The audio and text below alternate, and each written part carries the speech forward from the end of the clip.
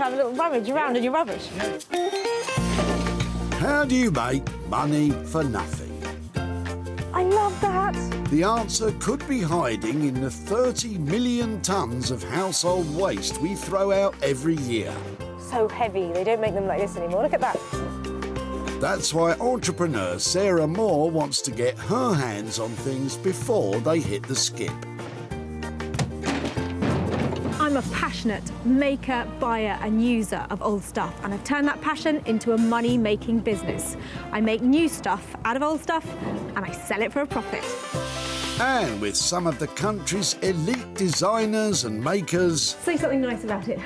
My juices are flowing in this one. They are going to be wow. she can transform her finds into desirable, Isn't that stunning? valuable Oh, wow. and hopefully saleable items. That is bonkers.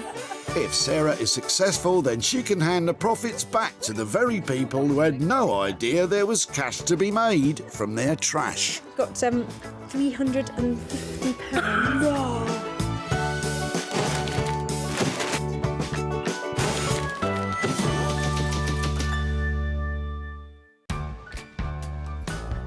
Today we're at a recycling centre in Ultringham, just south of Manchester. Sarah is in her element. For her, being down the dump is like a visit to a chic boutique. When you come to a place like this, you're on a mission to clear out, whereas I'm on a mission to clean up, because there are mountains of money to be made out of piles of rubbish.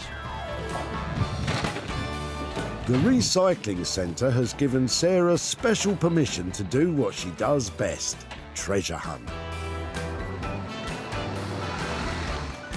I think it's going to be a top-tastic tip day today. She must find 3 unwanted items to rejuvenate or repurpose to sell on for a profit. What will she uncover? Will it be trash or treasure? I think it's fair to say that's trash. Take it that way. Yep. Can Jean-Luc add a little je ne sais quoi to proceedings? Oh, hello. Hi. Hi. That's not going in there, is it? It looks brand new. I'm afraid yes. Really? I tried to recycle to charity, but it wouldn't go because it doesn't have the labels on. Oh, I know, I hear that all the time. Do you mind if I have a little closer look at it? You can have a look at it. So is it yours? It's my daughter's. She needs some room in the house. It's been used, but it's absolutely fine. There's nothing wrong with it. Would it be right to pull it out and have a closer look to see what it's like? Yeah. Jean-Luc's talking about the UK fire safety label. All upholstered items should have one. Charity shops can only accept sofas if the label's attached. It's not a concern for Sarah though, as once she's finished, it will comply with all the regulations. Come on, let's have a seat. Are they going to bring us a cup of tea? Yeah, I think so. What do you reckon? That's not bad, that. You see, I'm looking for things I can maybe use again, maybe re-upholster, and if it's not comfortable, Yeah. there's probably no point. But this is It's quite comfortable. Okay. great. So glad you came. I might stay the rest of the day here. 2 sugars, please. I don't think it's funny. If it's all right, I'll take it away. You can indeed. Can I keep in touch? And Yeah, if I manage to make something out of it, I will show you what I've done. And that'd be fantastic. Okay. let's save this for another day. Okay. Jean-Luc's trip to the tip has turned up trumps for Sarah. If you do something with it, that'll be great. That'll make my day. Très bien, Jean-Luc. Who knows what Sarah has in store for this item? It's que sera sera for this settee. This sofa is a little bit newer than the stuff I normally take, but it's compact, it's in really good condition, it's comfortable, and therefore it's saleable. I think I have potential to turn this into some cash. Not without a little help, Sarah. Meet Ray Clark, upholsterer extraordinaire. Ray made a name for himself in the world of fashion design before discovering his love for vintage furniture. His fresh, modern designs mix practicality, comfort and luxury. Look, I never intended to become like an upholsterer at the beginning. It wasn't the thing I set out to do. I suppose you could say upholstery found me. With my creative background in fashion design and textile design, I was able to use those skills and redirect them, and now this is all I do. I just give birth to chairs. I love them, yeah. Give birth to chairs? Ooh, let's hope salting this sofa will be a bit less painful. One item in the bag, 2 to go. Sarah is in the groove.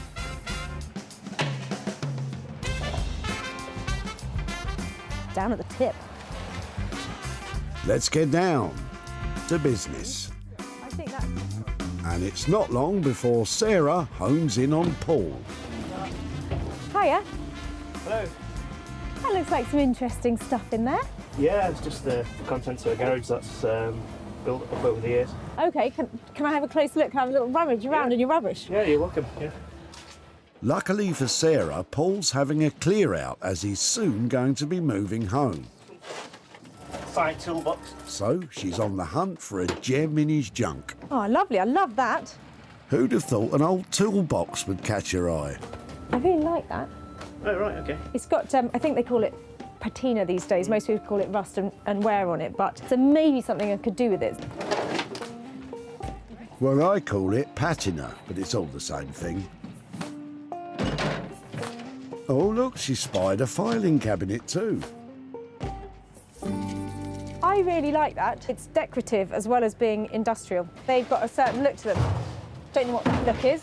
Rubbish chic or something. The next new trend, maybe. But what does Paul think Sarah will make with them?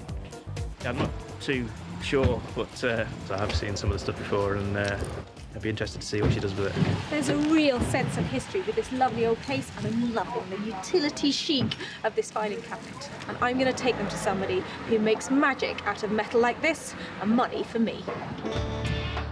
Artist blacksmith Bex Simon is an expert in manipulating metal into high-end furniture and bespoke metalwork commissions.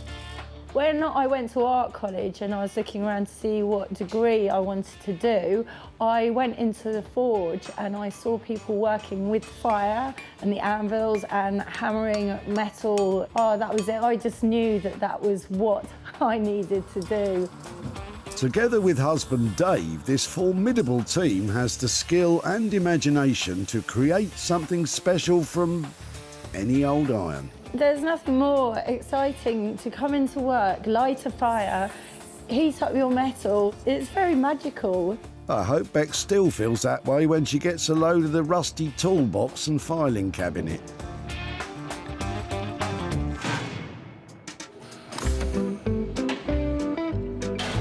Sarah's got goodies for Bex and Ray. Now she's on the lookout for an item she can transform. But if it's already hit the skip, then it's off limits. She has, however, spied a little gem she'd like to share with us, so has asked a recycle centre employee to fish it out. I love these. OK, if you find one of these, don't throw it away. It's got a hook on it. You put a little tea light in the bottom and it props up, and you have the most beautiful little wall sconce, and it sends out these lovely little rays of light from it. Don't throw them away. Even if it's a grater, that's worth a £5. Love it. Never mind. I spy a familiar face. We've seen Tamara at the tip before. I've had it donated off friends and a charity because I had a house fire, and I ended up with nothing, and everybody has just been so great and like donated everything. Having relieved Tamara of her 1950s dresser, Sarah has her eye on an old set of ladders. Lovely stuff. Wow, they look like nice old ones. Yeah. Where are they from then? These were left in my house, my new house, by the gentleman that used to live there, and I've no need for them. I think they look cool. Can I have them? Yes, you can have them. I'll try and make something cool, make some money maybe. Yep. Be back in touch? Yeah. That would be lovely, thank you. That's another item saved from the scrap heap. I would have used them had they been safe, but I didn't think they were safe, so I'm glad Sarah can make use of them. So what do you reckon? A step too far or a stairway to heaven? Sarah has her 3 items. Ray will take up the challenge of rejuvenating the sofa. Bex will get busy knocking the filing cabinet and toolbox into shape. And Sarah will be tasked with transforming the ladder. I can't save every bit of rubbish that comes in here. But I've had a really good go today and I've got some cracking items, all of which I know are going to make some money for nothing.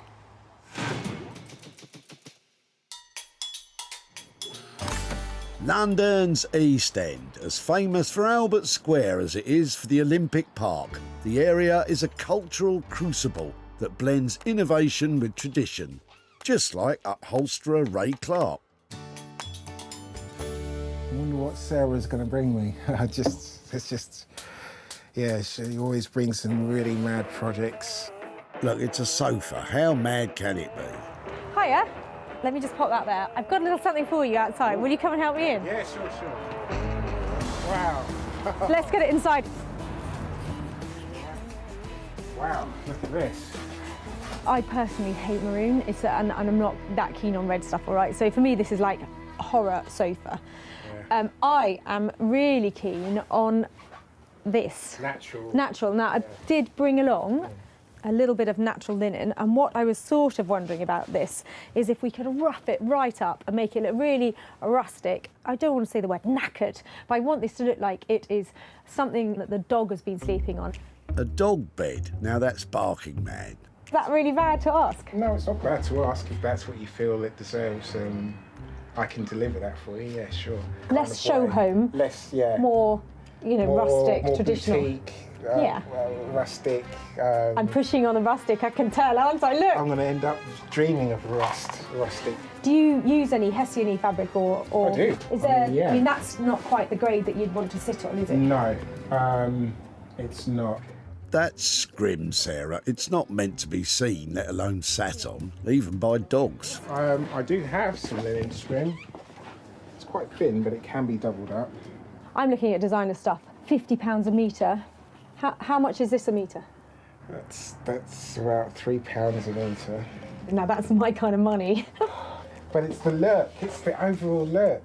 But do you know something? You are so good at your craft. If you can make it look good in a sack.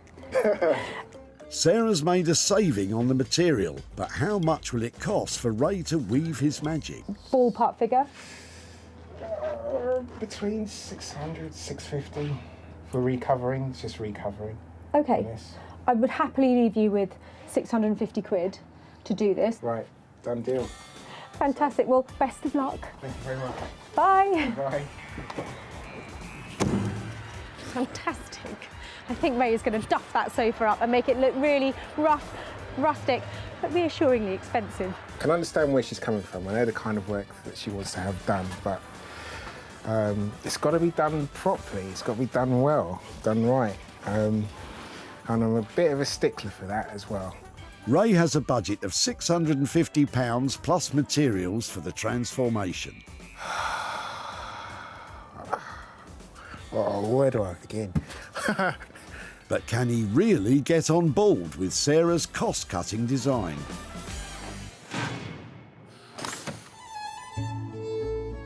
Ah, the peace and tranquility of Surrey. An area of outstanding natural beauty, it's also England's most wooded county. But who needs wood when there's metal to mould? Not blacksmith Bex Simon. She does like to challenge us with things, doesn't she? She does. She Yeah. hasn't defeated us yet. No. Let's just hope it's not a filing cabinet. OK, who let the cat out the bag? As soon as I saw this, I totally thought Bex and Dave, I think they're going to love this. What do you do with the filing cabinet? File stuff. You file stuff. Paint it. Paint it. Crush it. Steady on there, Bex. No. What's the matter? It's a filing cabinet. Yeah? It's beautiful. How can you not love my tubby little filing cabinet? Oh my goodness Should we me. take it in and have a look? Yeah, sorry. I don't like my filing cabinet. I'm really offended. Anything I found this at a tip, you know. Amazing. And if Bex has anything to do with it, it's going straight back there. Oh, I'm thinking classic 1950s styling here. It's got beautiful handles. The drawers go in and out. Look.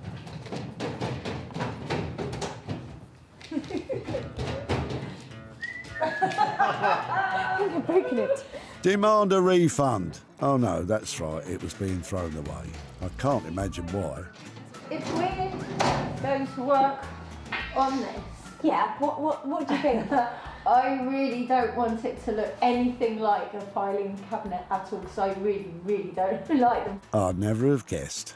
So what we can do is take out all the drawers Lovely. separately, Yeah. and then go next door and just squash them in a press to make them completely flat. We'll take the handles off, and so each one becomes like a shelf. So it's like an open shelving thing. So the only reference back to it would be like the handles, yeah. She really doesn't like filing cabinets. I thought this was lovely. I don't know where I'm getting wrong here. Maybe Bex will feel the love for the old toolbox. Not looking great, but bags of potential. I'm in the bathroom and I'm getting ready to get ready. And a lovely bathroom cabinet on the wall, mirror in. It's got a lovely cross. It's beautiful. Yeah. It's stylish. It's got lovely original paintwork. I think this is the gem, and that is the. You don't have to do both. You could just do one. Could be okay. Just need to Ease the hammer. hinges a bit. Yeah, hammer some of these like dents out and things. Okay, so basically, you're not feeling the love for these. You want to crush this and hammer this. Why don't I just leave you with some budget, a little leap of faith, and I'll come back and there'll be something saleable that is in profit. Yeah. If it's not going anywhere, we'll stop and say, We'll okay, ditch it. we've lost a few hours on that. It's a no-goer. I think go for it, but if it reaches over 300 quid level in budget, then give me a call because I need to sign that off to make sure that I think we're going to be in profit. So on that basis, are you happy to go for it? Yeah, let's do it. Fantastic. Well, I think it's pretty safe to say that Bex is not keen on filing cabinets.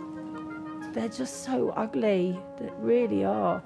I hope that between them, Dave and Bex managed to make something out of those two items.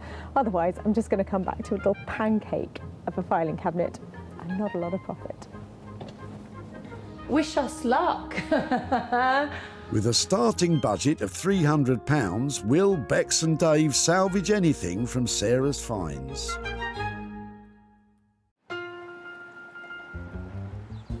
Back at home in Sussex, Sarah is hopefully taking steps in the right direction.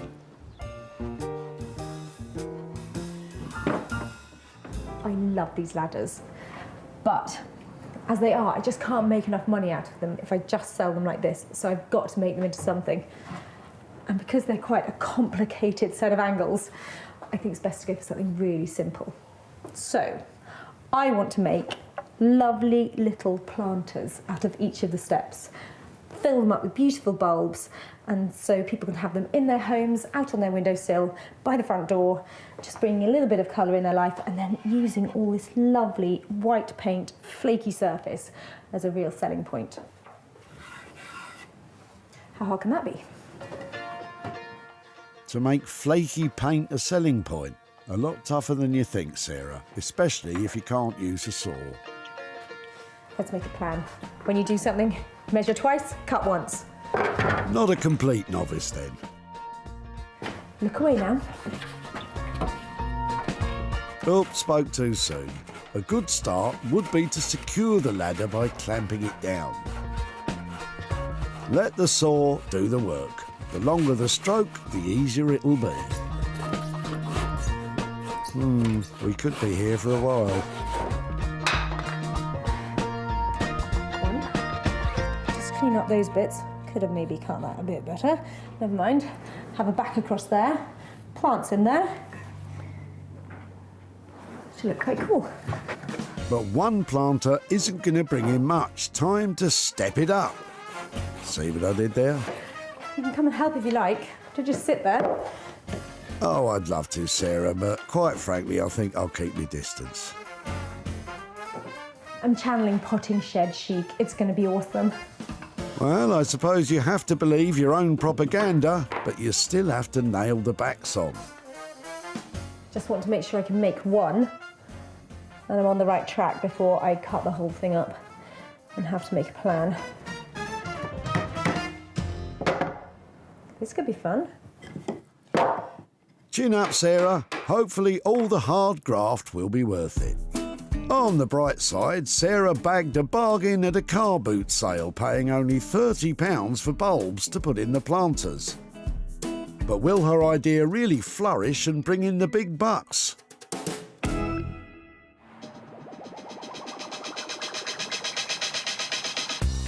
At his studio in Poplar, East London, it sounds as though Ray has come up with a design compromise for the old maroon sofa.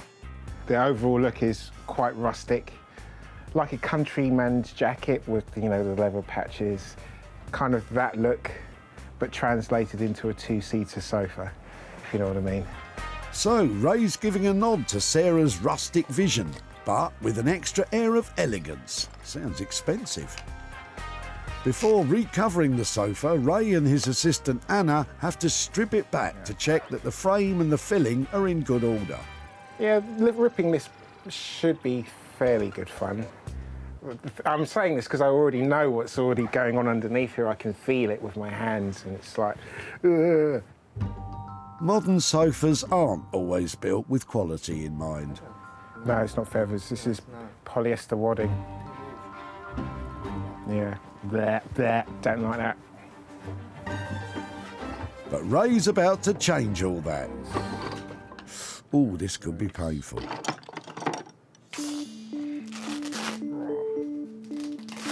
Cardboard here, cardboard here, cardboard here. They haven't even bothered putting webbing in here. It's just, I could punch through that. I'm not going to. But yeah, it's a cardboard sofa. High-end sofa frames are made of solid hardwood like oak or maple and are put together with screws, glue and wood blocks.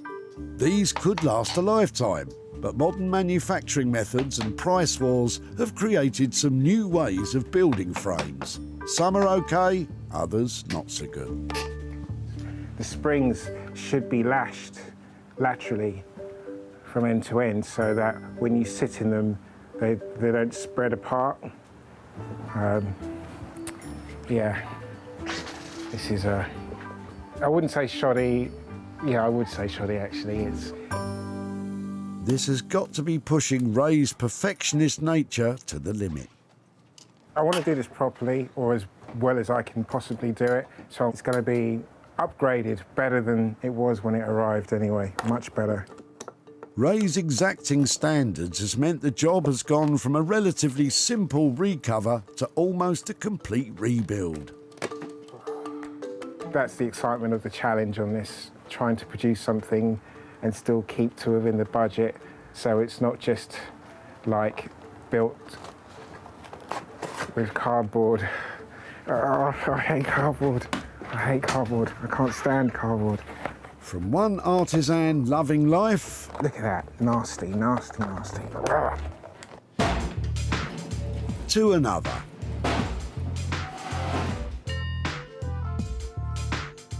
At her workshop in Guildford, Surrey, it's time for Bex to face her nemesis. Do you want to have a go at having a look at this? No. I really don't like them. If you can take it apart for me, get all the drawers out, Yeah. then... Do that? Yeah, if you do that for me, first stage, then I'll Oh, okay. Thanks. Nice try. Explain to me what you're trying to do. Squash it flat. Just the whole thing? Yeah. So, the plan is to make a shelving unit using the drawers of the filing cabinet as the shelves. Stomach muscles in, stomach muscles. In the past, Bex has used her pneumatic press to shape and straighten method. but this is the first time she's squashed anything with it.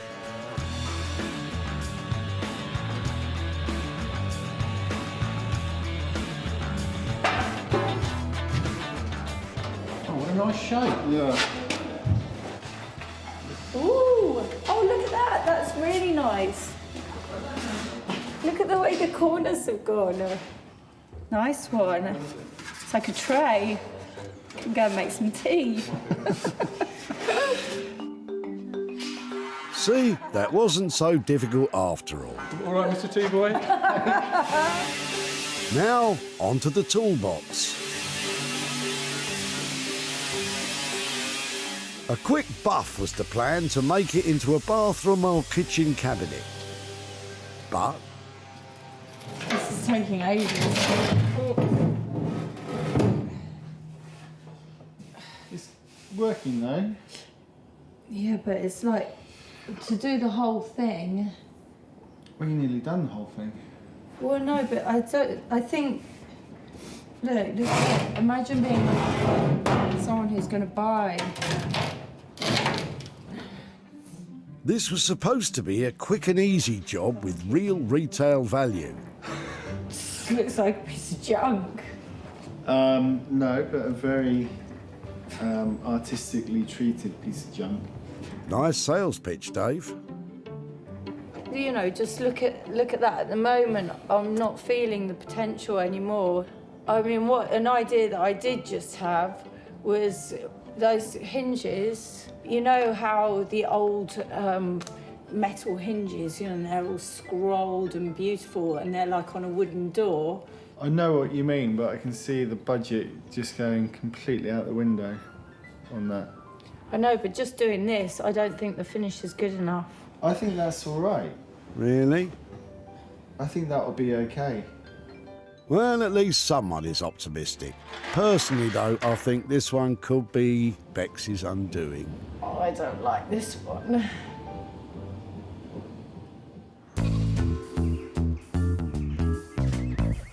Back in Sussex, Sarah's putting the final touches to her refashioned planters.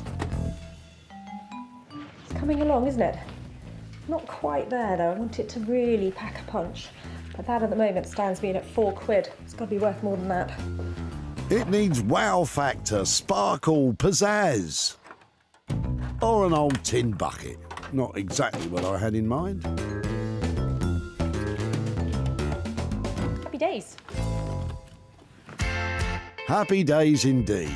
This old wooden stepladder was saved from the skip. The steps of the ladder now make up 7 country cottage planters. Sarah kept costs down by using soil from her own molehills and bulbs from a car boot sale. And as much as it pains me to admit, the tin bucket tags are an inspired addition. I was a little bit intimidated when I first started this. I couldn't quite visualise how they were all going to look together, but I think these planters, all their forage stuff inside them, all the free stuff that adds that lovely look to them, has worked out really well. And I think I'm going to make a blooming great big profit out of this look too. Sarah first discovered the stepladder in the back of Tamara's car. Wow, they look like nice old ones. Yep. Where are they from then? These were left in my house, my new house, by the gentleman that used to live there, and I've no need for them. The ladder's days may have been numbered, but Sarah's crafty talent means it looks great revamped into planters. And where better to get the sale started than at her barn sale.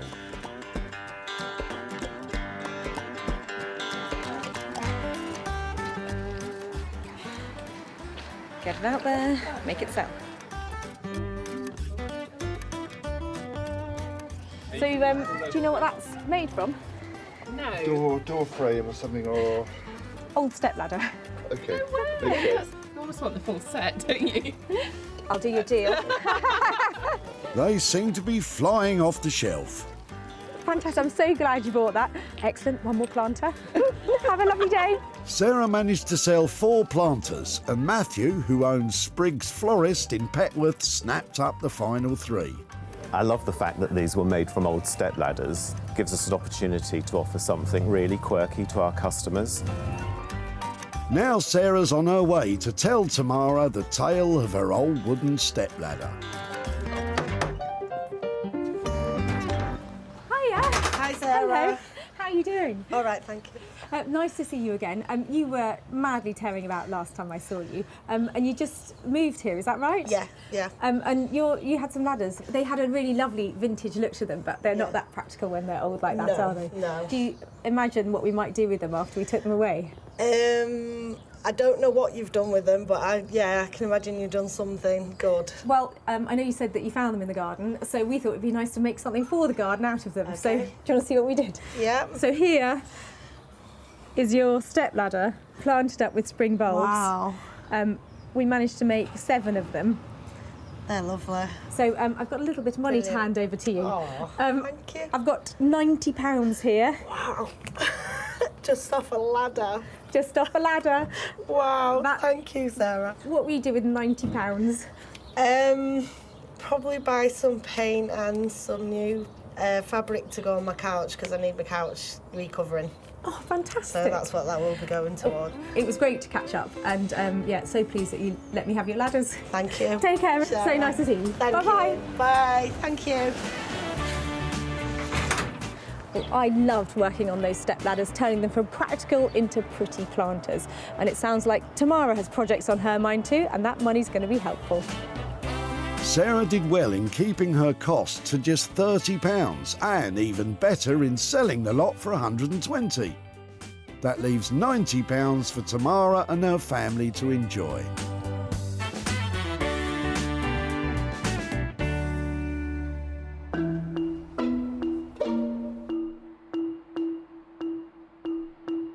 Back in East London, Ray's putting the finishing touches to the sofa.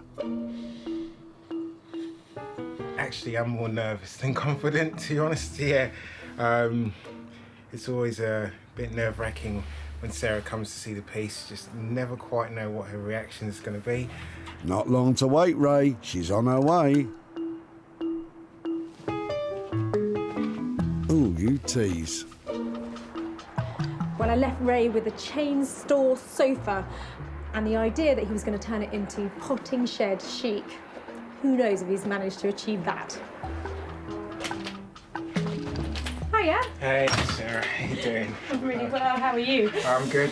Comes Ray. Is this the baby? Ooh, This is the It's baby. interesting under there. Yeah, it looks considerably different from where before. Come on then, let's see it. You want me to whip it off? Yeah. Okay. 1, 2, 3. Oh, wow. Sarah challenged Ray to transform this floral sofa into a rustic two-seater that would look at home in a country manner. And Ray's only gone and done it.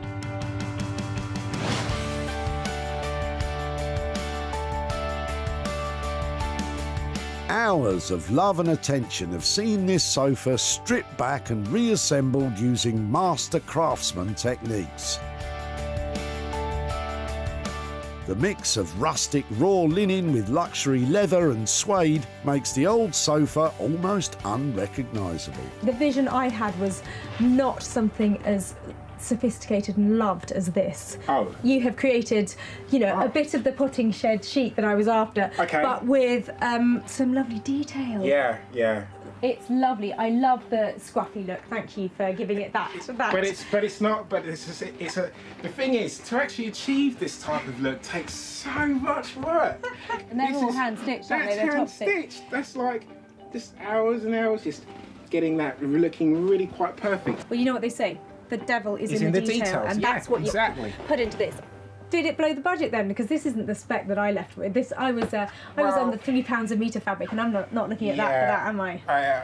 You're looking at somewhere around the £9.50 mark for this. Okay. That's £6.50 for the labour plus the materials. Okay, You so know. that's a bit more than we were hoping to get away with, wasn't it? We're hoping, but to be honest with you, it's infinitely more sellable, I think. Yeah. It's a case of the cobbler's shoes. I would love to have something like this at home as well. Great, we'll go to a tip near you, and you too may have something like this. Yeah. You just need to have a keen eye like Sarah. It was at a tip in Ultringham that she struck lucky when she met Jean-Luc. Oh, hello. Hi. Hi. That's not going in there, is it? It looks brand new. I'm afraid yes. Really? I tried to recycle to charity, but it wouldn't go because it doesn't have the labels on. Oh, no, I hear that all the time. In re-upholstering the sofa, Ray has also ensured it complies with all the fire regulations, complete with fire labels, so it's ready to sell. And where better to flog a high-end piece of furniture than at her barn sale? Well, it's a rustic setting, I suppose, and it's certainly caught Ron's eye. If you bought it, yeah. But I love this. I think I'll go for it. Really? Yeah. You sound surprised, Sarah.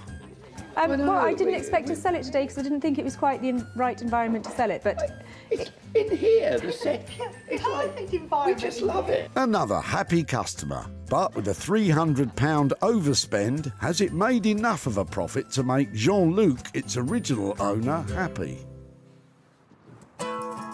Sarah's travelled to his home in Hale to show him what Ray did with the old sofa. Hi there. Hello. How are you doing? I'm doing very well, thank you. Last time I saw you, I think you were being a very helpful daddy, or you were helping drop off a sofa. That's right. It wasn't yours, was it? No, I was dropping in for my daughter. Yeah. That's right. In the end, it went up to London to a great upholsterer called Ray Clark. Mm-hmm. Do you want to see what he did with it? I'd love to. Okay, see if you recognise this. Wow, that's very smart. That's outstanding. I love the leather on it as well. It's really nice. Yes, we were really pleased with how it looked. And I know you said that you couldn't give it away. That's right. But we managed to sell it. You did? Yes, and I have some profit to hand over here for you. So I have £100 here from the sale. Fantastic. Thank you very much. That's not for me anyway. That belongs to my daughter anyway, which will go to my granddaughter, hopefully. Everybody's happy. Perfect. Thank you ever so much. Thank you very much. Bye. Bye. Even though Ray went over budget, bringing his cost to £950, Ron was happy to pay £1,050 for the sofa, which meant a lovely £100 profit for Jean-Luc's granddaughter. Not bad for a sofa a charity shop had to turn away. Over in Surrey, it's time for Bex to reveal to Sarah what has become of the old filing cabinet and toolbox.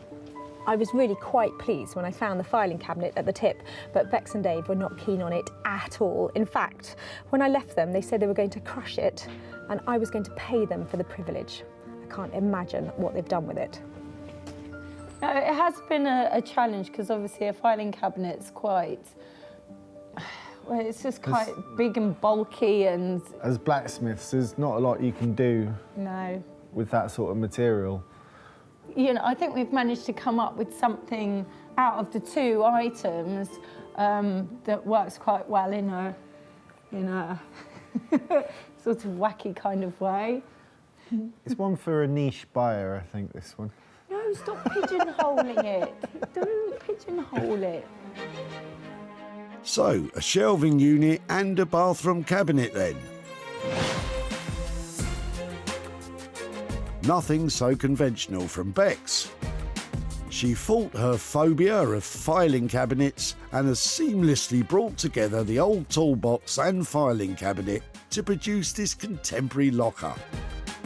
A drawer of the cabinet was squashed to form a shelf, and the lid of the toolbox makes an eye-catching door.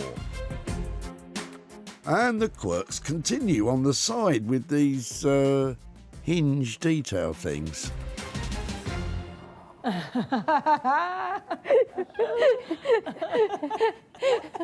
What's so funny? I actually quite like it. Everything I've ever thought about you. Look at that. Oh my word. What? That is bonkers. May I open it? How does it open? Open it up for me. Yeah, you just open it like that.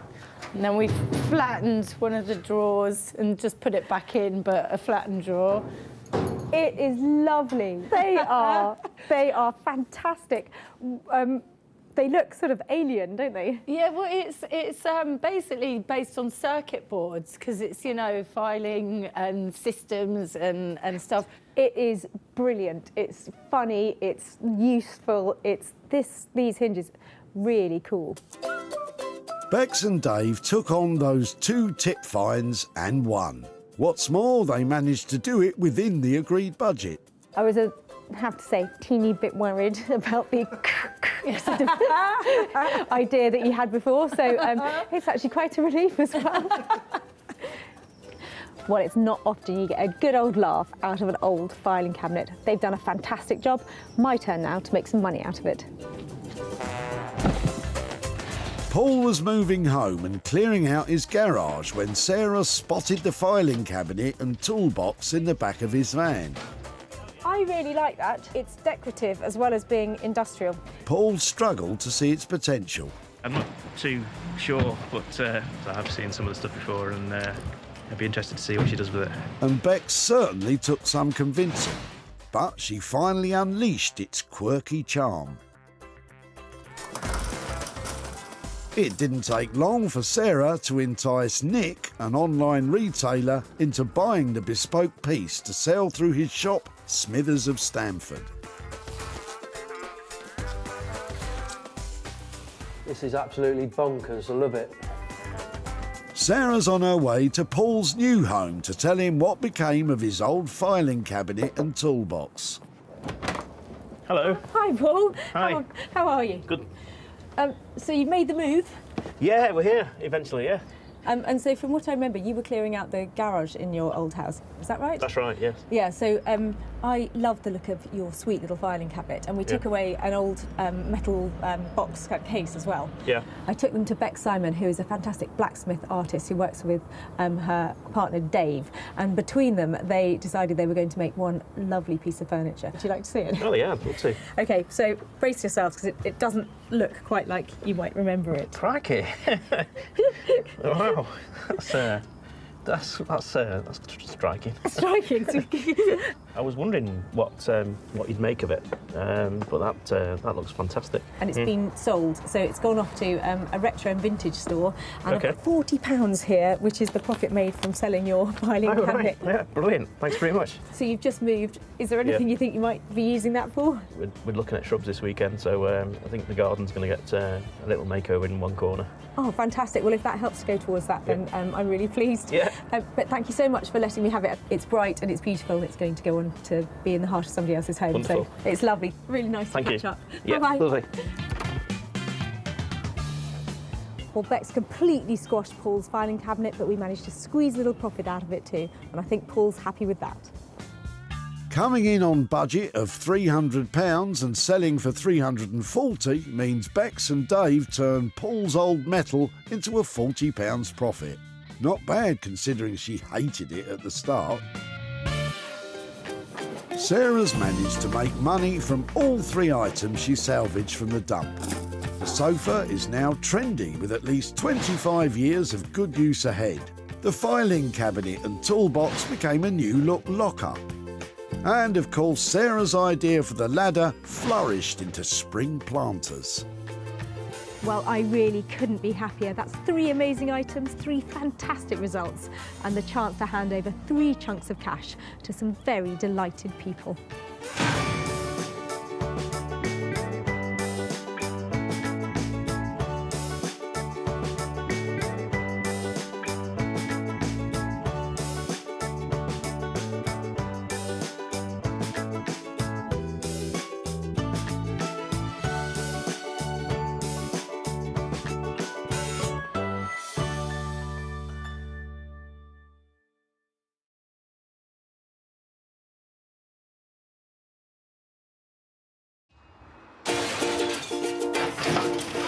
Oh no, I like the look of your rubbish. How do you make money for nothing? I love a little rummage. The answer could be hiding in the 30 million tonnes of household waste we throw out every year. I think that I might be able to make something out of that. That's why entrepreneur Sarah Moore wants to get her hands on things before they hit the skip. That's wartime. I'm a passionate buyer, user and maker of old stuff, and I've turned that passion into a money-making business. I make new stuff out of old stuff and I sell it for a profit. And with some of the country's elite designers and makers, That was brave. All the potential.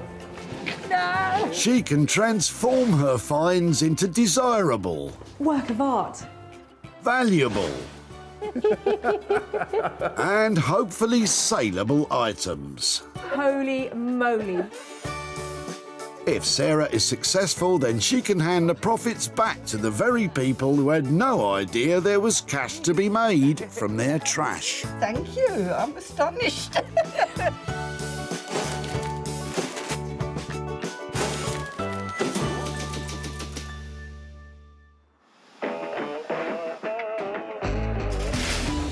Today, Sarah is in Surrey at the Whitley Recycling Centre, a final resting place for all our old odds and ends.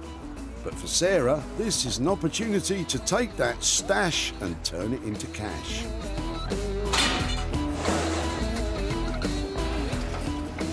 The sun is coming out and the cars are rolling in here, and I'm patrolling this place to try and find the treasures that are being thrown out and make some money for nothing.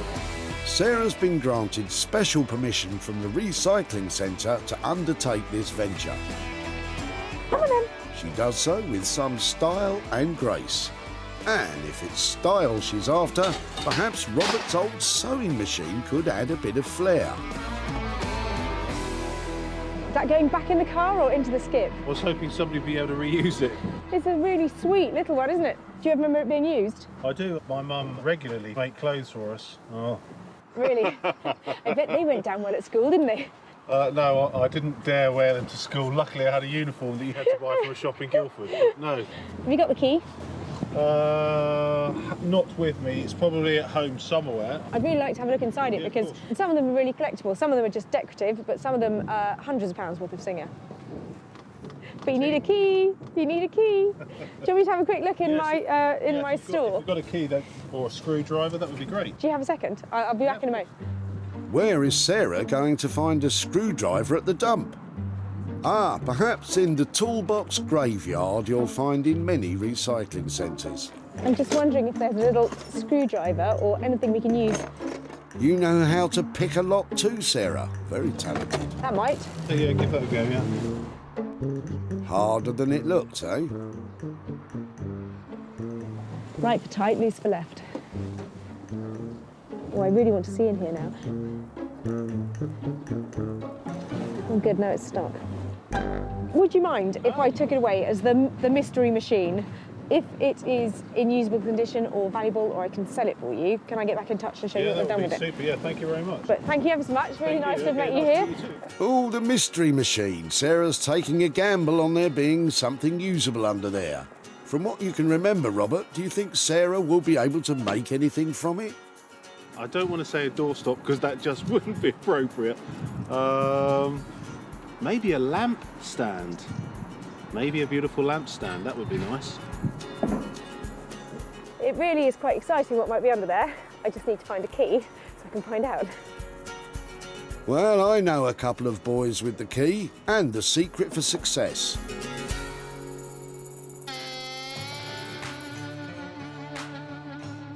This is Josh and Ollie, best mates who just love to create. The pair thrive on taking disused materials and turning them into unique handmade furnishings with flair and imagination. I'm Josh and this is Ollie and we're Forge Creative. I think the main thing we love is designing new products and new furniture where you've got that idea and you come into the workshop and just see it come to life. The sort of thing we'd like Sarah to bring us would probably be something with a bit of character, a bit of age to it. I think we like something with a bit of a story. Like a rusty bit of metal or like a weathered bit of wood, something like that. It's got a bit of history and character to it. Well, we're not sure exactly what it is, although it's probably just a sewing machine.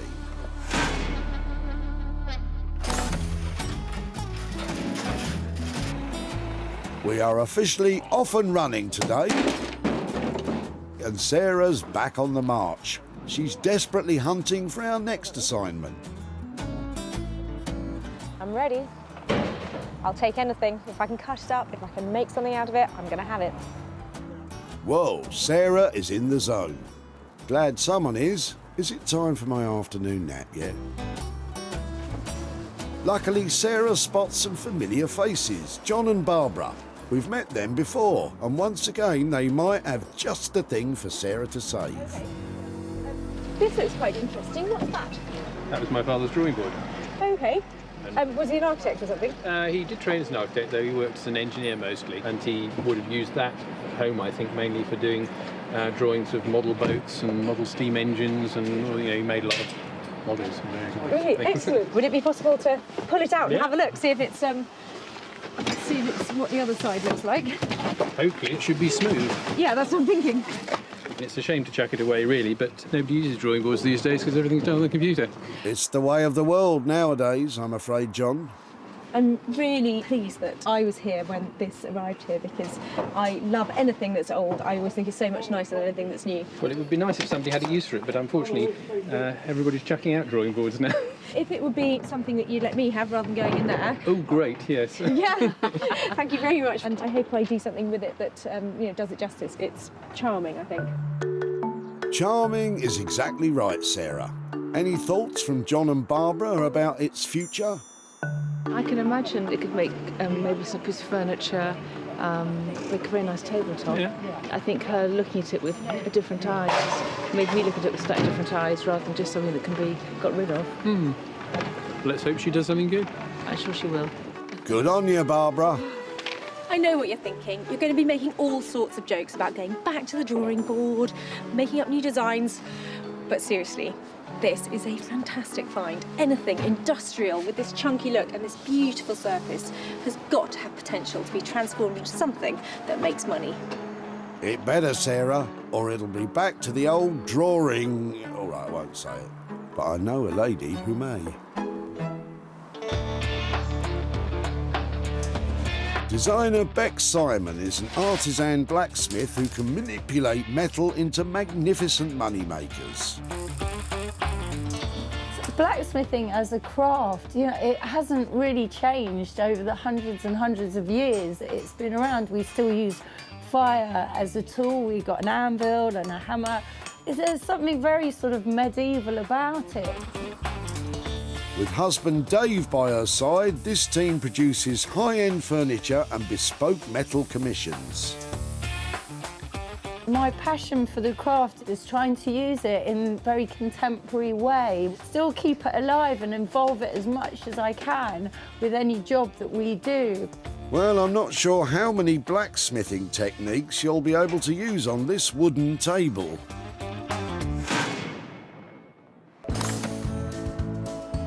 Two items in the bag, and now Sarah's on the prowl for a project for herself. So picture yourself spending all day at the tip. I'm starting to worry about your frame of mind, Sarah. I know, we're both as bad as each other. Nick, save us. Anything interesting in your car today?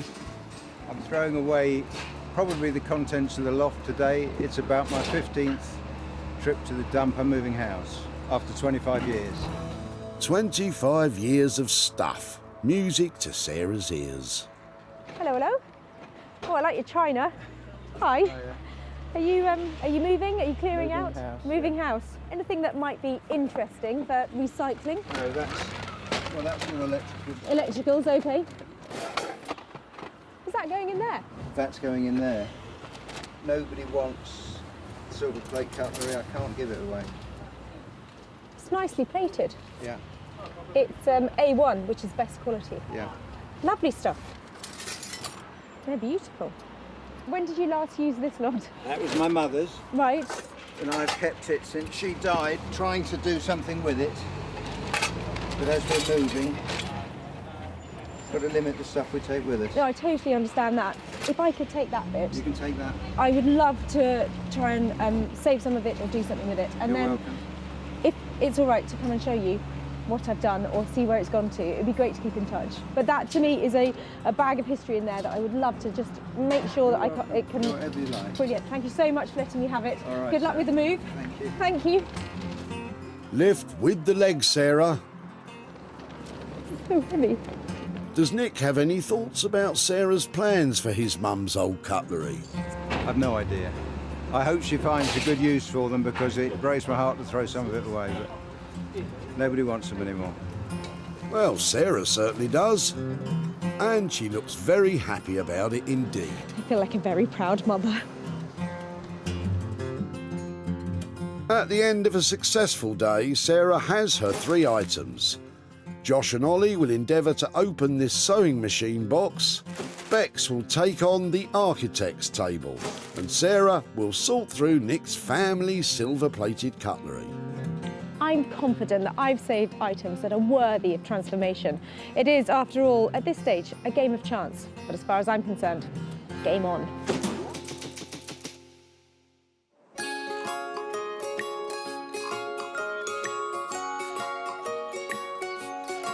Now we travel out into the tranquil West Sussex countryside, home to countless horses, sheep and kids on bikes. Hey, shouldn't you be in school?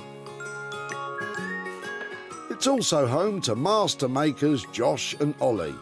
Sarah's bringing along the mystery box, but what will they find inside? I'm sticking with sewing machine. Well, I've bought the vintage sewing machine to Josh and Ollie to see if they can open it up and then transform it into something amazing. But as I haven't actually seen inside it, I'm just hoping I'm not about to stitch them up. Hello. Hello. How are you? Okay. Oh, I've got something for you. Right. Well, actually, I need a hand with it. This came to the recycling centre and it doesn't have its key with it. Right. So I have never seen inside it. Oh, okay. And I'm hoping it's Maybe it's not a sewing machine. Could be anything in there. Really, guys, it's just going to be a sewing machine. But if it's a collectible one, some rare models can sell for several £100s, believe it or not. Or it could be just one of the newer electric ones. Ah, it's electric. Ah, I shouldn't have got my hopes up. I mean, there are hundreds of these going into the tips every day. Unwanted Singer sewing machines have become very popular with the upcycling crowd. Little light in there. Making everything from lighting to desk fans. Can the boys come up with something original? Can the boys come up with something? Anything? Yes, it's a sewing machine, Ollie.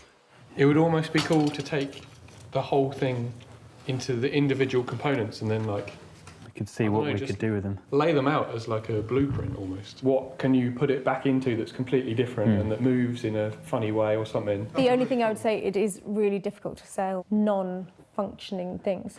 One other option is to go down the route of using the box. That might be a way that we could make something that would actually be useful and would sell. So if I left you the budget with sort of 250, 300 quid, take it apart, see what happens. See what happens, yeah. And come back and surprise me. Yeah. Okay, cool. Brilliant. Thanks ever so much. Cheers. So, boys, you've got carte blanche to do whatever you want. Hey, not that. Well, they've sown a few ideas about what they might come up with, but that sewing machine is a real challenge. So it's going to be a total surprise to see what they make out of it. They've set a budget of £250 to £300. It's a fair chunk of money, so Sarah's taking a gamble on the boys coming up with something that will be saleable, or coming up with anything at all.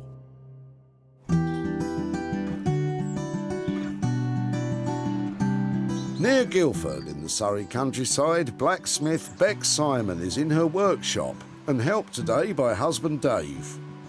They're waiting on Sarah, who's about to drop off her latest puzzler. She does like to challenge us with things, doesn't she? She does. She hasn't defeated us yet. I'm sure whatever it is, Yeah. it will speak to us. Yeah. It'll Volumes. Have a charm. It'll charm us. Hi! Come on in. Can you guess what it is? No, it looks really interesting. It's a drawing board. Oh, wow. It is a double elephant drawing board. Have you heard of that? No. Double elephant is an old English paper size used in the stationery and printing trades. This imperial sizing was replaced by the modern international paper sizes such as A4 in 1959. Oh look, you've got the weights and things. Yeah, and this lovely slide that would have gone up and down it. I was thinking I could leave you with these lovely bits as components and I could come back and find amazing desks. How about kitchen unit? You know, maybe island in the kitchen. We've got these lovely bits that can be used for hanging pots and pans off it, or suspending stuff underneath, or knives going through it. Would that work? I think that would be a good plan for it. A freestanding kitchen unit sounds charming. You already have the tabletop, so that means you just have to come up with a base of some kind. And that shouldn't cost an arm and a leg, should it? What are you thinking about cost-wise it's going to be to make one? If we aim for 550, Did you say 550? Great, that's lovely. Aim for 550, try and get it done on that. Go for it. And see you soon. Bye. Bye. That kitchen unit sounds fantastic and I think it'd be really saleable. They're going to give it their own special touch though, aren't they? We're looking at £550 to convert the architect's table into a kitchen unit. It sounds quite simple, so Bex and Dave will have to use their special touch to make this one a masterpiece. In the quiet Sussex countryside, Sarah's at home in her cosy farmhouse. And she's preparing to start on her own cash-generating conundrum. She has the huge collection of old silver-plated cutlery, which is desperately in need of further investigation. I think the best thing to do is get it all out, lay it out and find out exactly what we've got in there. But I think there's money to be made here. That's the name of the game. All the cutlery made should have assay marks on the back. These are hallmarks and they say where it was made, who the manufacturer was, and then what kind of plate it is. Silver-plated items are made from a base metal which has been coated with a fine layer of precious silver, giving a high-class appearance for a lower cost than hugely expensive solid silver. It came in different grades, so something like A1 is what you really want, which means it had the most silver dipped onto it, so it's the thickest grade of silver. She's finding rather a lot of that A1 grade silver plate, and it's cutlery all of the same design. I am literally like a kid in a candy store here because I'm hoping if we get a full set of this is a 6-piece place setting, and if they've hung onto all the knives and they haven't chucked anything out, that makes it much more saleable. While she collects items from that set, she's also finding some other promising pieces. They had cutlery back in the day that we don't even think about using anymore. That's a mustard spoon. Don't think anybody uses those much. I've got one. Of course you do, Sarah. It looks like she's in luck with the set of matching cutlery. 1, 2, 3, 4, 5. More of those. So that is one full canteen of cutlery there. So that's great to have a full set there. But even bundles of these other stuff, put together, polished up, they're going to make some money. Speaking of polishing, with that amount of silverware, it'll be no small job. I'm sure it's going to look a lot better when it's all shiny. Oh, I see myself in that. Oh, lovely. You are, Sarah, you are. The only cost involved in this project is a bit of silver polish. But for a collection of cutlery that couldn't be given away, I'm not sure a bit of polish will be enough for people to pay top dollar for them.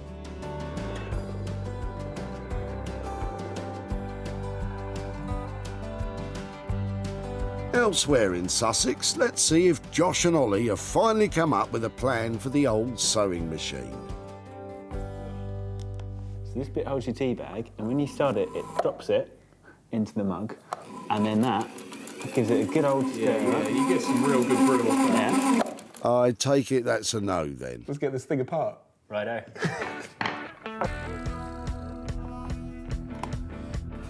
Josh and Ollie begin to dismantle the sewing machine with the biggest screwdriver I've ever seen.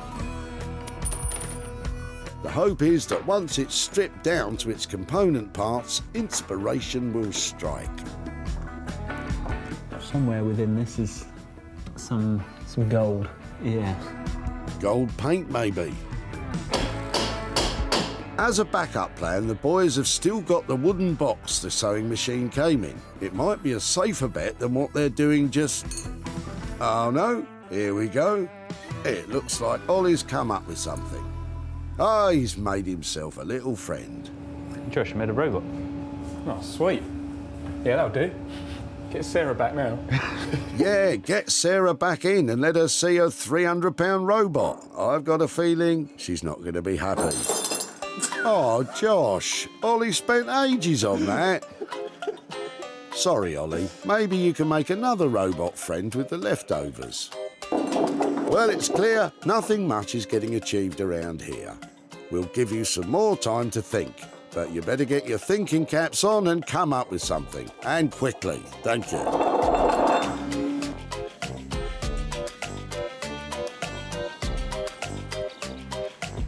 Back in Surrey, let's hope that Bex and Dave have a clearer plan drawn up for the architect's table come kitchen unit.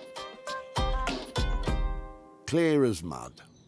Okay, so this is the, the structure of how it's going to be. It's going to be 3-leafed, well, 2-leafed with a centre bit. So we're going to split some steel, so that's sort of your framework, and these will be the swinging leaves out. So that's the plan. Bit confused, Dave? Me too. Okay, so let's get this up. But it sounds as if Bex's plan is to split the tabletop in 3 to have 2 drop-leaf extendable sides. How did you work that out? It's super clever. As for the base, Bex has an intricate design in mind that looks like it'll be difficult to bring to life. She starts by picking out lengths of scrap steel to make into legs, cutting them to size using the donkey saw. Otherwise known as a power hacksaw, it drops cutting fluid onto the steel, which helps lubricate and helps protect the saw. Once that's done, Bex plans to use the ancient art of splitting to bend the legs into shape. With blacksmithing, you've got about 5 or 6 sort of basic techniques that are always used, and splitting is one of them. Splitting involves first marking the steel with a chisel. Then the metal is heated, beaten, heated, beaten, and you get the idea, until the once solid metal bends like plasticine, creating a split down the middle. This is just such a wonderful craft, and it's so exciting. It's, watching the chisel, going through that hot metal. It gives it soul. As Bex continues bending, Dave starts to make a frame that will join the wooden top to the metal legs. He welds together steel bars using a filler material that forms a pool of molten metal at the join. This will cool to make a join that is as strong or even stronger than the base material. Bex is still bending those legs. She's just about done with one of them, but she's still got another 3 to do. And time's getting on. It's going to look nice. Ye of little faith. Back in Sussex, would you believe it, Josh and Ollie have a plan. After a lot of head scratching, we've decided to use the wooden box to make a mobile barber shop. So this will be for a barber who wants to go from door to door. They can keep all of their products and scissors in here. A barber's kit. Excellent. Wait, but what's this? I thought it would be a real shame just to let all of these components go to waste, so I'm trying to figure out some kind of little mechanical desk toy. And at first thought, a little turtle comes to mind because of this guy. A little bit lost at the moment. I don't quite know if it's possible and how I'm going to do it. Yep, you heard it right. Josh is going to make a mechanical reptile desk toy. With so much time used up already, it'll be a race to the finish between the tortoise and the hare. I'm going to kind of make a little shell for the turtle, and I want this big cog to sit on top.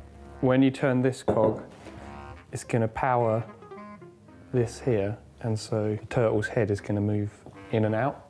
Who wouldn't be excited about this? Sarah? Ollie's first job with the barber's kit is to remove all the existing varnish with an electric sander, ready for a brand new finish. While Josh has got something special he wants to incorporate into the design.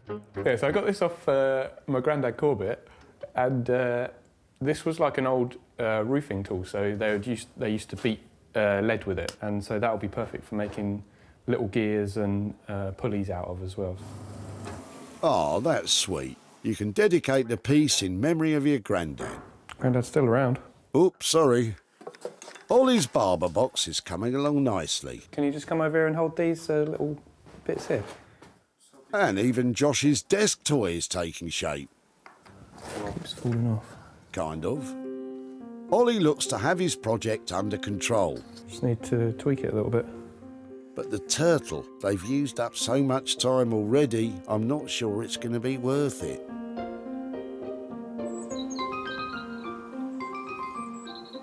Back home at her farmhouse, Sarah's, still polishing. In amongst the silver plate, Sarah's found a few items that look to be the genuine article. That is an 1840 Georgian silver spoon. In its own right, that's at least 50 quid sitting there. This lot, I'm not quite sure what to do with because I feel some responsibility for them. But that lot, they're decorative, they're saleable, and I reckon they're good to go. Well then, let's go. When Sarah saw the bag of silver-plated flatware, it was headed to the tip. But with a bit of elbow grease, she's made them shiny, bright and sparkling again. Through tirelessly salting it all, Sarah's discovered, among other things, a full 50-piece silver-plated dining set and a small collection of solid silver pieces too. So, with this lot, Sarah must stand a good chance of making a profit. So loads of different things here that need to get photographed, made to look special, and put online.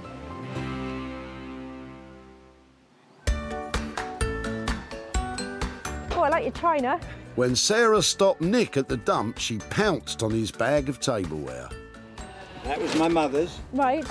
And I've kept it since she died, trying to do something with it. Although it wasn't solid silver, Sarah still thought it might be worth a bob or two. It's A1, which is best quality. And Nick was just happy that it didn't end up in the skip. I hope she finds a good use for them because it breaks my heart to throw some of it away, but nobody wants them anymore. Well, Nick, that might not be the case. Sarah shared pictures on social media to see if any of the flash flatware would sell. And you know what? Some of it did. Sarah's travelled to Pilton in Somerset to catch up with Nick, and she might just have a little surprise for him. Hi, Nick. Hello, Sarah. Hi there. How are you doing? Very well, thank you. When I last saw you, you looked like you were at the end of a very long moving process. Was it a busy time? 25 years of stuff. OK, well, I know that you dropped off a big bag of old cutlery that you were going to put into reuse, weren't you? Yes. And so I had hoped that I would have a good look through it and find it was, littered with Georgian silver and... No, I'd already done that. Lovely family stuff. Yeah. Well, you had done it, but you'd missed these bits. OK. I don't know if you recognise these. I thought I'd saved those knife and fork. So those are a beautiful solid silver christening set. That was just the hassle, I think. I missed them. Thank you. That's an absolute pleasure. So this stunning Georgian silver spoon, something with your family crest on it, I think that's got our name on it. Well, That's number. John Inskip, who was my grandfather's father, so my great-grandfather. And he would have been turning his grave, I expect, if he knew I'd thrown it away. I've actually got some pictures of the other stuff, just so Yeah. you can have a look at it. Amongst it, there were some old pieces of plate, lots of things like jam spoons and things like that people just don't really use anymore, do That's they? right. Well, I did share the pictures of your cutlery online, and it turns out some people love a jam spoon and really like a fish knife, so I have actually got some money to hand over to you as well. I've got £205 here for the rest of your cutlery. That's phenomenal. You Quite with that sort of money? unexpected. Is there something that you might do? We'll probably give it to British Art Foundation because that was the charity that my mother that we gave money to when Mum died, so it'll probably go there. Thank you very much indeed. It was a total pleasure. Lovely to see you again and in your charming new house. Thank you ever so much. Thanks very much. Bye-bye. Bye-bye. The total for all the cutlery Sarah managed to sell came to £207. And with just £2 of silver polish to take off, that leaves Nick with £205 to donate to charity. What Sarah's done is brilliant. I didn't know what to do with the cutlery. It was beautiful, but I couldn't give it away. And she's found homes for it. The money is just a bonus, and I can use that and give it to the charity. Brilliant.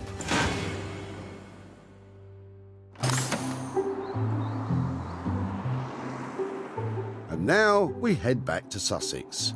When we left them, Ollie was getting on well with his box of barber's bits, and Josh was still tinkering with his toy turtle. It's time for Sarah to find out just what they've been up to. I see vintage sewing machines at the tip all day long. I'm just hoping that Josh and Ollie have done something inspirational with this one to give us all a few more ideas about what to do with them. Well, it took them long enough, but where once there was a sewing machine, now there's a sleek and cool-looking mobile barber's shop. The functional backboard is equipped to carry all your barbering essentials. Included is a cutthroat razor made from a decorative plate from the sewing machine and a handmade shaving brush. To top it all off, the box has a chalkboard paint finish. But that's not all, folks. Josh made this turtle.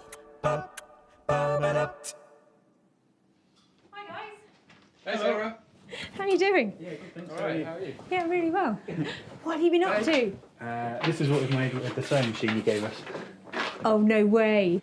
It looks exciting, but what's inside it? Remember, it didn't have a key. Yeah. So made this key so you can unlock it.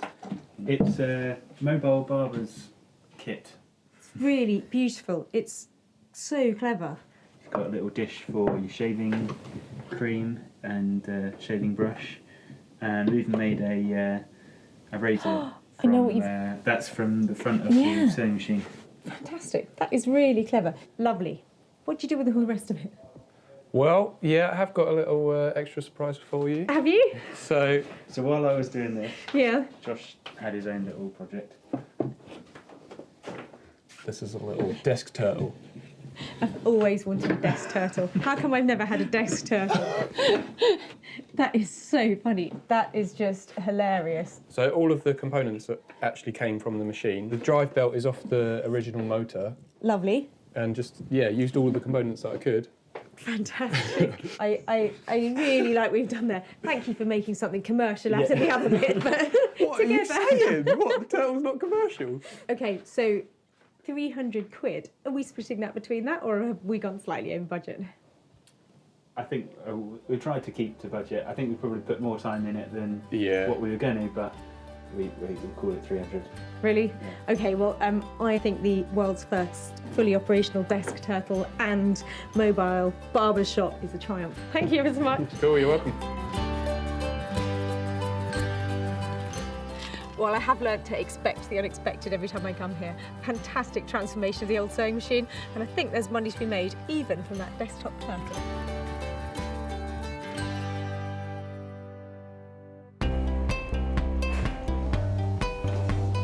Is that going back in the car or into the skip? When Sarah inquired about Robert's sewing machine at the dump, it brought back painful memories for him. My mum regularly makes clothes for us. Oh. Really? Despite not being able to see inside, Sarah wanted it. Would you mind if I took it away as the mystery machine? And Robert hazarded a guess as to what it might become. Maybe a lamp stand. Maybe a beautiful lamp stand. Well, I bet even 100 monkeys with 100 typewriters wouldn't have come up with what Josh made. But the barber's box proved to be a hit and was snapped up by Nick, a regular customer of Sarah's who operates online store Smithers of Stamford. Sarah's travelled to Hascombe in Surrey to hand over the profits from the barber's box to Robert. And she's even got a certain little something for him in that bag. Hi, Robert. Hello. Hi, Sarah. How are you? I'm very well, how are you? Oh, hello, who are you?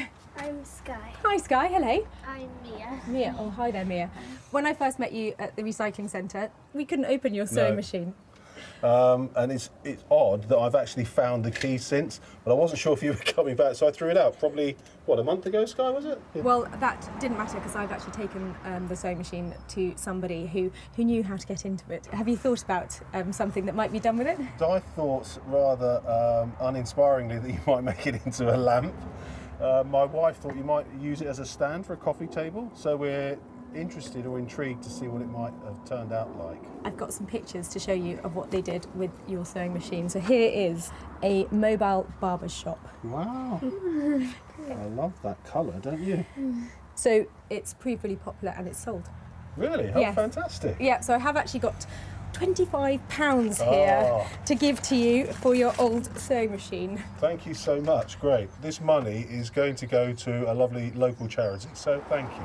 Oh, it's an absolute pleasure. That sounds like a great place for that to go. Oh, and before I go, I've actually got a little something here as a memento for you. Here is the world's first sewing machine desk turtle paperweight. What do you think? Do you want to have a turn? They saved some of the bits of it. They wanted to make something mechanical out of it. I remember this wheel. My mum sitting at the table turning the wheel around. That's really sweet, isn't it? It's a memento from your sewing machine, and just say thank you so much for letting us take it away. Thank you so much. My pleasure. Lovely to have caught up with you. And you too, Thank you. thanks. Nice to meet you girls. Josh and Ollie's labour and materials came in at £300. With the barber's box selling for an impressive £325, £25 can be shared with Robert. Well, that really wasn't about the money, was it? I think Robert liked what we did with his sewing machine, and I think he's going to cherish that turtle. Lovely.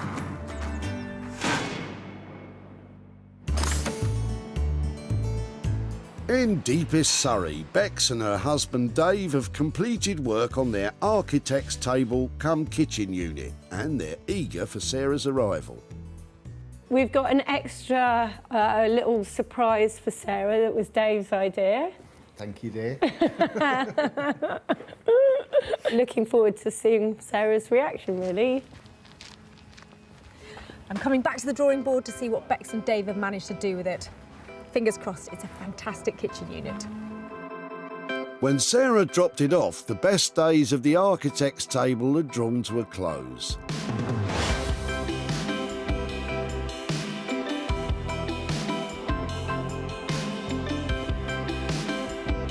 Now, Bex and Dave have transformed it into a practical, extendable and attractive freestanding kitchen unit. The wooden tabletop has been split in 3 and hinged to make fold-away surface space. All of Bex's hard work crafting the steel base has paid off with a geometric, architectural-inspired structure, which is sturdy as well as beautiful. And leaving nothing to waste, Dave has used old parts of the drawing table to make a quirky and useful cookbook holder. But what will Sarah make of it?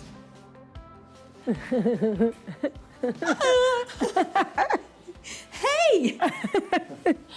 It's lovely. Oh, and that's the slide. Yeah, Dave's added extra. His cookbook stand. Oh, that's so clever.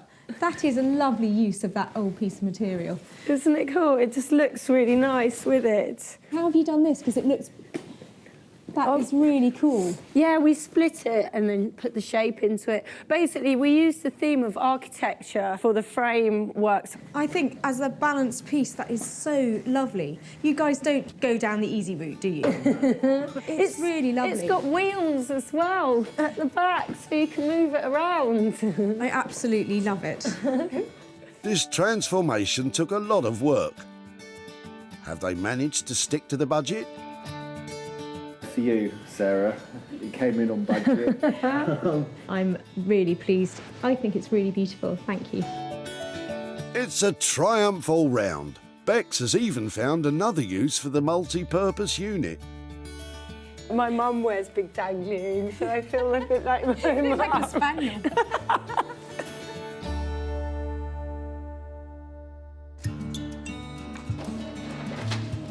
This looks quite interesting. What's that? When Sarah met John and Barbara at the dump, she loved the look of John's dad's architect's table. He would have used that for doing drawings of model boats and model steam engines. John was sad to see it go. Well, it would be nice if somebody had a use for it, but unfortunately, everybody's chucking out drawing boards now.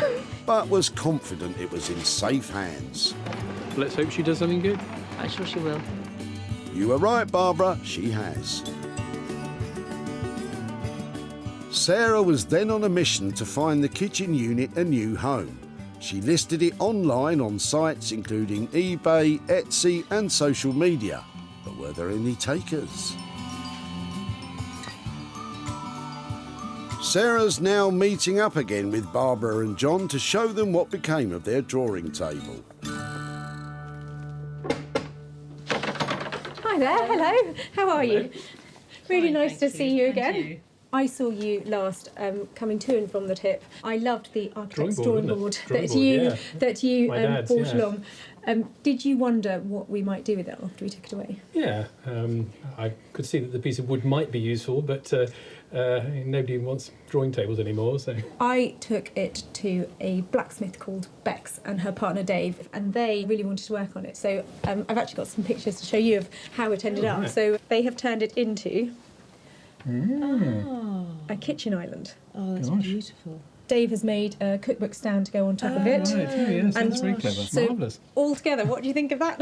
Oh, that's pretty amazing, actually. And do you think your father would approve of its reuse? I think he very much approved of the fact that it was reused at all. I think he would have been horrified that I was taking it to the dump in the first place. It is currently up for sale. I haven't managed to find a buyer for it yet, but I have high hopes that it will sell and I'll make some profit out of it. When I have done, I'll be back in touch to share it with you. Well, thank you for being there and for taking it. Yes, and reusing it. Definitely reusing it. It was lovely to catch up. Okay, Thank you nice so to meet much. you again. Okay, bye-bye. Yeah, bye. Bex and Dave came in on budget of £550, but as it is yet to find a new home, we might be £550 down. But it's a cracking bit of furniture, so I'm sure it won't be long before it's snapped up. Sarah salvaged 3 unwanted items from the Whitley Recycling Centre. The bag of cutlery was buffed up and brought back to life. The sewing machine was totally reimagined. And the architect's table became a freestanding kitchen unit. Well, we started off with stuff that was destined for the tip, and we ended up with items that would take pride of place in any home. You can't ask for a better result than that.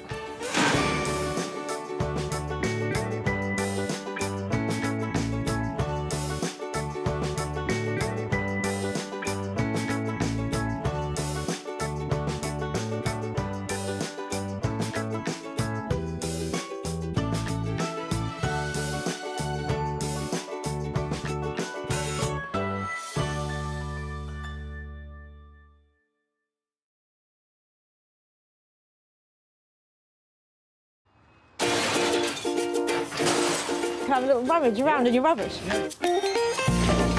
How do you make money for nothing? I love that. The answer could be hiding in the 30 million tonnes of household waste we throw out every year. So heavy, they don't make them like this anymore. Look at that. That's why entrepreneur Sarah Moore wants to get her hands on things before they hit the skip. I'm a passionate maker, buyer and user of old stuff, and I've turned that passion into a money-making business. I make new stuff out of old stuff and I sell it for a profit. And with some of the country's elite designers and makers... Say something nice about it. My juices are flowing in this one. They are going to be wow. She can transform her finds into desirable, Isn't that stunning? valuable Oh, wow. and hopefully saleable items. That is bonkers. If Sarah is successful, then she can hand the profits back to the very people who had no idea there was cash to be made from their trash. Got £350. Whoa.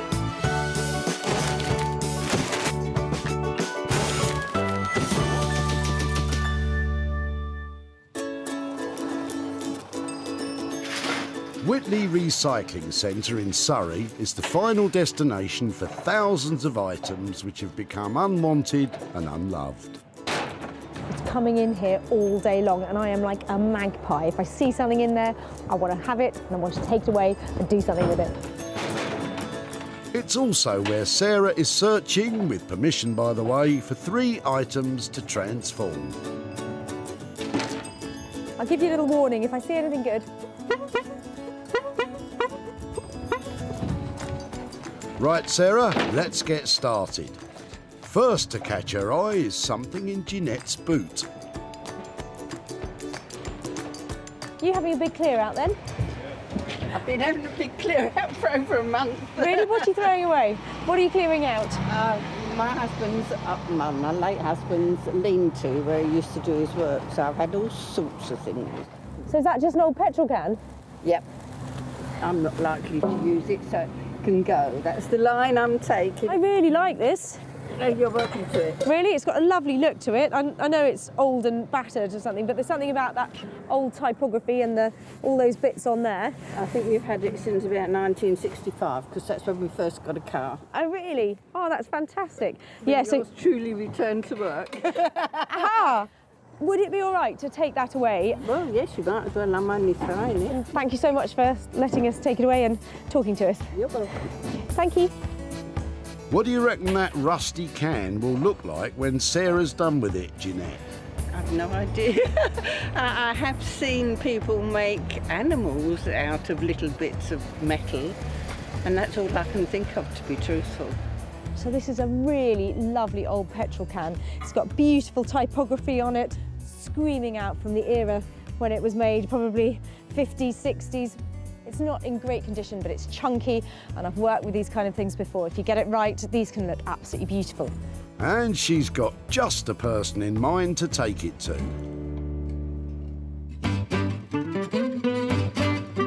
If you like lamps made from all sorts of crazy stuff, Guy Trench is your man. Retired North Sea diver Guy works tirelessly with his band of happy helpers to make one-of-a-kind furnishings from, well, anything really. I love what I do. I mean, every day I get up, I just walk across the yard, get into my workshops and have a look around, and I'll suddenly see something in the corner and I thought, oh, wouldn't that be great just to do that today? And how about every single day you go to work, you're doing something different? I mean, it's just marvellous. Will Guy's passion for all things old be enough to get excited about the rusty petrol can? One item down and 2 still to find. Oh, she's onto something, look. It's the plastic version, isn't it? Yeah. I've got a really clear idea about what I need. If it looks too new, it's just not good enough. If you can't cut it up, if it hasn't got that real strength, if it's flat packed, there's just no point in taking it away. So I feel a bit rude, but sometimes it's yes, sometimes it's no. Oh, maybe not then. But how about some pine drawers being unloaded by Corinne and Graham? Chucking it out?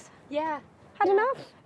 The drawers don't work particularly well. They're quite sticky, so... That is so annoying, isn't it? I know. It looks like a nice solid bit of furniture though. Is it quite heavy? Yeah, it is fairly heavy, yeah. Do you want a hand getting it out? Is it? Corinne's got the muscle. Pop it down, yeah. Brilliant, it looks really solid, but as you say, if they, oh my word, they don't work, do they? They don't work at all, do they? They do, they are supposed to though, aren't they? It's not yes, absolutely, it's just that it's... they're fudging a little. Seen better days for you, basically. Yes, definitely, yeah, past its best for us. Okay, well, I think it'd be great to have a go at it. I don't know if it's something that we would keep as it is, or if we would perhaps send it somewhere to somebody who might cut it up and do something else with it. Can I take it away and see if I can do something to it? I'm here all day if you want to stay and help. What do Corinne and Graham think should happen to their old drawers? I think she might chop it up completely, because with those sticky drawers, I just can't see a way around them. So I think she might repurpose the wood somehow. This type of furniture, people have been slapping paint on it for the last 10, 15 years, and pretty much nobody has a piece of old gold pine left. But I think it's really good to see it in this condition because it's a blank canvas for us and I can make anything I like out of this. Indeed, and there's 2 men I know would relish a challenge like this one. Furniture restorers Tom and Johnny just love to breathe new life back into old furniture. These young hotshots have only been working together for a year, but have already made a name for themselves with their expert wood and metal restoration techniques and imaginative designs. What I like about what we do is working with friends. That's always a good point, but is having something to start from and having an end result. The actual craft and figuring out the problem and solving the problem is what's enjoyable about it. As well, it's kind of like a puzzle. You know, it comes in not in very great condition, and then you get to see the person's reaction when you get it back. That's what I enjoy the most. Well, fellas, Sarah's latest find is certainly going to test your skills. That's 2 items found for the artisans, and now Sarah needs to find one for herself. Just going to have a look at some rubbish. No need to follow me. You really are following me now, aren't you? Go away, go and find your own rubbish. Sarah's in a hurry as she spotted Brent, who she's met before. He's been back and forth a few times, clearing out the contents of his father's house, who has sadly passed away. Sorry to bother you, I'm just wondering what you're clearing out today. My parents, their father's just died, so we're emptying Oh the house. no. Okay, so it's not a happy task. Oh dear, oh dear. Are you a long way through it? Have you got lots to do? Fair about. I've got 2 sisters to do it as well, so. No, really. I'm taking the day off to have a big clear up. And is it very emotional, or are you getting through it? You don't mind. I can't believe it's 65 years with clutter. I'm looking for things today that either might have some value or that I might be able to do something with rather than being thrown away. It's not much I don't have any value. What's... Wicker chair might be.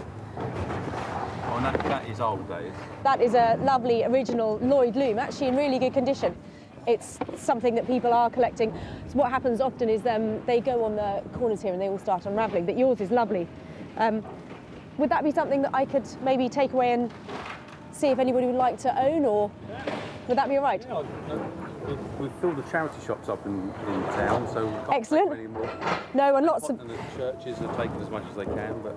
Well, do you know something? I'm the end of the line just before it goes in there. So if I could take that, that would be lovely. Somebody might like it, and I think it's lovely to see one in such good condition. Lovely, thank you. This chair was manufactured by British company Lusty & Sons using the Lloyd loom technique. These types of chairs were hugely popular in the 1930s and in decent nick can still fetch good money. Given the circumstances, Brent probably hasn't thought how much his parents' old chair would be worth. I've no idea. It's not something I ever looked into, so probably I'll find out when I get back. My sisters wanted to keep it, but never mind. So this is instantly recognisable as Lloyd loom. So that is a really pleasing, lovely find in very good condition. Far too good to go into the tip. That's another day done at the recycling centre. Guy will light up the petrol can, Tom and Johnny will tackle the sticky chest of drawers, and Sarah hopes to breathe new life into a classic old chair. I am really inspired by today's motley crew of gathered items, but I'm going to have some big ideas if I'm going to make big bucks.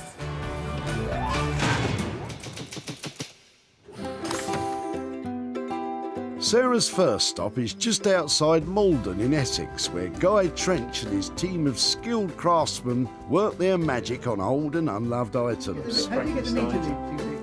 Speaking of which, I'm always looking forward for Sarah bringing me something.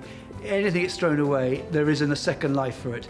We'll just see what she brings this time. It could be a really big challenge for me. I have no idea. We'll just wait and see. Always looking forward to see her. I hope he's still as keen when he sees what's headed his way. Hiya. Oh, hi Sarah. Lovely to see you again. And you. Oh. Every time I come in here, I see something completely different. It's a good look, isn't it? It's a good look. I'm a bit embarrassed to add that to it then. I just couldn't see it go into the metal skip and get thrown away because there's something about the typography and the bits on it that I thought had enough appeal to maybe go into an interior? It's a sort of 60s, 70s petrol can. I think my dad had one of these in his old Ford Capri. You open it up here and you pour your petrol through here. It's quite a clever design, It is a clever design. It's, Keith, are you about here? Yeah. Come have a look at this. Yeah, come and say enthusiastic things about my quite ugly petrol can. Enthusiastic. Okay, so I was thinking, I have had a little play with it. What do you reckon? It's not something you usually convert, is it? No, lettering's nice. Colour's not that great, is it? I was wondering about an old headlight or something to come off it so that it ties it back into the fact it's come out of a garage or it's car related. Luckily, Guy has some old weadlights lying around. What you're thinking is if we just had this sort of silvery bit here and we put that on the front there. That might work, and I was sort of wondering what it'd be like if you had something coming out of the top of it, more like something like that, but... Almost looks like a sort of road thing, doesn't it? You put that on a railway, or on the railway like line. a petrol pump or, whatever. I mean, realistically, because this isn't brilliant, I would be reluctant to spend much more than 150, 100. Right. Okay. Well, whatever we do, it will be a total one-off. So whoever you're selling it to, it's the only one in the world that looks like this. It's a challenge, but if you're prepared to take it up. Yeah, we'll give it a go. Give me a shout when it's up and running. Thank you. Well, this time she's left me with a real challenge. We're going to do our best and have a good go. It's the real mark of a maker to take on a challenging item and turn it into something fantastic. And I think Guy is the man for the job. With a capped budget of £150 and with Guy still to work out how to make it, will this petrol can prove to be too challenging?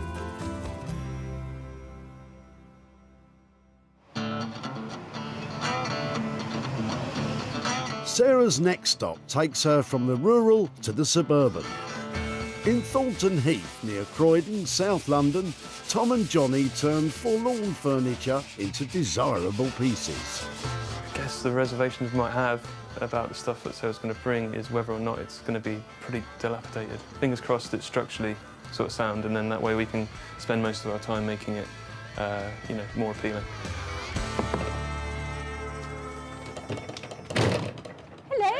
How are you doing? Yeah, you all right? Yeah, you're right. Yeah, cool. I've got something really heavy. I definitely need a hand bringing it in. Cool, let's see. Yeah, come and see what little tip treasure I've got this time. Tip treasure? I think that remains to be seen. Cool. All right. Cool, I'll take cool. Any chance you can give me a hand out with it? Yeah, It's Are the boys happy or just relieved? It's sometimes difficult to tell. It looks slightly better up there. What do you think? Yeah. Yeah. I mean, it has got solid drawers. Well, the drawers don't open. This is one of the problems and why it was being dropped off. Things like that. This one opens and it's dovetailed. It's really solid. I think it's just had all these sort of trims and moulding stuck onto it to give that mock country look. I think it's kind of over to you what you think you're capable of doing with it, or if you've got some ideas for it, because it needs help at the moment. I think we're going to start removing. Rid of the trim, remove this. Take these off. That's cheaply put together then. At least there's nothing that can be sanded back, so we can have just a nice flat front rather than these kind of trims which kind of don't really do much. So is this the thing that's just making it look really dated, isn't it? Yeah, exactly. Like all around the bottom here, that's just nailed on, so that should come off quite easily. I now have a picture of it. It's on its legs, it's looking really sleek, it's got a nice square, chunky looking plainer wooden top to it. Sounds great. How long is that going to take you, and what kind of budget am I going to be coming back to find? I think it's going to be around sort of 280 all in.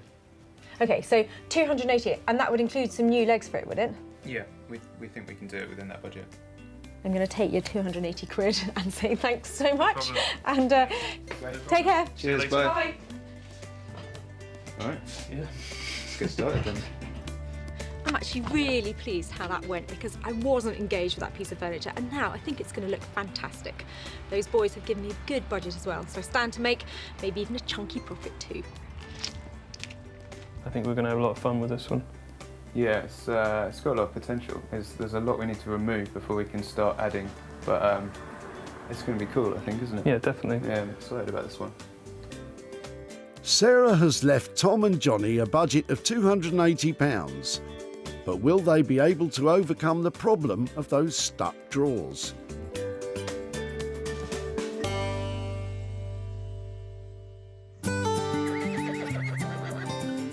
Having left the petrol can and the pine drawers in safe hands, Sarah has returned home to West Sussex in order to begin work on her own restoration project. Well, it's time for the Lloyd Loom Lusty chair to get its makeover. I've had a look at it and it's actually in really good condition. I'm not keen on the upholstery, but all of this lovely woven surface on here is great. It's got a nice bit of patina, but there's nothing on here that's falling apart. So that's really good. In this condition, they're sort of 40, 50 quid if you're lucky. But I think with a spruce up, a bit of a makeover, I've got a chance to make probably a little bit more than that. Lloyd Loom furniture is not made from wicker or cane. It's actually craft paper woven round wire that provides a remarkably strong and durable finish, smooth to the touch. So I'm thinking a really lovely flowery fabric all over the seat pad. Then I think I'm onto a winner. I've just got to choose some. I'm not quite sure which fabric will work. I've got a few to choose from. Sarah has been collecting fabric for almost 10 years, during which time she's built up a considerable selection of styles. This one's really unusual. I've never seen anything like this. It's a lovely woven fabric, but that's quite unusual and nice and rich. And I think it goes actually really well with that gold. So this is a really easy makeover. All I've got to do is cover this seat pad in that fabric. Just take this off first. So let's take this, give it another cover. Okay, so this is really simple. All I've got to do, in fact, I'm going to cover the whole thing because it's nicely tightly packed in there. I'm just going to put a new layer of fabric over the top and then reattach it to the chair. Sarah's chosen to place the central motif of the fabric into the centre of the seat and is securing it using a staple gun. A quick and easy way to achieve a professional look. It's all about how tight you get it. You want everything really tightly tucked in. You want it to be like patting a robust dog. You don't want any wrinkles. It needs to be lovely, tight, and when you turn it over, you want to know that it's going to be looking really smart and really neat. And I think if I keep on stapling down that way, that should be fine. I'm still trying to work out what a robust dog looks like. Sarah's costs so far are just £12 for the fabric, but will that really be enough to transform the chair from rags to riches?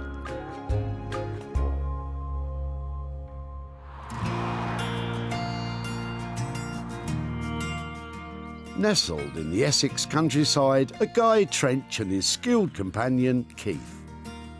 They've got the challenge of turning an old rusty petrol can into motor-themed lighting.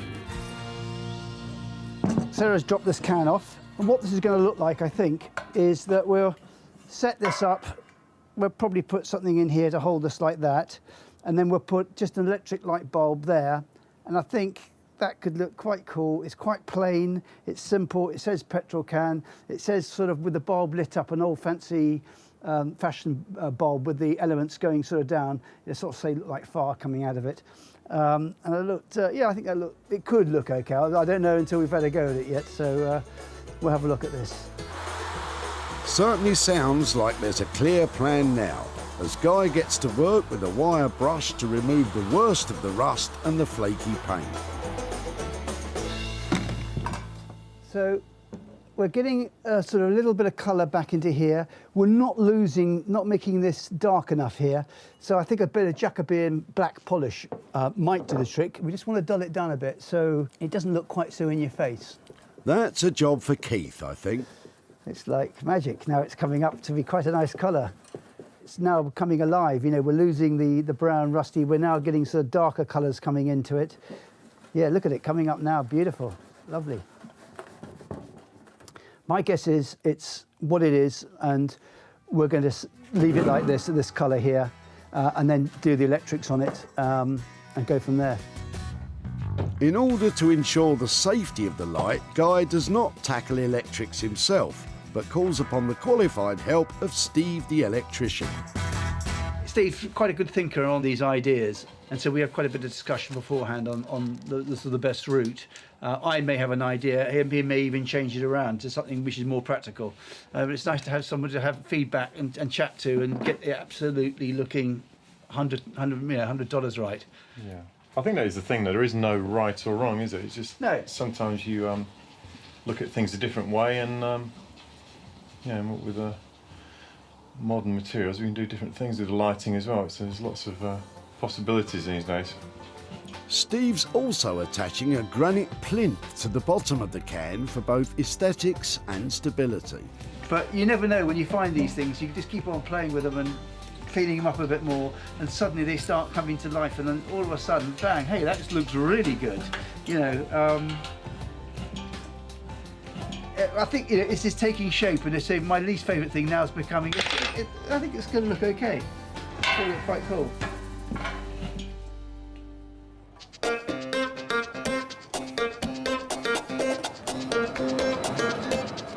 In Thornton Heath, near Croydon, Tom and Johnny are getting started on the chest of drawers. The first step is get these drawers out, get them numbered up. Yeah. Make sure we can get them out first, I think, is the key. Yeah. They're pretty stuck in there. Yeah. It's well and truly stuck. We need to get this out. I'm not quite sure how we're going to do that. The wood's swelled. When it gets lots of moisture in the air, it kind of soaks it up like a sponge and expands. That's why it jams. To free the drawers, Tom and Johnny are using brute strength. However, too much force could cause irreparable damage. This was always going to be the first kind of big challenge in this one, getting these out without sort of damaging it too much. For a better grip, Tom has devised a plan to use the screw holes of the old handles to attach a long piece of wood. This provides the boys with something substantial to pull on. Let's give it, if we sort of do, yeah, there you go. Leverage. One way of doing it. I was wondering if it was ever going to come out, to be honest. 2 more to go, but these ones are a little bit easier to access. Finally. It's almost like, anti-climax, because all it is getting the drawer out. With the drawers removed, the old-fashioned pine moulding is taken off. And to prevent the drawers from sticking in the future, the sides and edges of each drawer are being planed in an attempt to make them fit and slide perfectly. It seems better than it was, but it's catching here still. So I'm just trying to figure out if it's tight on the sides or if it's the top or bottom edge. It could be both. It looks very tight there. So I might just take a little bit off that top edge. Trying to get these drawers to run smoothly is basically a trial and error thing. Just got to take a bit off here, take a bit off there, figure out where it's tightening up, and just keep taking little bits off, a little bit at a time. So it can take a while sometimes. Something about a drawer sliding in, just it's quite a weird sensation when it fits. Even though it should do in the first place, but it's good. With the drawers sliding effortlessly, it's time to remove all the old varnish. The guys are using a paint stripper, which is why they're wearing protective gloves and masks. So you need to put quite a bit of this on and sort of keep the surface quite wet. Sometimes the polish, it'll react very quickly and you can take it off again pretty much instantly, and other times you need to keep it on there for, up to 20 minutes sort of thing, half an hour sometimes. Chemical paint removers are the best way to remove old paint coverings if you want to prevent damage to the wood underneath. However, they should be treated with extreme caution, as they can cause a variety of health problems if not used correctly. With the varnish gone, the whole thing is given a final sanding before the addition of a very modern twist. It's going to really change the overall look of the piece of furniture having these legs on it. It's going to make it look a lot more modern.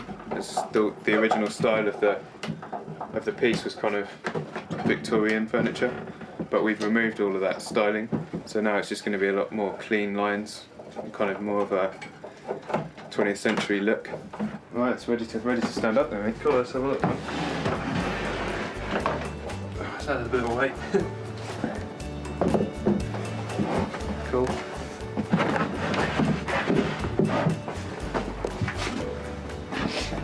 think that's going to look good, isn't it? Yeah, that's awesome. It's going to be really cool.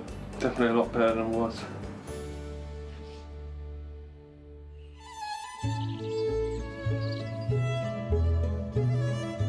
Back home in West Sussex, Sarah has taken on the challenge of revamping a chair, providing it with a classical update by using fabric offcuts and a little bit of TLC. It's a simple, easy to do update, but it packs a punch because it's gone from drab to saleable. And the fabric hoarder in me says that if you were to make 4 beautiful little lavender bags out of that, that would pay for the fabric for the chair. We don't have time for that today.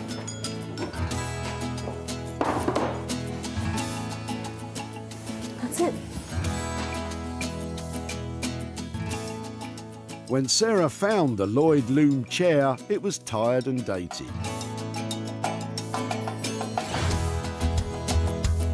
Sarah has respectfully provided this chair with a sympathetic makeover, giving it a thorough clean and recovering the seat with a classic Sanderson fabric. Small but effective changes that have given the chair a new lease of life. So I'm really pleased how this has turned out. It's a simple thing to do, but it is a really good update. And this makes it saleable now.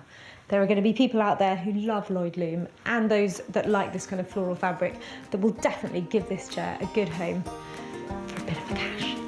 Sarah plans to send photos to several antique and retro dealers in the hope that she's sitting pretty on a profit. When Sarah spotted Brent at the Whitley Recycling Centre, he was in the middle of the difficult task of clearing out his late father's house. It's not much, I don't think, any value. What's... With the chair, might we? May I pull it out? Yeah. Brent was happy for Sarah to take the chair and was unaware of its potential popularity. It's not something I ever looked into, so probably I'll find out when I get back. My sisters wanted to keep it, but never mind.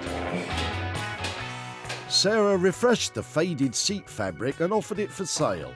And it wasn't long before it was on its way to a new home beside the seaside. Southsea to be precise, and the Antiques Emporium of Ian and Sue, Parmiter Antiques. Every chair we buy, we know if it's going to be good because if Duke jumps in it, then we know that he likes it, so we're bound to sell it. With Duke approving Sarah's handiwork, a deal was struck. Sarah has travelled to Brackley to show Brent what became of his parents' chair. Hi there. How are you doing? Fine, thank you. Yourself? Yeah, very well. At the tip, I know that you've been there a lot and you got lots of things that were coming out of your parents' house. Yeah. And that's where this chair came from. It is. Now, it was a Lloyd Loom chair. Had you grown up with that? Is that something you remember in the house? Oh, yes. Yeah. From a very early age, it's always been there as far as I can remember. So, oh, really? So I don't know where it came from or whether it's a moving in present to them or what. Never really spoke about it. There are plenty of them around, but not many of them in as good a condition as yours was. Good. So it was well looked after, and that made it something that was quite easy to just update a little bit. So it was my job to do that. Do you want to see what happened to it? Yes, please. I hope you approve. So there it is. To go with the lovely original gold paint on it, we just picked some fabric that had those sort of tones in it. Good, excellent. Altogether, it looks quite decorative now. So a lovely antique shop has snapped it up. So I've got a little bit of profit to share with you. In fact, I've got £5 and another £50 here to go with that. Excellent. Okay, brilliant. Thank you very much. 55 quid. What is going to happen to that?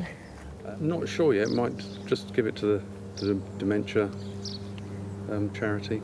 Oh, well, that's a lovely thing to do with that, because I know that chair has obviously memories for you, but it's going to go into the heart of somebody else's house and be part of their life now, and hopefully they'll have happy memories to go with that as well. So, yeah, lovely. Thank you so much for catching up again. No problem. And, yeah, that sounds like a lovely thing to do with that money.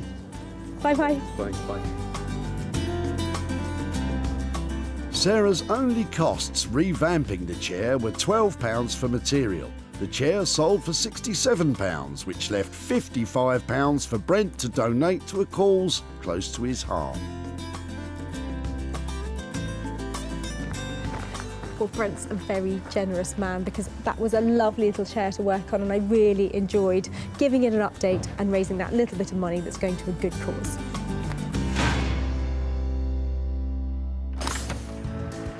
Time now to see how our artisans have been getting on. Sarah has returned to Essex, where Guy has been working on the rusty old petrol can, which had reached the end of the road. Sarah brought this along to me, and I have to say I didn't like it at all. It's one of my least favourite to do, but it's much, much better than I thought it was going to turn out. So, yeah, I think it ticks the box again. I'm back here to see what Guy's managed to do with that old blue petrol can, because when I dropped it off, he really wasn't sure about it. So I'm going to go and find out. When Sarah salvaged the rusty old fuel can, its motoring days were over. Now Guy has managed to turn it into stylish designer lighting. By polishing the surface, highlighting the patina and wear, and with the addition of the old-fashioned looking bulb, he's managed to create a petrol can with a bulb on top. Oh, wow, Guy. Hi. Go on then. What do you think of it? You know, it was a 60s, 70s plain, boring can, and but now, oh wow, we've made it look like it's firing fire out of it. You know, we've polished it up, we've given it a good gleam, which has dulled down the colours here a lot, but given a really rich colour. And with that rust coming through there, I think it just makes it look really cool. I love it. I think it's quirky. I think it's entertaining. It's funny. When you look at it, you want to smile, don't you? Because it's really unusual. Yeah. I love the base you put it on, and it really adds to it, doesn't it? I love using these bases, which I always put on my lights. It's a granite, it's textured, so it sort of looks like antique. We're using, again, the old silk wire here. Again, it's a little touch, a little detail, going to a decent clicker switch, so you don't have to put your hands up here to turn the light on. And it's obviously got a patch certificate, so it's all tested, ready for one of your clients. The budget for this transformation was £150. How have we got on? Spot on. No problem at all with that. We can do it for that price. Oh, that's great. You've created something really simple, elegant, really cool from an old can. Well done, Guy. I think Sarah was very pleased with it. It wasn't my favourite thing. I didn't know really what to do with it. And just a little bit of thinking, a bit of playing with it, and it really has turned out extremely well. Well, I am so pleased that Guy got behind this, because look what he's created. It's just so quirky. When Sarah spotted Jeanette in Whitley, she was having a ruthless clear-out. I'm not likely to use it, so it can go. That's the line I'm taking. The rusty old petrol can was enough to fuel Jeanette's imagination. I have seen people make animals out of little bits of metal, and that's all I can think of, to be truthful. Guy made it into a trendy new light, and it soon followed in the footsteps of the woven chair to the seaside. This time it was Eastbourne and the Little Chelsea Antiques Emporium run by Steve. 2, 3, hey! Sarah has returned to Whitley to catch up with Jeanette and to show her what became of her old rusty can. Hi, Jeanette. Hi, lovely to see you again. Nice to see you. How are you? I'm fine. I finished my work on my conservatory, which was what the clear out was all about, so I'm well pleased. Excellent. And is it right, so that petrol can was from your first car in 1965? Yeah, that's right. Yes, so it did have a real retro look to it, didn't it? It did, yes. So do you want to see what we did with it? Yes. What do you think? I'm astonished. I wouldn't give it house room, but lovely. Did you hear that? Wouldn't give it house room. Well, other people like it. An antique shop in Eastbourne. They took one look at it and they bought it, and I've got a little bit of profit. For your petrol can, I have got £25 here to give to you. Good heavens, thank you. I'm astonished. Well, I'm really That's pleased. a big surprise. Oh, excellent. We like surprises. I hope that you can find something to do with the £25. Oh, I'm sure I shall. I shall probably buy something for the conservatory that's newly constructed, but and I shall probably buy a lamp. That Not would be one funny, like wouldn't it?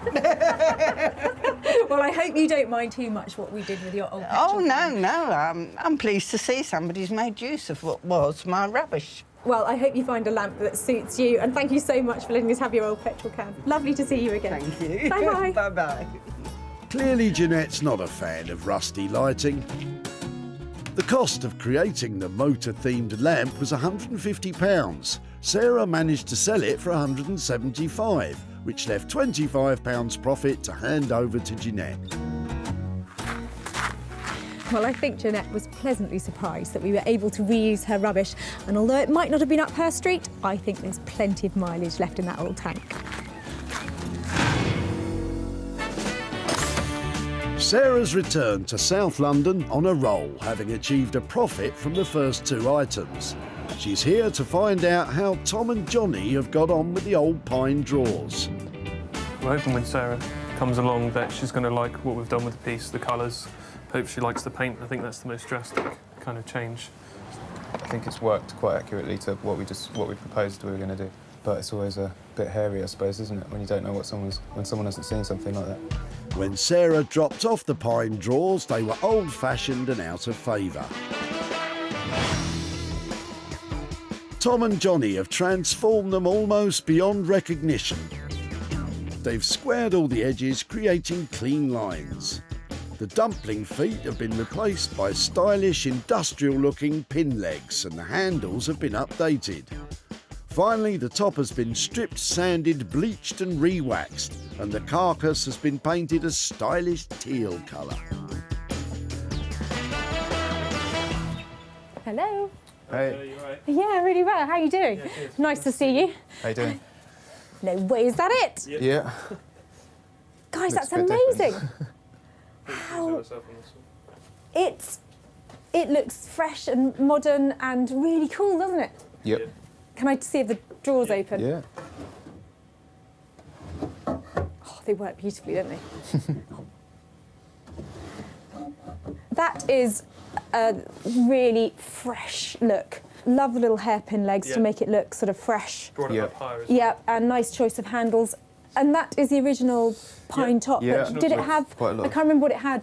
Was It it? had like mouldings on the side, which were that, that fake kind of Victorian, wasn't it? Yeah, so we took that right off and took it back, and then had to quite heavily sand the top as well, because it was quite pitted and scratched and had water stains all over it. So I left you, I think, with about 280 quid bar fixings. How did you come out on budget? Pretty good. I think we went over by about £10. yeah, right? I think it was about 290 all in. Yeah. Yeah. I'm so pleased with what you managed to achieve. Thank you so much. Cheers. Take care. Bye. Well done, boys. I think Sarah really liked it. Those lads have done so well, haven't they? That now looks like a beautiful, crisp piece of furniture that you want to have in your home. Bingo.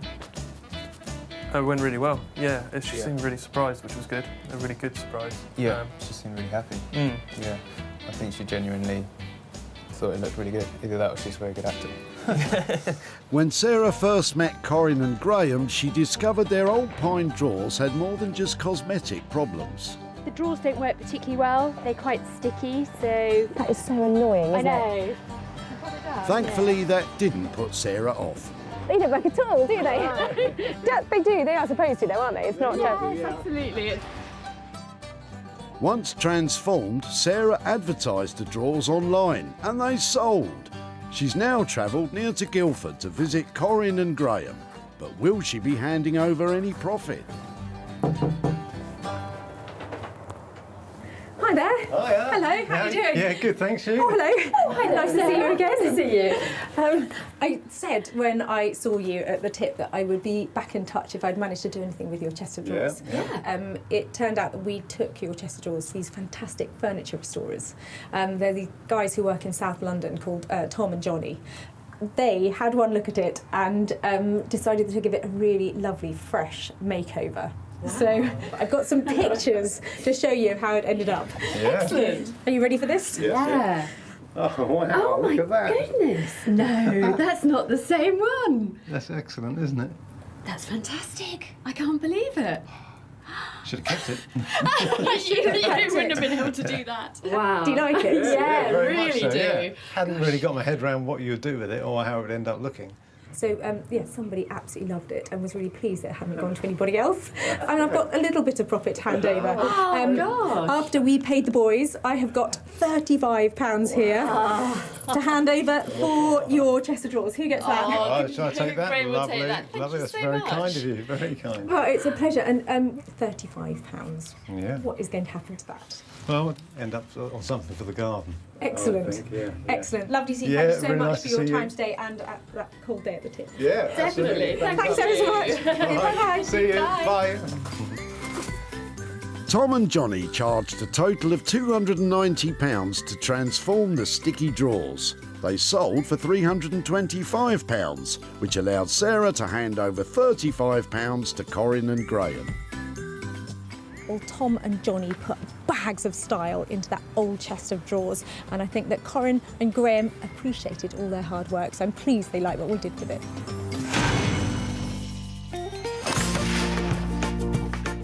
Sarah salvaged 3 unwanted items from the Whitley Recycling Centre. Jeanette's old rusty petrol can has become motor-themed lighting. Corinne and Graham's pine drawers went through a thoroughly modern makeover. And Brent's chair received a sympathetic restoration. Well, handing over money for nothing is a great feeling, and knowing that we've saved something can go and take pride of place in a new home and maybe be loved again, well, that's even better.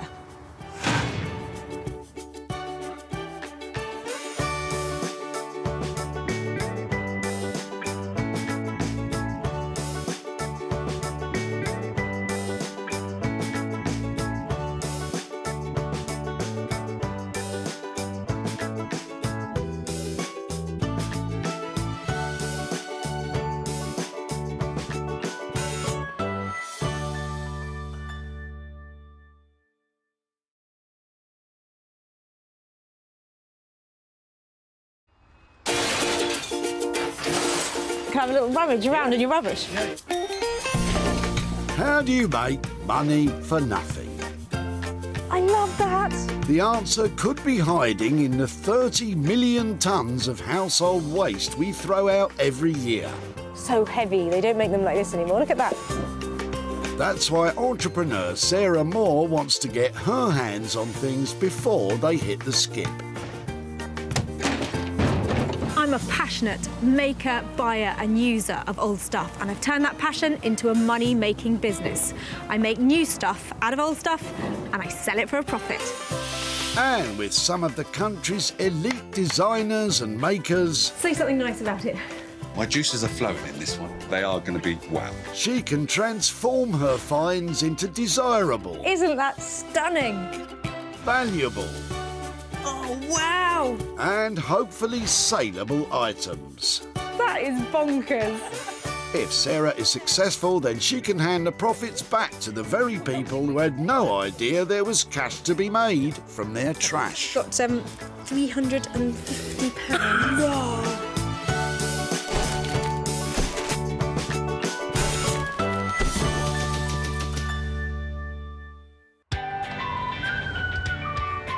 Today we're at the Recycling Centre in Walsall, where Sarah is searching for those ever-elusive hidden gems. Old cardboard, decimated flat pack and polystyrene are not going to cut it. I'm after those solid pieces I can attach a serious price tag to. She's been given special permission to ransack the rubbish tip, and her challenge is to find 3 items she can bring back to life and sell on for a profit. Is it comfy? I've no idea, I've never sat in it. Come on, you've just started. You can't be needing to sit down already. Get a move on. Your days are numbered. Scary stuff. Now she's back on her feet, she's spotted a vision in red leather in Zia's car. Hiya. Hi. getting rid of the sofa? Yes, we are, yeah. Oh, it's a chair. I thought it was a sofa. Is it? It's yours. You're just chucking it out. It looks in really good condition. It is, but the springs have gone. Okay. So if it's not comfortable, no, I totally understand. The chair is a red herring. It's the red leather that's caught Sarah's eye. I really like the idea of using the leather from something like this. So, yeah, definitely it'd be great to have a look at it. Should we get it out and have Yes, absolutely. So I can have a closer look? The price tag on leather goods is growing. Repurposing the leather from this sofa could be a real moneymaker. I think if we might only use the, now have a look at the other cushions. I think what I might do is just take the cushions away. I think I should be able to get enough material out of those and then recycle the chair, if that's all right. That's fine. Because those are some really lovely cushions. Any ideas what we might make out of them? I think cushions would be a nice, easy option. A little too easy, Zia. I think it'd be great to take those away, if you don't mind. No problem.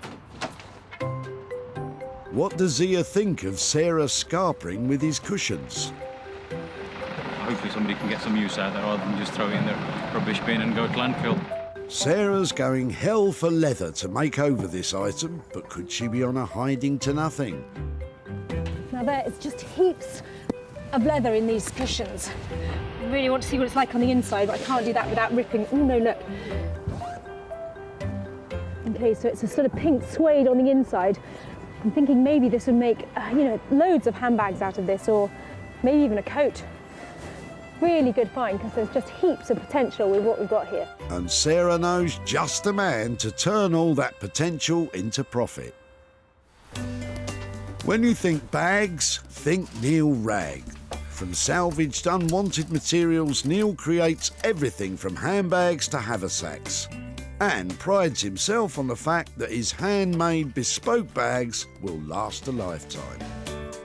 I love being able to create something from what would be rubbish, I suppose, to other people. You could have, for example, a tent that was at Glastonbury and saw the Rolling Stones, and then now it becomes a bag, and it's seen quite a life already. So everything here has got a personality. All the bags have lived a life, and they're now about to live a second life. But will Neil be able to raise the old leather cushions from the dead too?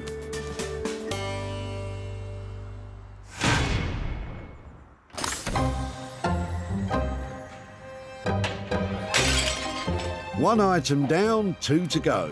The weather's taken a turn for the worse, but I'm not going to let a little rain dampen my naturally sunny disposition.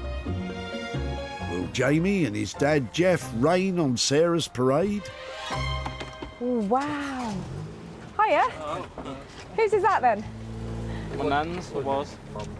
Oh, really? That is a fantastic sofa. So you just... In the skip. Really? Yeah. I think it looks amazing. I like everything about it, the style of it, the fabric's really retro. This is your mother's. Okay, do you remember growing up with it? Do you know when she got it, or? Oh yeah, I did. And did she buy it new? I think she did, yeah. So was that something like in the 1950s, 1960s, wasn't it? 60s. It's a good size, not too big, and it's got that kind of retro look that people are stuffing into their houses again. So if you let me have it, that would make my day. Yeah. Absolutely love it. It looks to me like Sarah might be putting passion before profit on this one. Jamie, thanks so much for letting me have that. I think that's absolutely made my day. I love it. Wow, that's going to take some work. I have got the most amazing upholsterer lined up. They are original, funky, they're going to breathe new life into this, and there's going to be money to be made. Welcome to the world of Anthony Devine. Anthony's unique and quirky upholstery has earned him the reputation as one of the most imaginative craftspeople around. Anthony can upholster almost anything, but he loves a good chair. Some chairs you just know that this is the one, and you just know you're onto a winner.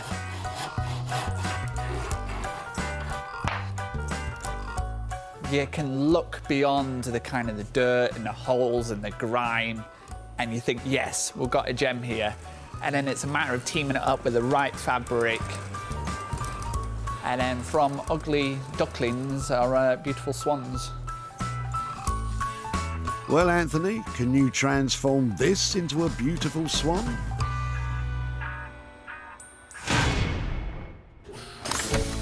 Two items found for Neil and Anthony. Now, Sarah has to find an item that she can get to grips with. There's all sorts flying about, but will Sarah like the look of what's in Frank's boot? Excuse me, are you chucking them all? Yeah, you can have those if you want, yeah. Wait, are they all broken, or are they? No, they all work, yeah. It's Really? Just that nobody wants them anymore. So where are they from? They're from out of the cigarette machines, so all these were taken out and we're just dumping them. I've no idea if I can do something with them, but they just look amazing. It'll be a very special thing if I can make something. Yeah. Thanks so much. Sarah's face has lit up now she's got a little bundle of joy. What does Frank think she'll do with his old fluorescent tubes? Something artistic, I think. Yeah, I think that's what she's going to do. You're not wrong there, Frank. I'm thinking maybe a big chandelier, perhaps a whole wall of lights, or maybe just using them with something in front to light up, but really cool stuff. I just need to have a bright idea about what to make out. Oh yeah, I see what you did there. Success! Sarah has all three items. Neil will repurpose the red leather. Anthony will get busy bringing the old-fashioned sofa bang up to date. And as for Sarah's lights, she'll need to be switched on to make them saleable. It never ceases to amaze me what people throw away, and I'm so pleased I was here today to save a couple of pieces that I think are dump diamonds that will bring home big bucks.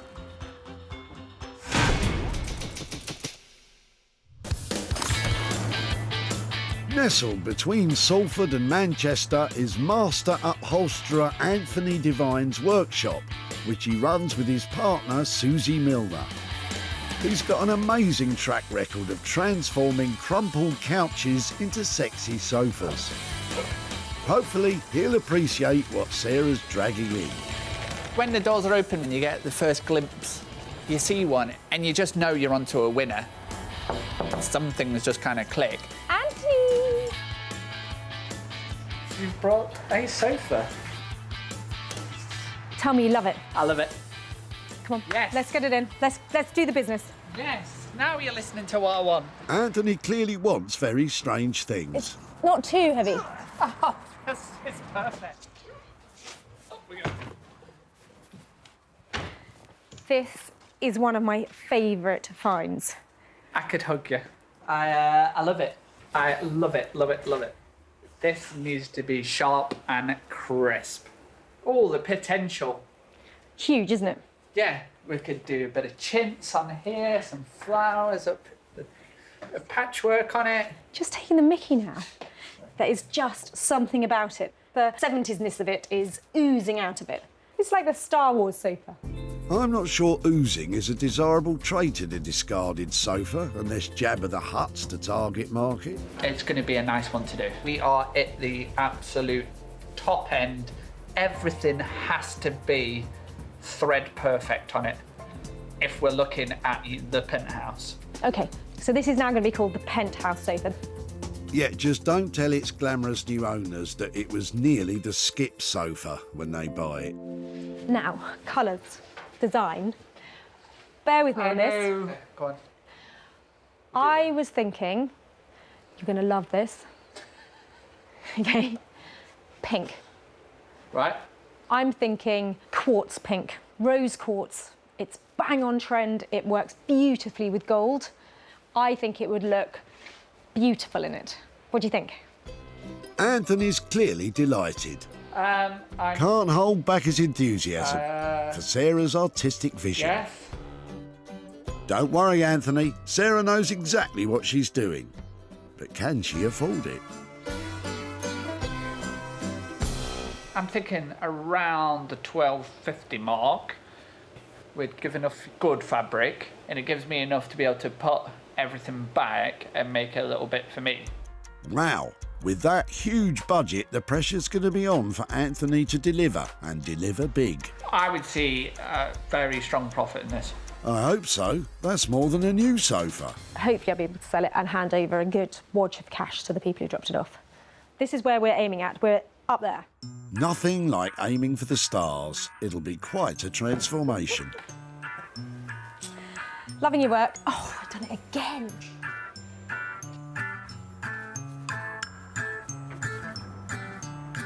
That really is one of my favourite skip finds. The transformation is going to be amazing. Anthony has taken on board some of the things I've suggested, and I'm just hoping that I've made the right call on it. And Anthony, how does he feel about Sarah's suggestions? This one, I really like. Between you and me, I'm a big fan of this one. I'm just going to enjoy making it rather than kind of selecting the fabrics and the outcome of it. It's almost as if he's distancing himself from the design. Yeah. Pink. That's going to be all kinds of interesting. With labour costs of £1,000 and another £250 for fabric, Sarah will be expecting something pretty spectacular for her £1,250 spend. I hope Anthony can pull it off, regardless of the colour. Sarah's next stop is Marlow near High Wycombe in Buckinghamshire, where Neil Ragg is on a mission to rescue pretty much anything from offcuts to inner tubes and turn them into beautiful handcrafted bags. Sarah's coming today and we shall see what she brings. Hopefully it'll be something that I can sew together that doesn't break too many needles. You know, it's very difficult making a bag from paving slabs. You're in luck, Neil. They're not made of concrete and she's not after much. Now, in my wildest dreams, I would like these tired red sofa cushions turned into a whole range of designer luggage. I hope Neil likes the challenge. Yeah, me too. Hello. Hi Sarah, how are you doing? I'm really well. I've got presents for you. Right, I'm looking worried. There's loads here, aren't there? Right, well we've got some funky red cushions. 1, 2, 3, 4, 5. Do you know something? I thought that there was more than enough here to make something out of. So you must be able to make a purse out of this lot, Neil. Come on. I think we can do more than a carry bag, yeah. So we're game on for a bag then, you reckon? Yes. You brought me something that I can sew, and it's not alive. Yes, it would be awkward if one of the cushions started to moo. Time for Sarah to drop the bombshell. I was hoping for a bespoke range of designer luggage. That's not difficult, is it? Luggage I can do.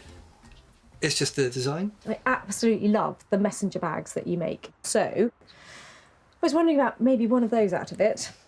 Easily, yep. And a big, usable, expensive weekend bag out of. OK, well, we can do that as well. But the idea is that things will last a lifetime, so we've got a good start with the fabric.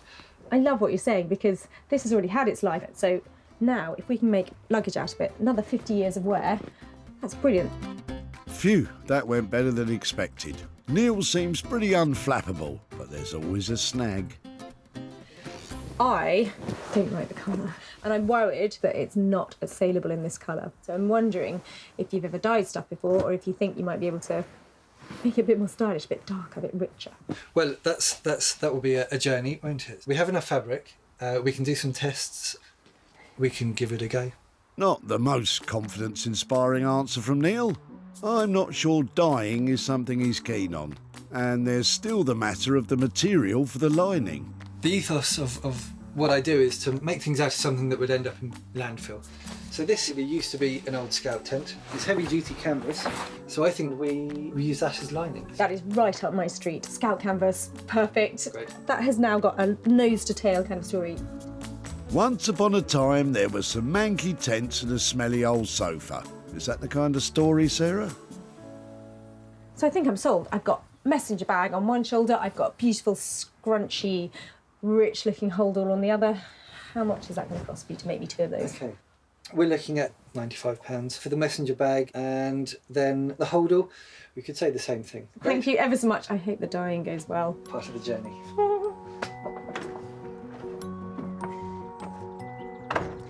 Well, that is another load of old rubbish off my mind and into Neil's. And if he gets it right, I should be making bags of money. It wouldn't be Sarah if there wasn't something awkward.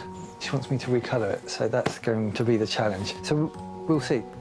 That's £95 for Neil's tried and tested messenger bag design, and the same again for a completely new hold-all design. In total, that's £190 committed. With a new dyeing technique to master and some worn-out leather to work with, I do hope Neil can pull it off.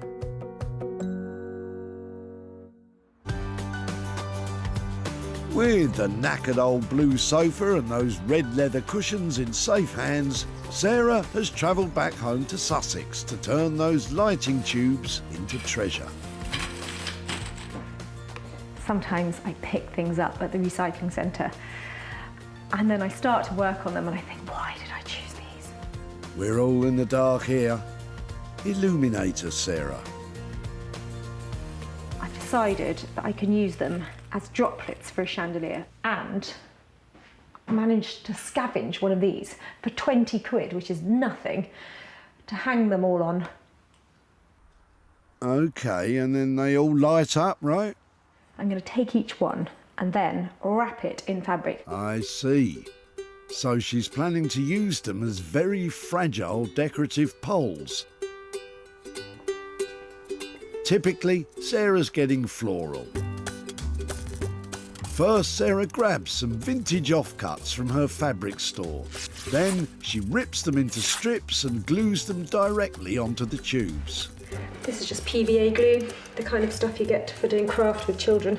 But with delicate glass like this, I'd recommend keeping the kids well away. I like this because if the fragile tubes ever were broken, they'd be completely contained inside this fabric. That's the first one done.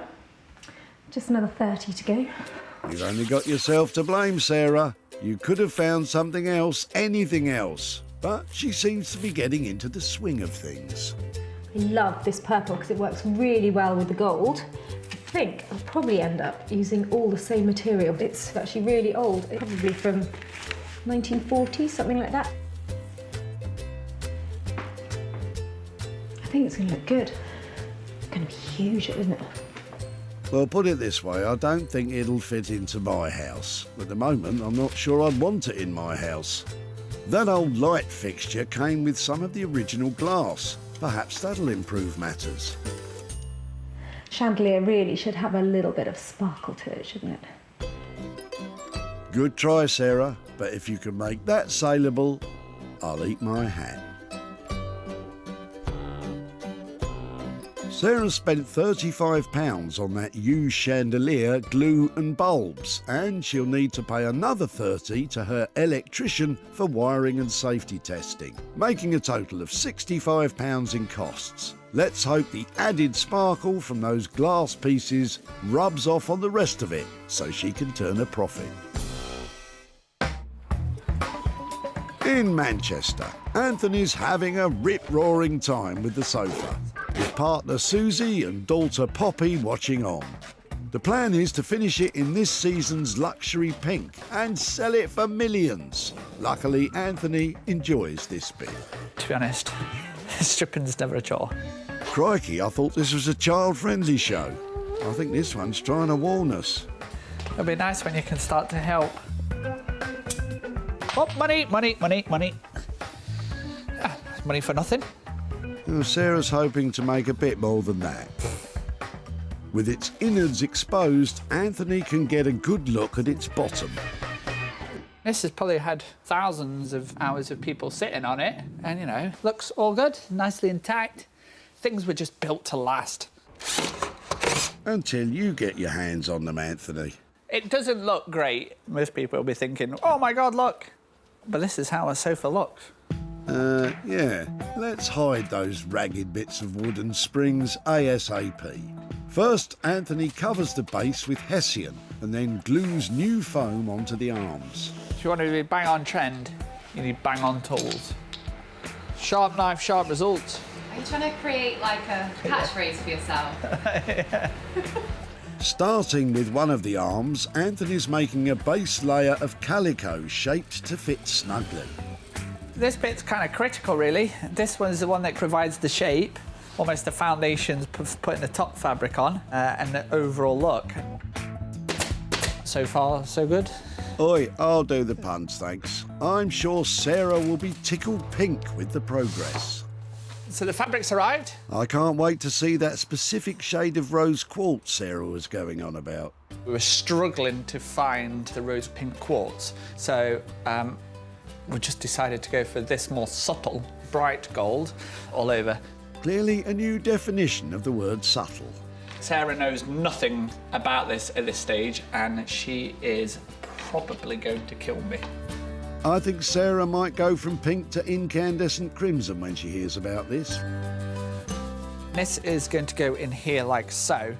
Then we have to sew a piece of pipe in round to here like so, and then sew the actual arm itself, pull it on, and hopefully, and it'll be as crisp as a cucumber. Cucumber's crisp. Yeah, I'd say so. With a lot still to do, Anthony's going for gold. You are going to work, arm. You are going to work. A very naughty boy.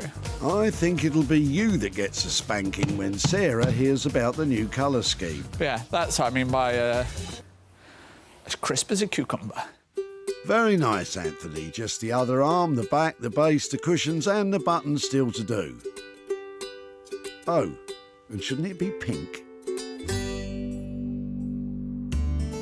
In Marlow, Neil's getting to grips with all that lovely red leather that he's transforming into a messenger bag and hold-all. And he has lofty ambitions for his work. These bags don't just hold stuff, they save the planet, you see. Introducing Super Bags. First, Neil cuts the leather to his ready-made templates. Sometimes it's quite cool to keep these seams in so that it looks like it was a sofa. Sarah's also asked that these leather-clad superheroes transform from Superman Red to Batman Black. Don't mind us. Oh, look, Catwoman. Dyeing can be a messy business, so Neil's moved outside with the leather pieces he has cut to size and cleaned. He's painting an oil-based dye directly onto the surface until it soaks in, being careful to keep it even. They need 24 hours to dry, but here are some he made earlier. Get a few coats, buff it up, and finish it off with some cream. Despite all that fuss, it looks like this dyeing malarkey is not so scary after all. With the leather now ready, Neil's choosing and cutting parts of the Scout tent canvas he's using for lining. You don't know where it's already been. It could have been a tent that saw the stones at Glastonbury. It could have been a tent that has done a trek to the Himalayas. Or perhaps more likely, it housed loads of freezing children. You don't want to lose their personality. So we might keep in some of the old writing or labels. We can keep some of these in, which makes it look very tent-like. So the only problem with doing this is it's going to make some of parts of it really thick. Luckily, his heavy-duty sewing machine, nicknamed the Blaster, is up to the task. And it's important to Neil that his bags are fit for purpose too. Nowadays you've got laptops, iPads, tablets, but there's so much to carry. People just want to carry something that's going to last. Neil clips and sews the gusset and the back pieces using the Blaster. I have to use the clips because you can't use pins with leather because you'll end up with holes all over the place. You're sewing everything inside out so there's no stitching being shown. So this is the body of the bag. See if you've sewn everything upside down, back to front, inside out. So we've got one pocket there, which is obviously the old tent. One pocket there for your tablet, one pocket there for your mobile phone. Ready to get on? Next phase. That messenger bag still needs a flap, and he's also got to make the hold-all, and Neil's never made one before. I need to attach it to the top first, and then I can turn it right side out afterwards. Shall we just leave him to it? In Manchester, Anthony's also hit a bit of a snag. I've put a halt on the sofa. It's starting to show scuffs. I'm a little bit concerned about the strength of the fabric. That's unfortunate, and it's a decision that I don't want to take, but I really think we're going to have to try and think of something new on this one. I thought that gold finish was something new. But with Sarah after the top end of the market, a scuffed finish isn't really going to cut the mustard. Back to the drawing board, Anthony. In Sussex, Sarah's putting the finishing touches to her glamorous fluorescent tube chandelier extravaganza. You know the one. Well, this is definitely coming together. I'm just finishing off the last bits and getting the crystals in between. And then hopefully I've made something that somebody would want to buy. Hopefully, but I'll reserve judgment until the great switch on. Moment of truth. Oh, I'd say that works. Before, those used glass tubes were fit for nothing. Now, combined with a tired old lighting fixture and some plumbing bits, Sarah has transformed them into a dramatic and original centrepiece blazing with light. It'll need a heck of a hallway to house it. Now the lights are on, I think the crystals could do with a little bit of a clean, but I think when that's done and dusted, this should be a moneymaker. At the skip, Sarah lit up when she saw what was in Frank's boot. But nobody wants them, so we're just dumping them. And Frank had some idea of what she'd do with them. Something artistic, I think. Yeah, I think that's what she's going to do. Sarah didn't disappoint with a striking and original transformation that had me eating my hat. It was bought by Morag Smith, a furniture and interiors dealer who trades in Berwick-upon-Tweed. I haven't seen anything like it before. It's a very innovative design, so it's upcycling at its best. Now Sarah is back in Walsall to see if she can dazzle Frank with the money she made. Hello there, all right. Hi Frank, how are you doing? Nice to meet you again, yes, Yeah. all right. Come on out so I can talk to you. Okay, right, yeah. Well, I really loved those light tubes that you were dropping off. When we took them away, did you wonder what might happen to them? Something artistic, I thought, so I don't know, yeah, I'd be surprised. Well, they're quite fragile, aren't they? So I Yes, had to be yeah. quite careful what I did with them. But I have made something out of them. Do you want to see what it was? Oh, yes, I would love to, yeah. Here are your light tubes made into a big chandelier. Oh, that's amazing. Yeah, absolutely, yeah. I've actually got a little bit of profit to hand over to you. Oh, that's a surprise. Well, it was sold to a shop in Berwick, and I've actually got 20 quid for your old light bulb, so thank you very much. That's very kind of you, thank you. Hopefully you can buy something for yourself or have a treat. Oh, yeah, something for the wife, yeah. That sounds like a very wise move. Well, it was great to catch up again. Thank you very much for letting me have them and for your time in this freezing thank you. cold day. Oh, your hands are cold. I know, but my heart's warm. Thank you ever so much. Nice to catch up, Frank. Okay, bye-bye. Thank you, bye, bye. Sarah spent £65 transforming the old strip lights, and with a sale of £85, it means Frank's walking away with £20 to treat the wife.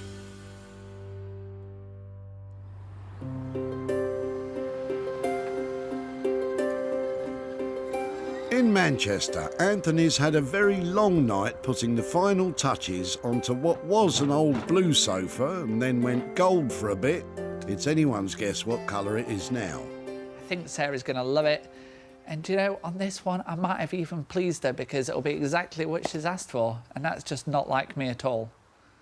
Sarah's invested heavily in this one, Anthony. I hope you've done the right thing. I am so excited to see what Anthony has done with that sad 70s sofa. If he's realised its potential, it should be a fantastic interior design piece by now. Sarah asked Anthony to transform a dilapidated old settee from the 60s into a bang-on trend penthouse sofa. It's now a delicious rose quartz vision. Anthony has given it clean lines and improved its proportions with a single raised cushion. He's added sumptuous piping detailing on the arms, and with flashes of gold on the buttons, he's created exactly the penthouse sofa Sarah was looking for. Hi. Hello. Oh my word. We're liking it? It's front cover, isn't it? It's really cool. I can't believe it's the same thing. Isn't it amazing? Where's the enthusiasm? Look at it. Sorry, I've been up all night. Look at it. I think Anthony's got some owning up to do. Beautiful. I love the little gold. Just a touches. little hint. Little bit. A hint, Anthony? Anything to confess? There was going to be a lot more gold. We were going to have this all over. We got the arm on, we got all the front done, and then we had to call a halt because it just wasn't stable enough. And Sarah breathes a huge sigh of relief. Whatever trauma you've been through, I think it's worth it. This is stunning. You wouldn't say that. And just as a little reminder, we also have a... Oh. This is, but the problem is, you'd have just slipped off it. Wouldn't that have been the same though if the sofa had been in gold? Oh, it looks amazing. I know you're tired, okay? I know this is a lot of hard work, but that is stylish. It's got it. You know that thing? That's got it. Despite the whole experiment in gold, Anthony has also managed to bring the sofa in on budget too. I'm really pleased that I've come here and it is pink and it worked out. And I'm going to shake your hand and I would like you to properly say, well done. I'm so pleased. Thank you so much. Thank you, Sarah. Thank you. It was all worth it in the end, Anthony. Wow, that kind of transformation makes a long wet day at the tip really worthwhile. And I know Anthony is not pleased that it's not covered in lame, but as far as I'm concerned, rose quartz means I'm going to be sitting on a gold mine. I just can't believe it's gone from the back of a car to looking like it should be on the front page of a magazine. To be honest, what I'm going to do from now on is just please people, because that was easy. She fell in love with it. I'm happy. Jobs are good. But it's just not in my nature to do that. Sarah swooped in on Jamie and his dad Hiya. to rescue a threadbare sofa. Jamie, thanks so much for letting me have that. She suggested Anthony turn it pink. And after just a little dithering, yes, he did exactly that. Now, Sarah's back in Walsall to update Jamie and Jeff on what became of the dilapidated sofa. How are you both? Fine, thanks, I'm fine. Yeah. So you were clearing out things from your mother's house, is that right? That's right, yeah. She had an accident, she had a bad fall, and she suffered brain damage. She's been in the nursing home now for several months.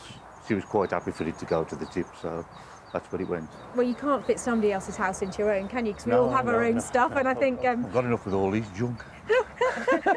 Excellent, you sound like you're in trouble. Would you like to see some pictures of how it ended up? Well, would Take a deep breath, OK? Go on then. Oh, blimey. Do you recognise that? No. It's amazing, that is. What do you think of it? Amazing. Does it look like the sofa you remember? Now, I've shared it and I've had lots of interest in it, but I haven't managed to sell it yet. Right, OK. But I think there is a buyer out there who's going to love that. And I just need a little bit more time, and then hopefully I'll be back in touch with some profit to share with you. It's isn't about the money anyway. You've done something with it that's, you know, it's saved you going to landfill or being burnt. And Mum will be delighted when she sees that. Really thank you very much, thank you. Lovely to see you again, and thank you. Bye-bye. Bye-bye, bye-bye. With Anthony's labour and materials coming in at over £1,200 and no sale, that equals a substantial potential loss of £1,250. But once that certain buyer with deep pockets has been found, Sarah will be back with a profit for Jamie and Jeff. In Marlow, Neil's transformed those old red leather cushions into bags. And he's doing the last few stitches ahead of Sarah's visit. I've enjoyed it. It's been nice to get a really high quality finished product from fairly challenging leather. The transformation has been pretty huge, so I think she'll be pleased. I hope so. Well, Neil's confident, but will Sarah agree? I'm back in Marlow to pick up, hopefully, some high-end luggage, but I have been a little bit anxious because the materials I left Neil with were anything but high-end. Sarah left Neil with some unsightly and worn red cushions, hoping he could make some luggage. They are now two beautiful handcrafted bags. Neil has carefully dyed the leather to give the bags a high-end sheen. The messenger bag has been dyed black and has pockets galore, incorporating charming details from the scout tents he's used as lining.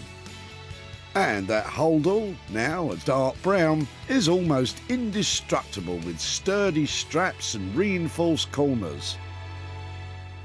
Sarah's got to be impressed with these, Neil. Hiya! Hey, how you doing? I'm very well, how are you? Yeah, really well. Good, come on in. Where are they? Here they are. So we have what they started off as and what they finished up as. Neil, they are amazing. Good, I'm glad you like them. I'm blown away, honestly. Good. I really don't look. I'm really emotional about them. I can't believe, because, sorry, just give me a look at the detail. I've even got little. Yeah, so you can lock the Cry, zips. stop doing. Honestly, I don't often get moved to tears by bits of leather from the tip. It was fun. The transformation, the dyeing, the changing of the colour. The leather's good enough quality, so it's made a decent bag. It's actually a work of art. I'm crying, don't look at me. Oh dear. So, and then messenger bag as well. Yes, so again, slightly different colour. We've gone for black. As much leather as I could use. And we've got the old toggles from the tent. That was a window, which is now magnetic. It's a big journey from the old burgundy sofa. It's fantastic. Yeah, great. Sarah's delighted with Neil's craftsmanship, but has he blown the budget? I don't even want to talk about money, but I know I think I left you with £95 per item. Even though there was some extra designing and some extra dyeing to do, it was straightforward, so they've come within budget. I should have no problem selling those. Brilliant. Thank you so much. They are just brilliant. It was a pleasure.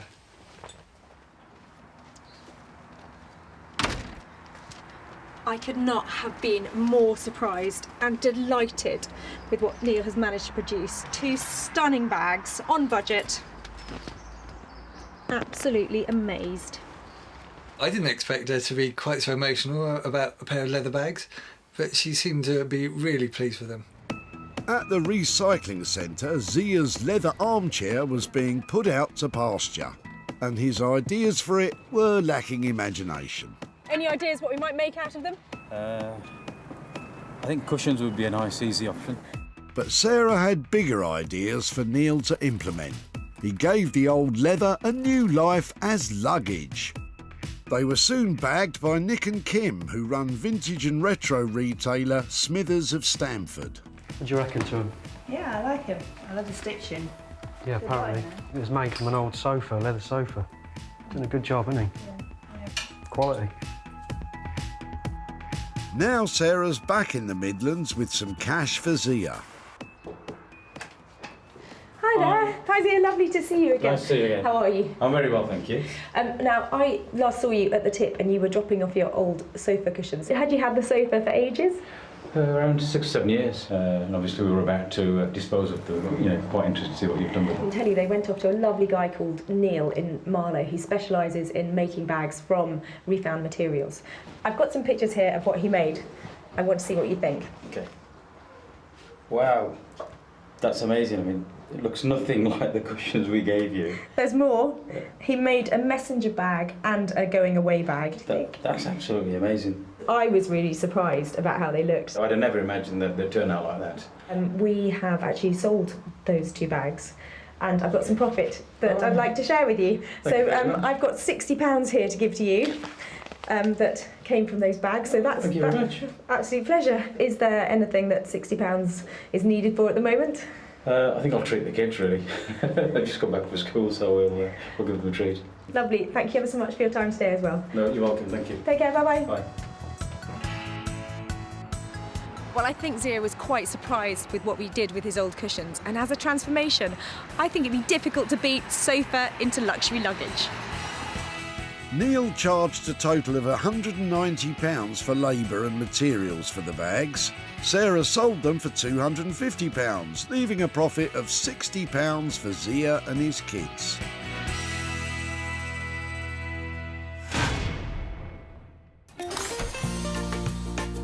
Sarah took 3 tawdry treasures from the tip in Walsall. Whose is that then? Jamie and Jeff's blue settee was transformed into a stunning pink penthouse sofa. Zia's worn leather cushions were dyed and stitched into stylish bags.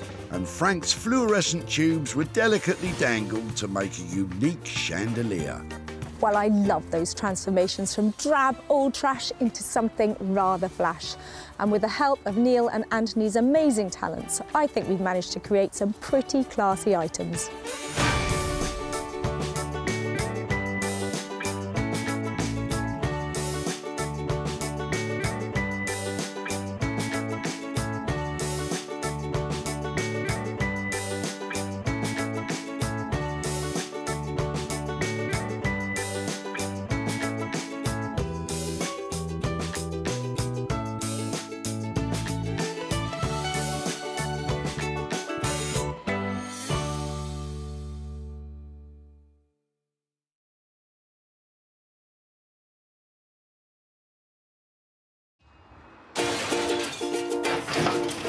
Oh no, I like the look of your rubbish. How do you make money for nothing? I love a little rummage. The answer could be hiding in the 30 million tonnes of household waste we throw out every year. I think that I might be able to make something out of that. That's why entrepreneur Sarah Moore wants to get her hands on things before they hit the skip. That's wartime. I'm a passionate buyer, user and maker of old stuff, and I've turned that passion into a money-making business. I make new stuff out of old stuff and I sell it for a profit. And with some of the country's elite designers and makers... That was brave. All the potential. No! She can transform her finds into desirable... Work of art. Valuable... and hopefully saleable items. Holy moly. If Sarah is successful, then she can hand the profits back to the very people who had no idea there was cash to be made from their trash. Thank you, I'm astonished.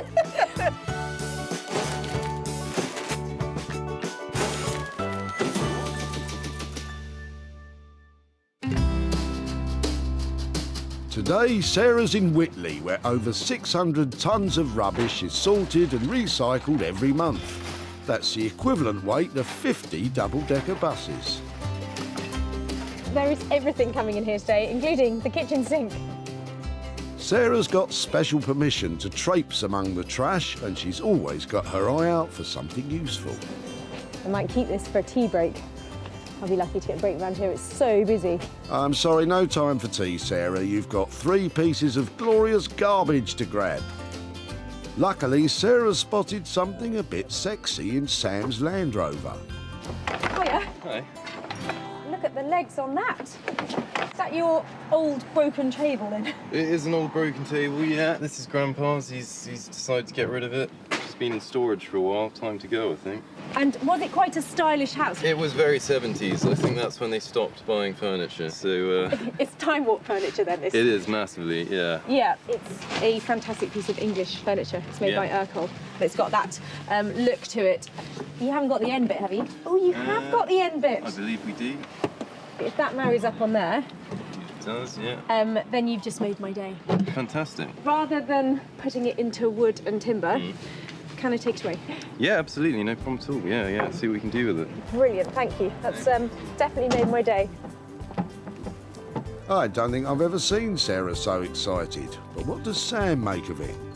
Not sure what Sarah can do with that. It's been sitting around the house for quite a while. It's in a bit of disrepair, it's quite old, but I'm sure someone out there will find something in it.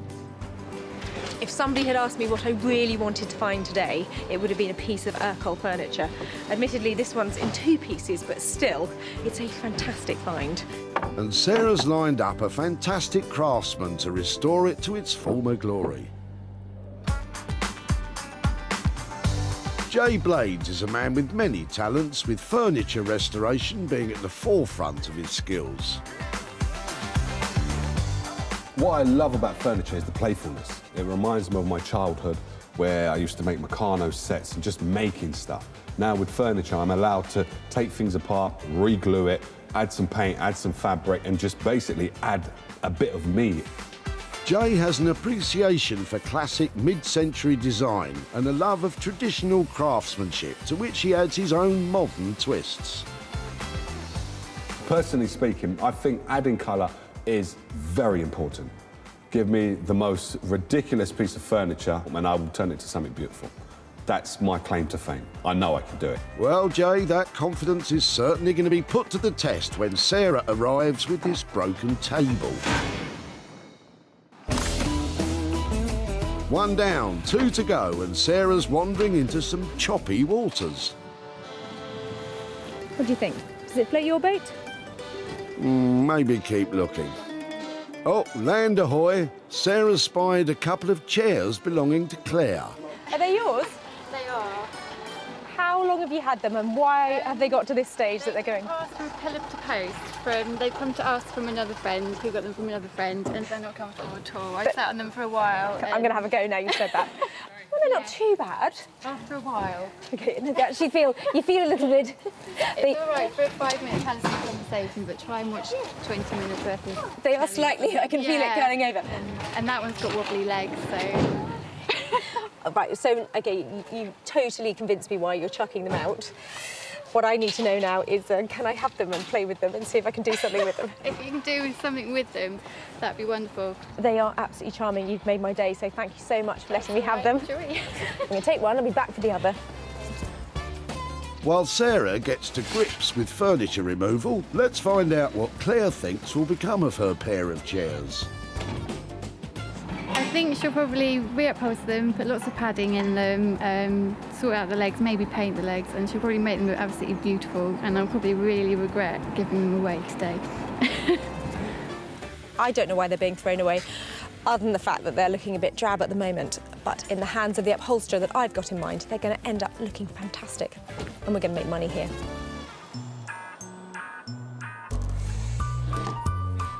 Anthony Devine is one of the UK's most talented teachers and practitioners of upholstery skills. Anthony's appreciation of furniture design provides him with the skills to bring old pieces bang up to date. Some chairs you just know, that this is the one, and you just know you're onto a winner.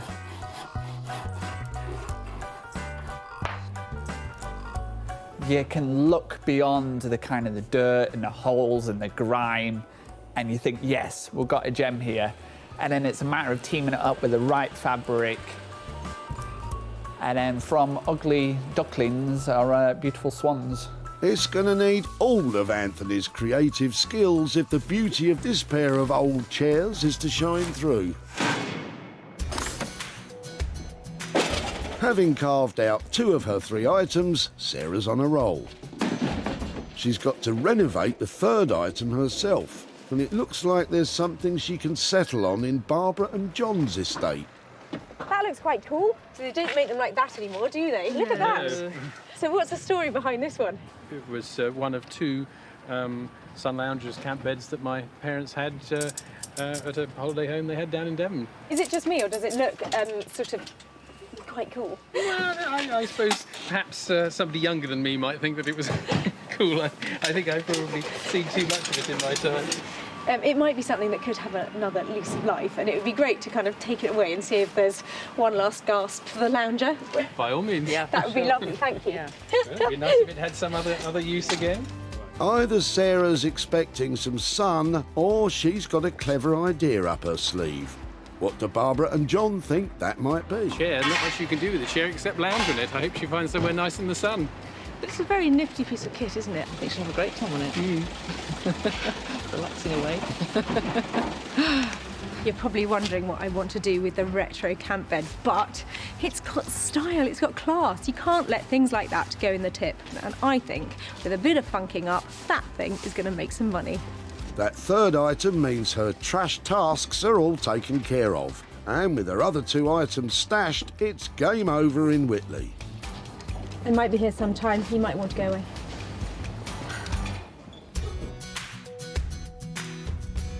Jay will transform that broken table. Anthony will primp and preen the pair of chairs. And Sarah will sort out that sun lounger. I have been stalking, salvaging and squirreling away my favourite bits of rubbish all day. Now, I've got to go and turn that trash into cash.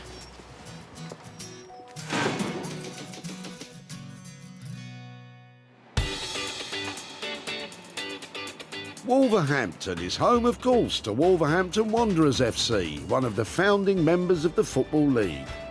It's also where Jay Blades undertakes his unique approach to furniture restoration. Sarah's coming along, and hopefully she'll bring me something that's timber. That's my favourite material. I enjoy working with timber. Well, you're in luck, Jay, I think.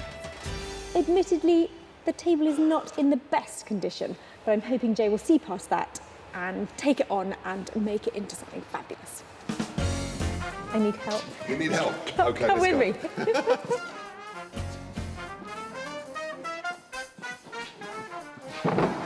So this is the manufacturer that I enjoy the most working on. This is Urquhart. Other furniture manufacturers are available, but this particular brand has been turning out quality British pieces since 1920.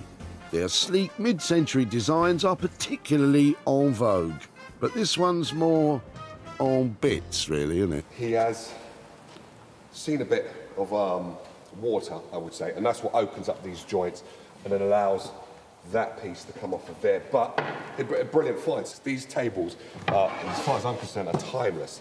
Even though you've got all of these marks and stuff like that on there, when this is sanded, the beauty of what this will come back like is just phenomenal. I know exactly what I'm going to do with this, and I know exactly how to fix this and make this worth every penny. Yeah. Have you got a rough figure in mind about what I'm going to leave you with?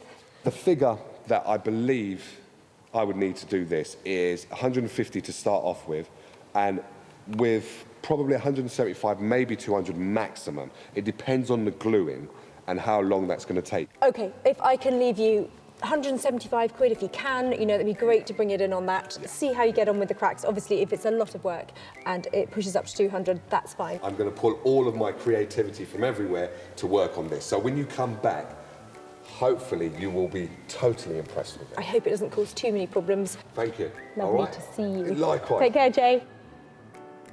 Well, that is just the reaction I was hoping for from Jay. Yeah, I can't wait to start working on this one. She's had a good find. And I'm really pleased about that price, £175 roughly. I should be able to make money out of that. I'm talking about big money. Oh, not too much pressure then, Jay. With a maximum spend of £200 on materials and labour, fingers crossed Sarah won't be disappointed. Manchester, one of the great cultural centres of Britain, famous for music, industry and, of course, the no-nonsense Mancunian attitude, which upholstery star Anthony has in spades. So Sarah's on her way. Over the years and been doing this, we haven't exactly seen eye to eye on everything, but that's good because that means always a challenge, always something I'll look forward to, but don't tell her I said that. Psst, Sarah, Anthony's looking forward to seeing your chairs. I'm optimistically describing these as cocktail chairs. I think they're 1950s, and I'm hoping that I can create something really sophisticated for Anthony to latch onto, but they've got to look expensive. Anthony? Hey. Hello, how are you? You all right? I'm very well. How are you doing? Very well. Good to see you. And you? I've got some gems for you. Check out these. Hopefully Anthony will be feeling a lot more stirred than shaken by Sarah's so-called cocktail chairs. Aren't they amazing? They are.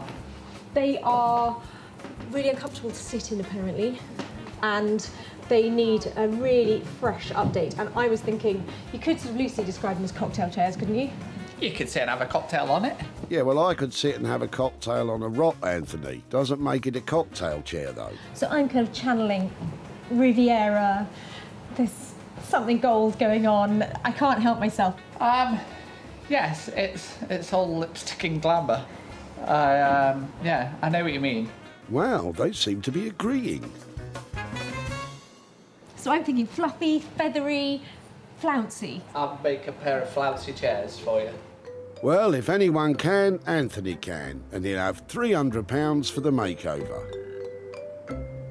I think I stand a fair chance of making a few quid, don't I? Yeah, I mean, I think it's just capturing the right thing with this. The right level of flounciness. Okay. So, flouncer meters at the ready. I, for one, have no idea what we'll be coming back to. Anthony has got such an amazing skill set that he can pretty much work with anything. So I've left him with a brief to get on with those chairs and make them fabulous. Who knows what he's going to produce? There's something just screaming out about one in the kind of volume, a perm or something like that. A perm? If you say so, Anthony. With £300 at stake, let's just hope Anthony's transformation of those chairs is a success. I can't wait to see what becomes of them. Back home in Sussex, I bet poor Sarah's hard at work turning the old sun lounger into a money-maker. Oh, or maybe not. Absolutely nothing wrong with this. Just like this. Perfect. It's not going to make much money. The sun worship will have to wait. Time to get the lounger into the workshop. I loved this lounger the first moment I saw it. I don't know why. I suppose it's because it's retro and I can tell it's really well made. It's got a fantastic ratchet system on here, which means the ends go up and down and stay in place, so it's designed to be really comfortable. There's a blow-up pillow under here, and that's done well to survive in such good nick for, well, it must be, I'd say nearly 50 years old. Some things actually improve with age, I think you'll find, Sarah. Take me, for example. The only thing about it is at the moment, it's really looking tired. Actually, I haven't been sleeping well lately. There's a bit of rust on the legs. I'm not opposed to a rub down. And there's some marks on the canvas. Well, you can't make an omelette without cracking a few eggs. So I'm thinking a little bit of an update and I might be able to make a few quid on it. Oh, there's definitely life in the old dog yet. But back to the sun lounger. The cover's in good nick, so Sarah's going to use it in the final piece. It just needs removing and washing. But what exactly is the master plan for this project? So I'm thinking, if I can reposition this from sun lounger into daybed, or make it into something that people want to have in their conservatory, or even as a spare bed in their bedroom, then I might stand a chance of making some money out of it. So it needs some careful thinking. But I'm going to get this washed and at least know that I've got that to work with if it comes up in good condition. So it's a makeover that promises quite the transformation. As the canvas is edged with plastic, Sarah's cleaning it by hand using a mild washing powder in warm water. One more rinse. Then it's just a matter of hanging it out to dry. Actually, that's happened to me a couple of times too. Who knew I had so much in common with the sun lounger? Time to salt those legs. Spray time. I'm doing it out here because if I get mess everywhere, next week's going to be mown off and it'll be completely gone by then. Have it upside down. Maybe it's a table. Anyway, let's stay focused.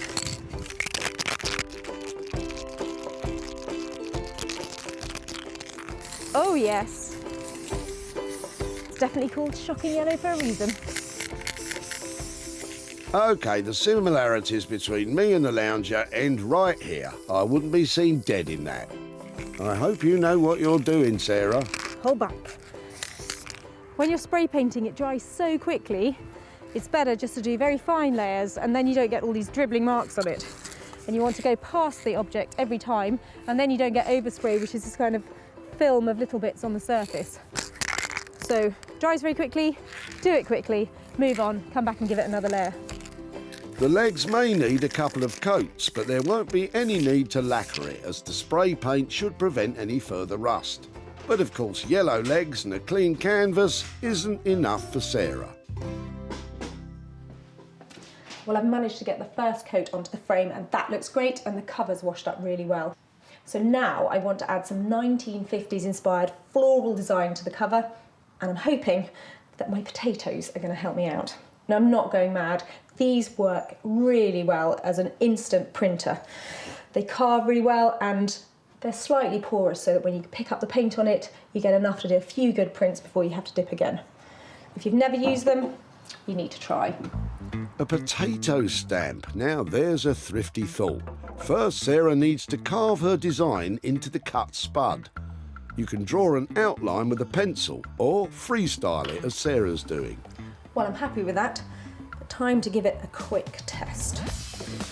Sarah's using some leftover emulsion paint. It may fade once it's washed, but it all adds to the overall rustic charm. Definitely worth practicing, because once you get stuck in on the real thing, there's no going back. I think that sample looks really cool. I'm a bit scared about doing it on the real thing. Don't worry, Sarah. If you mess it up, there's only your reputation on the line. Ooh, the pressure.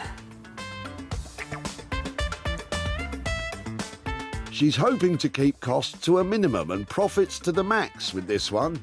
But with such a bespoke look, will she find a prospective buyer?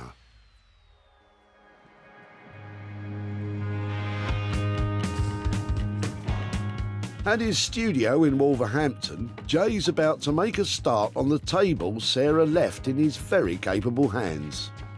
It's only until you've taken it all apart that you can actually see what you're working with. Originally constructed in panels, a lot of them are starting to split, and one of the drop leaves has completely broken off. It's just a simple classic design that just is timeless and it works well. So it's kind of like the Meccano of furniture. So it's really, really simple. We all know that this part is never straightforward.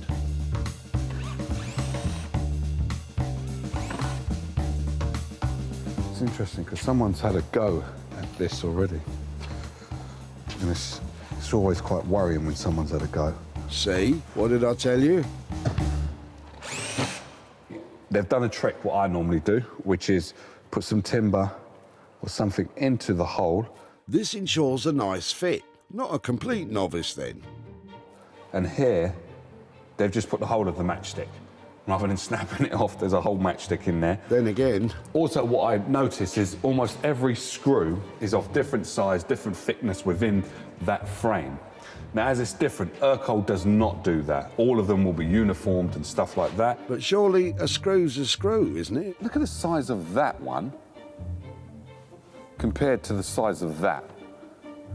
And they're completely different screws, completely different. And it's done some serious GBH to the tabletop. So what has happened by using a really long screw here, so you've got 1 and 2, they've come straight through. So basically, when I want to have this top as a showpiece, I have to make sure that those holes are filled up. If you're fixing furniture from a popular manufacturer, the best thing to do would be to contact them for advice on the right screws to use. Now, onto the main part of the restoration. With gluing, I've always been taught that more is more. I normally say less is more, but more is more. It's better to have more glue than less glue. That's cool. Because it's only going to squeeze out in the sides anyway, which we would then clear up. The same theory as I use on my jam sandwiches. Jay's using wood glue, which is designed to set thin, so there are no gaps in the joins. If the glue works on this and it forms it and it holds it really, really nice, brilliant. I could do all the rest. The gluing is the hard bit, because that's what's going to last the test of time, really and truly. To make this strong again, as strong as it was when it came out of the factory, is really, really important. It'll be a tense 24 hours for Jay. If the glue doesn't work, well, he doesn't have a table and it'll mean a complete rethink.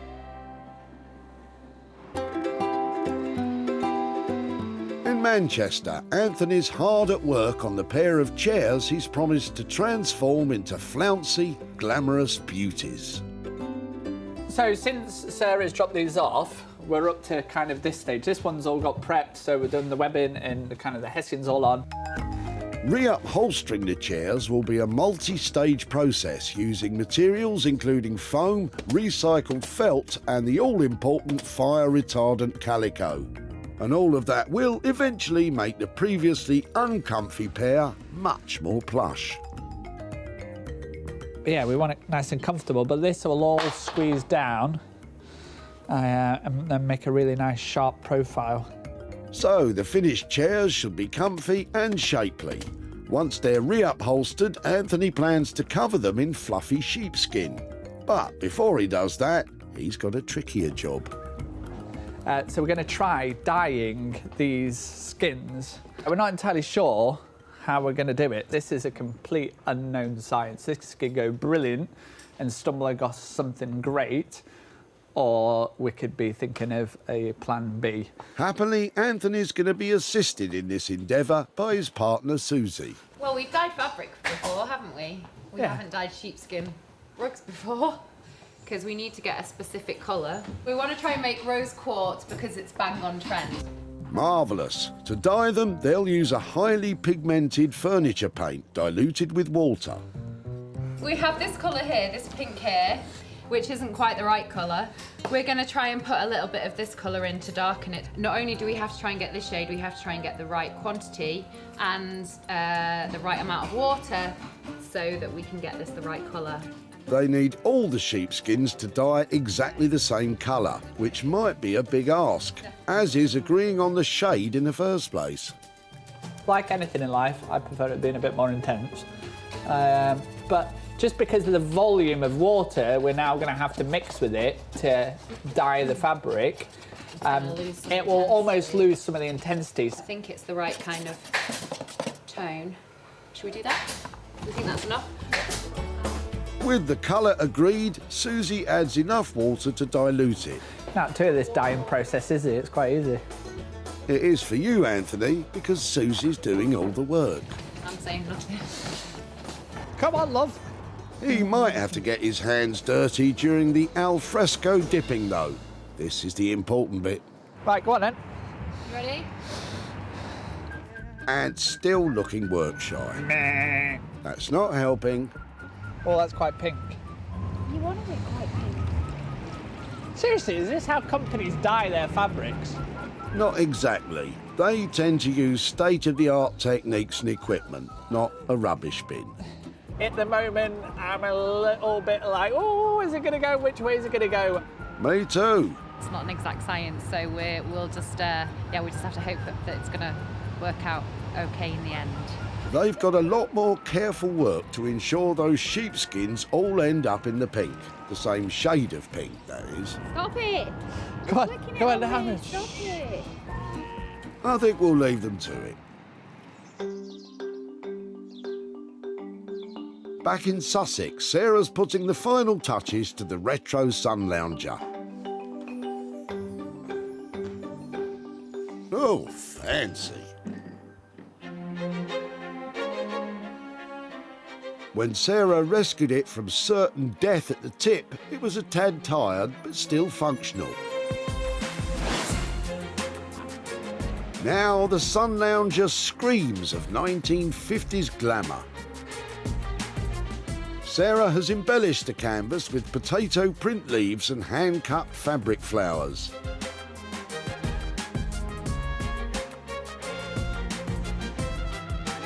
She's recovered the head support pocket with matching floral material. And of course, the vibrant yellow legs set the whole thing off a treat. All I need now is a pool and a cocktail, and I could be made for the day. But that won't sell it, will it?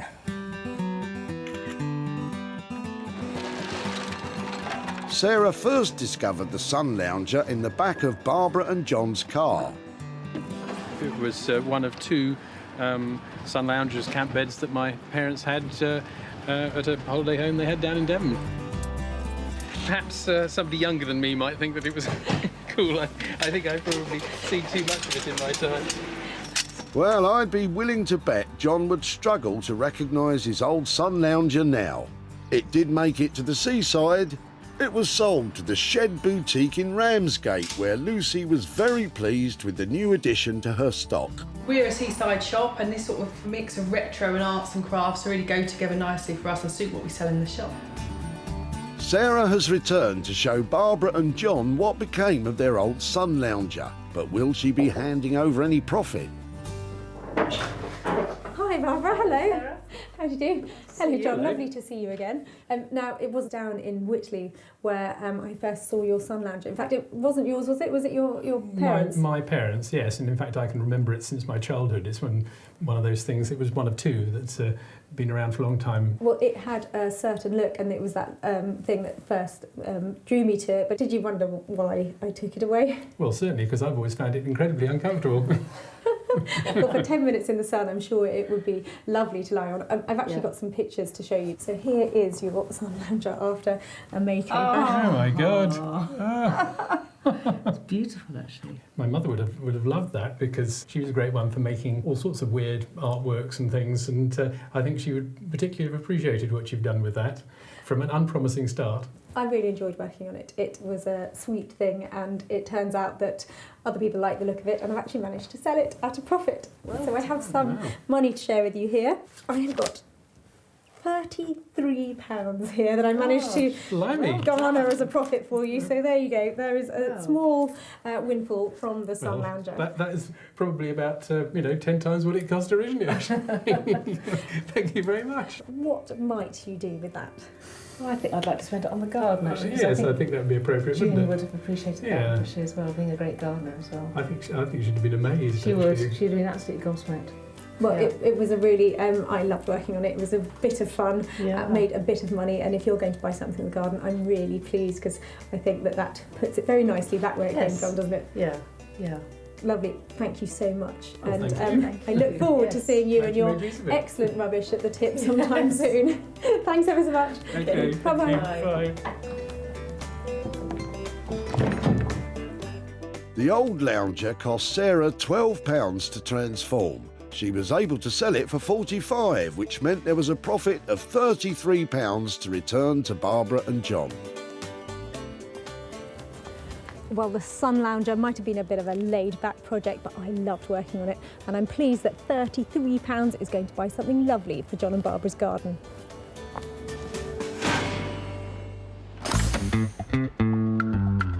Back in Wolverhampton, Sarah's about to see Jay's restoration of the broken table. Well, if I'm ever lucky enough to find Urkel, I always think of Jay, and if he's managed to work his magic on this piece of furniture, there could be some real money on the table. Oh, I like what Sarah did there, but will she like what Jay has done to the table? Table's done and dusted. I'm really, really happy with it. Compared to how it was when it first came in here, it was a bit in bits. It wasn't really a table, it was just bits of timber. But it had the look to become a beautiful Urkel and turn it into a beautiful black swan, which it is now. So hopefully she'll like it. Sarah left Jay with a battered and broken, ugly duckling of a table.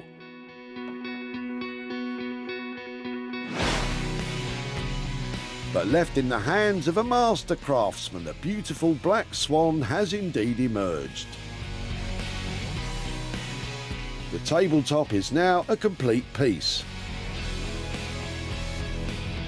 The legs Jay so admired are dressed in black lacquer paint with little colour splashes, giving it a contemporary, modern twist. But will it be to Sarah's taste? Oh my word! Look at that!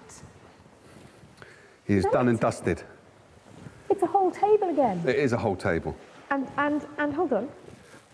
I can see a little Blades magic going on here. Just a little bit, just a wee bit. I would always have to add just a little bit of colour. So the flicks is what I'm kind of into at the moment. It's my playful kind of time And it's all due to my daughter, basically. She likes flicking paint and just having a great time, so that's why I did that. Fantastic. And which end was the broken end? That end? This end was broken, this was broken as well, coming apart. This, I glued it as much as I can, and this one had a little bit. So all of them were coming apart, basically, but this was the fully broken one. It feels lovely. Yeah, it should be. It's had a really beautiful rub down and oil in. And yeah, now it's just allowed to sing. It's really, really gorgeous, I think. Well, it's really cool. Did it give you any problems? There was a load of different screws, different sizes. They'd used screws from beds, from different tables, from a whole load of stuff. So I contacted Urco and they gave me the right measurements for the screws that I needed to then put them in there, which was absolutely easy. It's nice to have a bit of authenticity, isn't it? Yes. It looks great. Yeah. Budget? Budget, £200, bang on. Well, that's great news for me, isn't it? Because with a £200 investment, I really stand to make some money out of this one, don't I? Yes, definitely. Well, they both seem very sure of themselves, don't they? I believe this would just fly off the shelf. This is something that's quite sought after. A lot of people are wanting these because of the dimensions. Once you've dropped the leaves, they're easy to just put in a small space, a small kitchen, so they're ideal, and they're a classic. Little did Sam know when he was set to chuck it in the tip. You might not like this, but there are people hammering to get their hands on this stuff. It's in a bit of disrepair, it's quite old, but I'm sure someone out there will find something in it. You're not wrong, Sam. Jay has made sure that this iconic piece has at least another 25 years of use. And Nick Smith, a regular client of Sarah's, snapped up the table to sell through his vintage and retro company, Smithers of Stamford. Sarah's now returned to Whitley to show Sam what became of his grandfather's table and possibly hand over some cash. Hi there, Sam. Hi there. Hi, how are you? Yeah, really well. Nice to see you. Good, good. Got the hound of the Baskervilles. We do, unfortunately. We've got a Jack Russell. I'm very sorry. Oh, no, they're lovely, aren't they? Well, depends. Now, when I last saw you, you were being a very good grandson, weren't you? I was, yes. Helping with the dump run. Yeah, so your grandfather was clearing out some... I thought the quality of his rubbish was excellent, actually. Really? Really? Yeah. Okay, good, good. I loved the look of his table. Now, did you know anything about that? No, I was utterly clueless. I just thought it was a regular old table he was chucking out. Well, it was broken, but did you think we might be able to mend it? Yeah, I wasn't sure, actually. I thought, considering the damage to it, I thought it was pretty much a write-off. But... Yeah, it wasn't working as it should as a table. No. But if they do break, they're reasonably easy to mend. So Yeah. your table went to a guy called Jay Blades. Okay. He works up in Wolverhampton, and he was delighted to see it, and even in the state that it was in, was very enthusiastic about it. And I've got some pictures to show you. Oh, brilliant. Of what he did. Yeah. So your table now looks like that. Oh, wow. That's like a proper table all fixed up. Yeah, no, that's looking lovely now, actually, yeah. It looked absolutely lovely. The quality of the finish was beautiful, and I've sold it. Oh, wow, brilliant. With Fantastic. a little bit of profit. I think coming your way after all your help Oh, in the tip with your grandfather, I have got £50 here. Oh, wow. For you. Oh, thank you very much. So it's £50. Brilliant. What are you going to do with that? I'm going off to France, actually, tomorrow morning, so probably get spent over there. Well, I think that is lovely. Please thank your grandpa so much for letting us take away his rubbish and for all your time. And yeah, I think you're going to have a lovely time with that in France. I'm very jealous. Thank you. Thank you so much, Sam. Thank you Lovely very to see you again. You too. Bye-bye. Sarah spent £200 having the table put back together by Jay, and she was able to sell it for £250, which left a £50 profit to hand back to Sam. Well, that was a little reward for all Sam's hard work helping his grandpa at the tip, and he's got 50 quid to go and spend in France. That is a good result.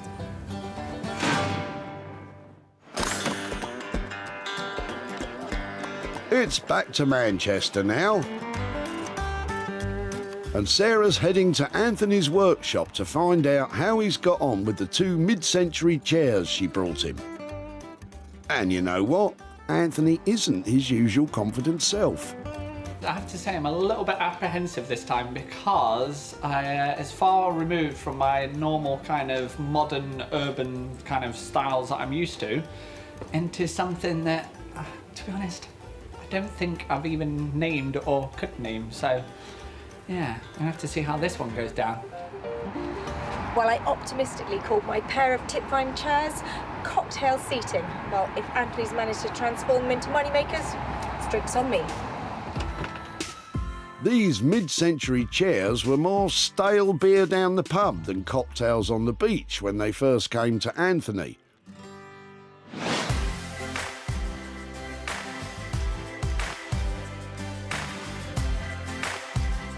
Well, they've certainly gone from dull and dated to striking and unique.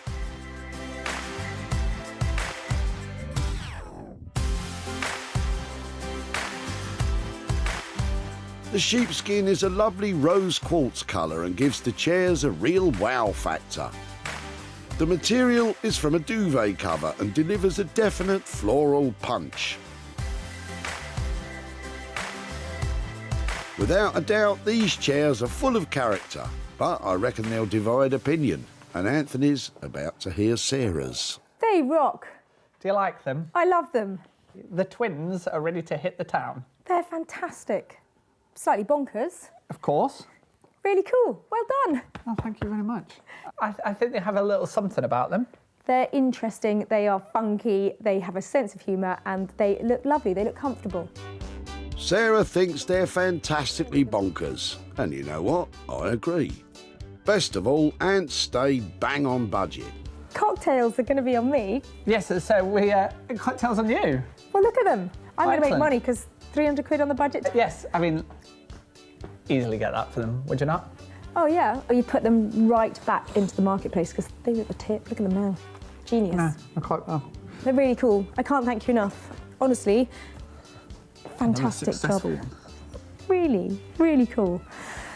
I'm going to sell those instantly. I'll tell you when I do, all right? Confident words there. Let's just hope you're right.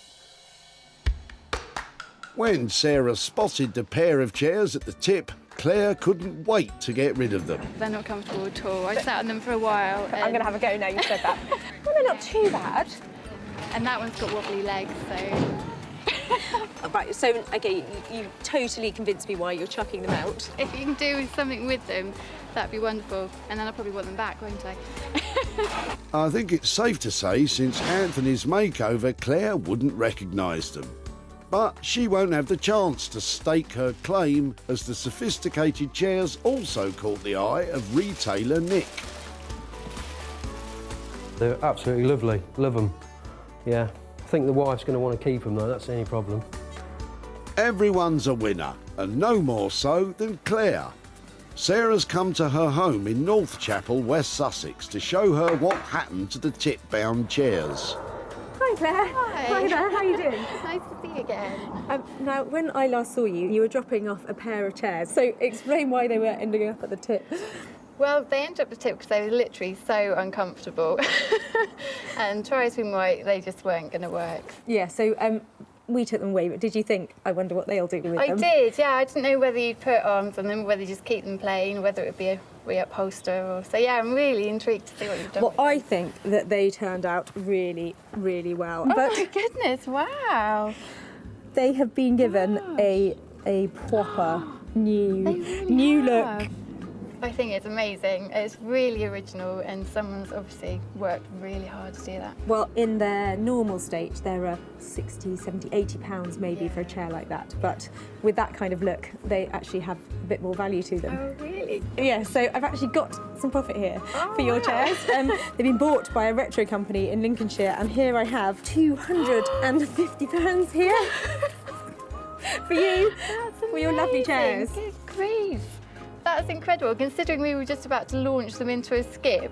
Oh, well, that's fantastic. We loved working on them. They were really inspiring, and everybody who was involved with them really sort of enjoyed the whole process. Good. So Thank you very much. It's a pleasure. Lovely to see you. And you. Bye-bye. Thanks to the amazing talents of Anthony, the chairs cost £300 to transform and sold for £550, giving Claire a sizable £250 profit. Well, Claire's chairs could have ended up in the skip, but they're now comfortable, beautiful, and profitable. Sarah saved 3 items from the Whitley Recycling Centre. Sam's grandfather's table was rejuvenated by Jay. Claire's chairs were given a woolly treatment by Anthony, and Sarah stamped her mark on Barbara and John's sun lounger.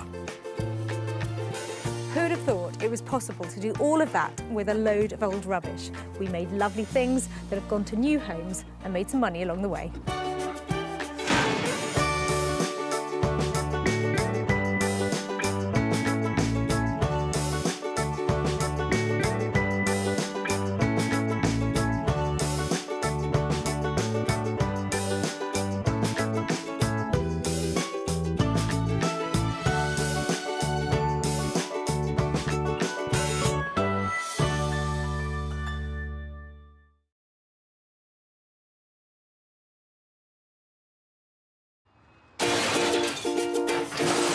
Have a little rummage around in your rubbish. How do you make money for nothing? I love that. The answer could be hiding in the 30 million tonnes of household waste we throw out every year. So heavy, they don't make them like this anymore. Look at that. That's why entrepreneur Sarah Moore wants to get her hands on things before they hit the skip. I'm a passionate maker, buyer and user of old stuff, and I've turned that passion into a money-making business. I make new stuff out of old stuff and I sell it for a profit. And with some of the country's elite designers and makers... Say something nice about it. My juices are flowing in this one. They are going to be wow. She can transform her finds into desirable, Isn't that stunning? valuable Oh, wow. and hopefully saleable items.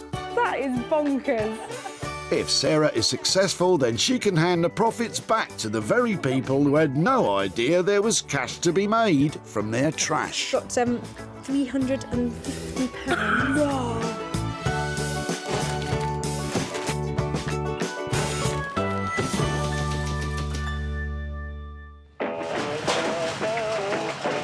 Welcome to Walsall Recycling Centre, a non-stop hive of activity. With the nation becoming more and more aware of the benefits of regenerating unwanted possessions, one woman is on a mission to turn your trash into hard cash. I love turning a profit where others see trash. Making old stuff that's drab into desirable and fab is just so satisfying.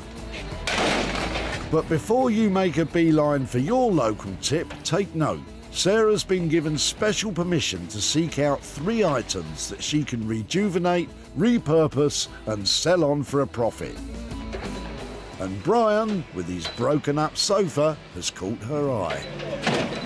Nice sofa. It was a nice sofa. What's happened to it? We broke it up because it's not very good now, so we just got rid of it. Have you got the bits or not? Little bits in there, but they're broken. Come on, let's see. I like the back of I've it. jumped on it. Have you? Yes. You boys have all the fun, don't I you? know. Let's have a look. For all the rest of it's broken. Have you got the arm bit? Have you got the other bit? There somewhere. Are those its legs? That's it, those are the legs. I'm loving it more by the minute. So that goes on there. Come on, Sarah, you must be well used to the game of furniture jigsaw by now. Oh yeah, that bit goes there. Great. All the cushions are in the back of your car. Brilliant. So that's 1970, that sofa. Check out the expert eye. I'm impressed. It's written all over it. It's got a date on it. Oh, right. Expert, you see. That's cheating. Now I've got all those bits that you've smashed up. Do you think I could take them away, put them back together and see if I can make it back into a lovely sofa again? Well, I don't know, because part of it's broken. You could try. I shall definitely be able to get that fixed. Fine, that's great. The question is, what will become of Brian's old sofa? I don't know, to be honest. I don't know. It'd be good to find out. I know what you're thinking. She's bonkers. Correct. But this is going to be brilliant. I know it's in pieces, but it is going to look fantastic when it's finished. Trust me. Watch. Oh, we will, Sarah, we will. But who's Sarah picked to help her transform this item?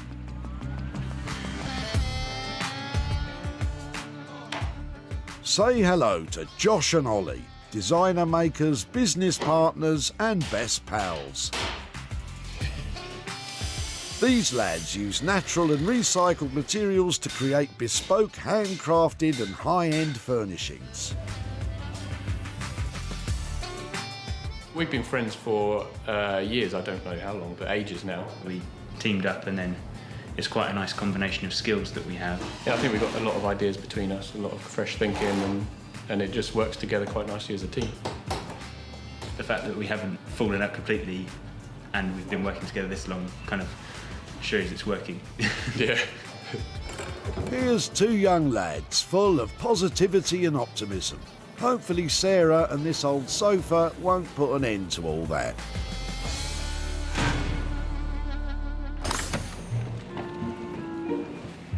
One down, two to go.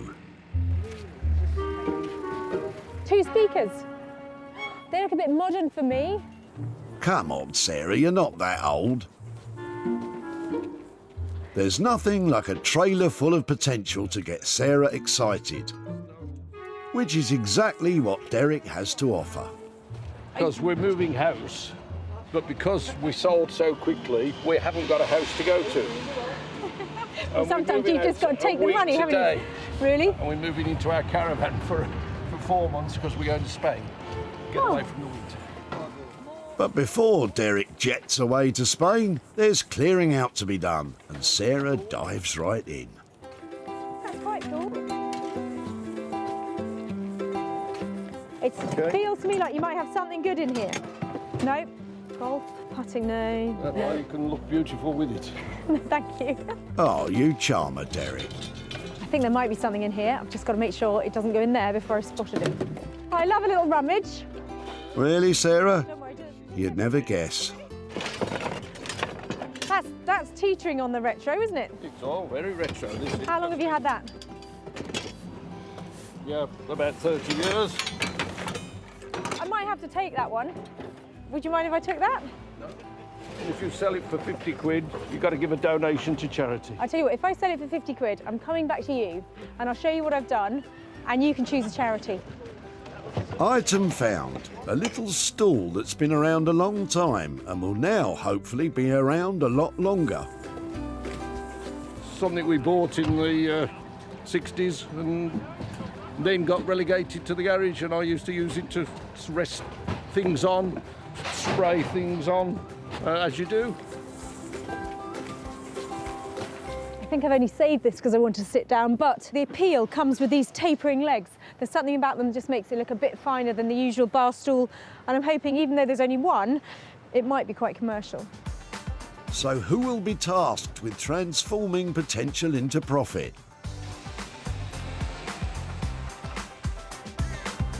Jay Blades has a passion for classic British craftsmanship and adding a little va-va-voom to vintage furniture.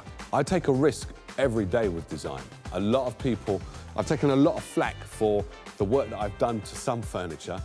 People say, you shouldn't paint that. Jay loves reworking furniture from a bygone age to bring it bang up to date, pushing the boundaries of contemporary furniture design. I love a challenge. Even when I'm making mistakes, I enjoy making the mistakes because it teaches me about a process that I never knew. A mistake for me is always about learning. You like a challenge, do you, Jay? Well, Sarah's got one coming your way.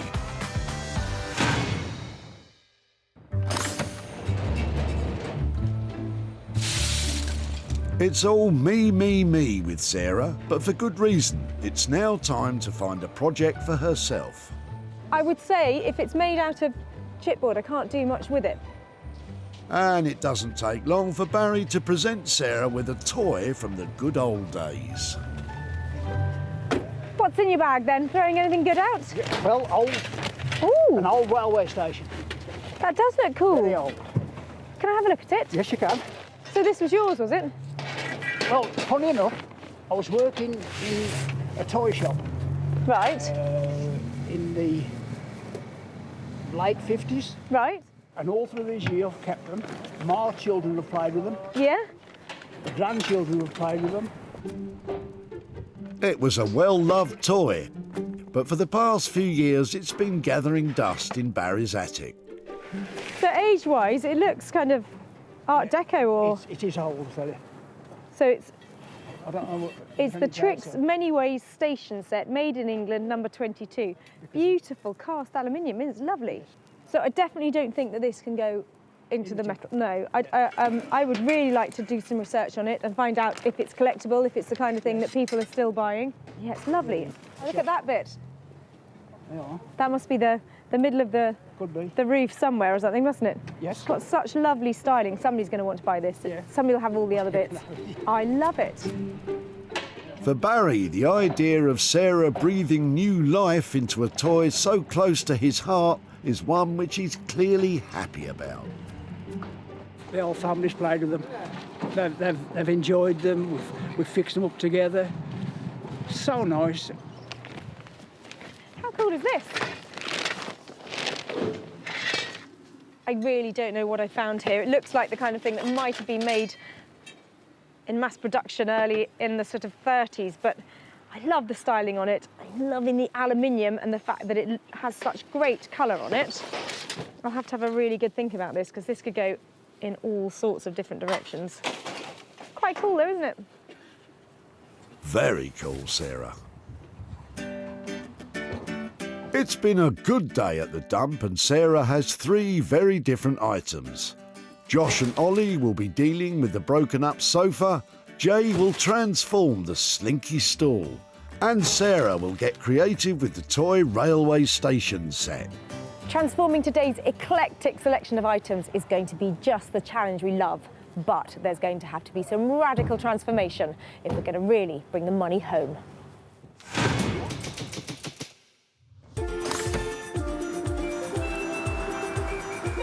This is Chichester in West Sussex. A vibrant town with a thriving music, film and art scene. While it may be forward-thinking, it's hard not to be impressed by the town's illustrious history. Its medieval architecture is striking. This dynamic link between the past and present inspires designers Josh and Ollie to create contemporary bespoke furniture with traditional materials. And if that happens to involve a blowtorch, they're a couple of happy chappies. I wonder what they'll make of the 70s sofa Sarah's wheeling their way. We love what Sarah does, because we're into like restoring old items and keeping things going, so yeah, always interested to see what she's going to bring us. Yeah, we're kind of on the same page in that respect, aren't we? Yeah. So looking forward to seeing what she's going to bring us today. Hello. Hiya. Come and see my flat pack. Okay. Wow. It's not supposed to be flat pack. Cool. Yeah? What is it? Sofa. 1970s, beautiful styling, lovely lines. Of course. Should we get it in? Yeah. I think it's fair to say first impressions were underwhelming. It might be easier to get rid of the cushions, because I think whatever we do, they're not going to be part of the plan, are they? It has been smashed up. Yeah. But I thought it has got 70s style oozing out of every broken pore. I think, yeah, 70s are back in, but for me, like, the kind of lacquered mahogany look isn't really that fresh at the moment, so maybe we do something with the frame. Like, we love to scorch things, so why not try that? Maybe we should burn it with a blowtorch. Burn, baby, burn. Yeah, let's just burn this thing and forget about it. Yeah. But no, if we scorch this entire frame, so what you see here will be really nice kind of matte black with a lot of texture going on. And then the idea is to put some like really contrasting, maybe maple or sycamore slats on it, and just turn it into like a really clean, crisp, stylish 70s looking seat. How much is it going to cost to turn this into cool, crisp, high-end luxury living? Lots. Lots. Well, yeah. It's going to be a fiddly one, isn't it? There's a lot of things that we've seen already that I think could it's one that cause us will, trouble. I'm reckoning about 700. Yeah, I think so. How does that sound? you're going to burn it and charge me 700 quid. Pretty much, yeah. Well, if you think you can pull it off, if I can come back here, in the end, yeah. I'm going to make profit. Best of luck. Thank you. I'm getting a scorched sofa and a 700 quid bill. Let's hope that's the right decision. I think we're quite excited about this one, actually. Like, Yeah, there's a I- lot of work to be done. I think it could look really cool at the end. Yeah, after we've put our touch on it, I think it'll be a nice, sleek-looking seat. Done a bit of scorching, put a bit of fresh wood on there, bish bash bosh, done. Josh and Ollie have a whopping £700 to spend on this sofa. Let's hope that budget won't go up in smoke.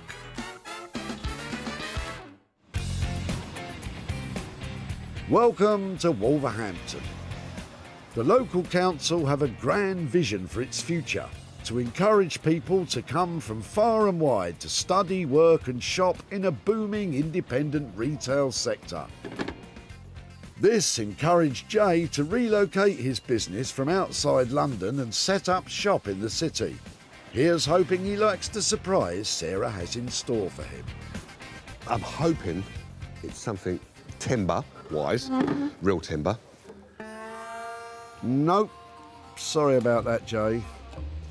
But knowing Sarah, she loves to set me a challenge and tries to trip me up every now and again by bringing me something that I've never worked on before and just say, like, have a go at that, Jay. I thought you would like that.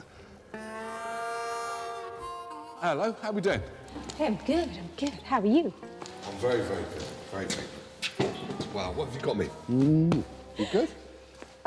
Well, something slightly out of the ordinary. Wow. Okay. I know it's not wood. Shall I tell you what I'd do with it? Okay, yeah. Wow. If this was mine, I think I would probably try and make the legs into like amazing, long, gold, beautiful legs. Yeah. And then I'd cover the top and the back in a powder puff of Mongolian sheepskin covered in kind of pink tinge. Wow. But I thought I'd bring it to you and hear what you do with it. Because I don't think you're the powder puff type, really, are you? No, I'm not. I like your ideas, though. I do, and I'm holding pink as well. But I do like your idea. It is nice, but not. He doesn't. He's being polite. No, He hates it. I do like our idea, but I wouldn't do pink fluffy stuff, even though I have a pink duster. I'm not going to do the pink.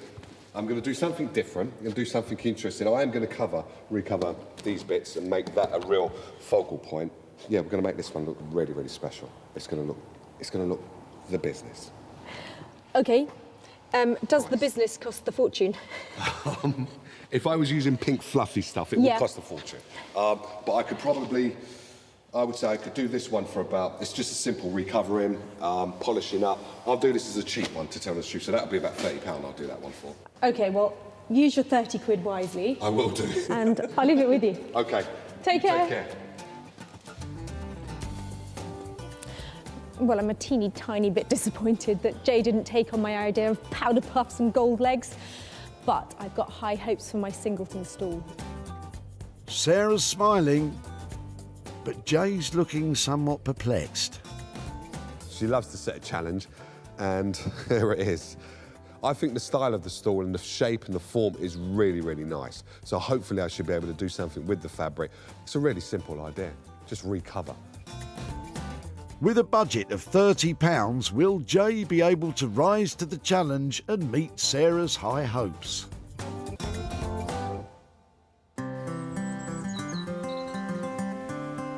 Sarah's back home in Sussex after dropping off the sofa and the stall. Once Bramble's been for walkies, Sarah can get started on her item. She picked out the Art Deco style train station set. Definitely cool. That deco styling is so strong in these pieces. All together now, finally. It's got bags of style. Sarah had hoped she could sell the well-loved station set as is to a collector, but it's too scuffed and scratched, so she's had a bright idea. Sarah's going to make 5 desk lights. She's already had perspex, which will make up the light housing, made to order, and she'll combine them with pieces from the train set and her LEDs to make lovely little lamps. So these are the bits back from the fabricators, and these are the windows, the roof and the side sections, and I'm hoping they all fit together with our train set to make a lovely little desk light. But it's not looking very impressive at the moment. Each perspex light box is made up of 8 separate pieces, which Sarah will have the oh-so-fiddly job of gluing together. There's one set's worth there.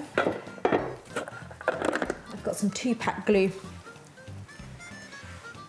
with quite a long working time, so I don't have to hurry too much with it. So you just mix these equal quantities together, give it a stir, and then it makes this really strong bond when it's all mixed up. Let's hope the measurements Sarah supplied to the perspex cutter were right. If not, disaster.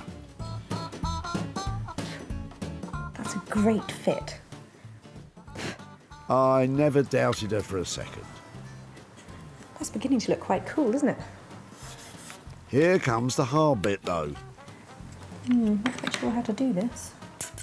She's now got to glue the roof and side sections together.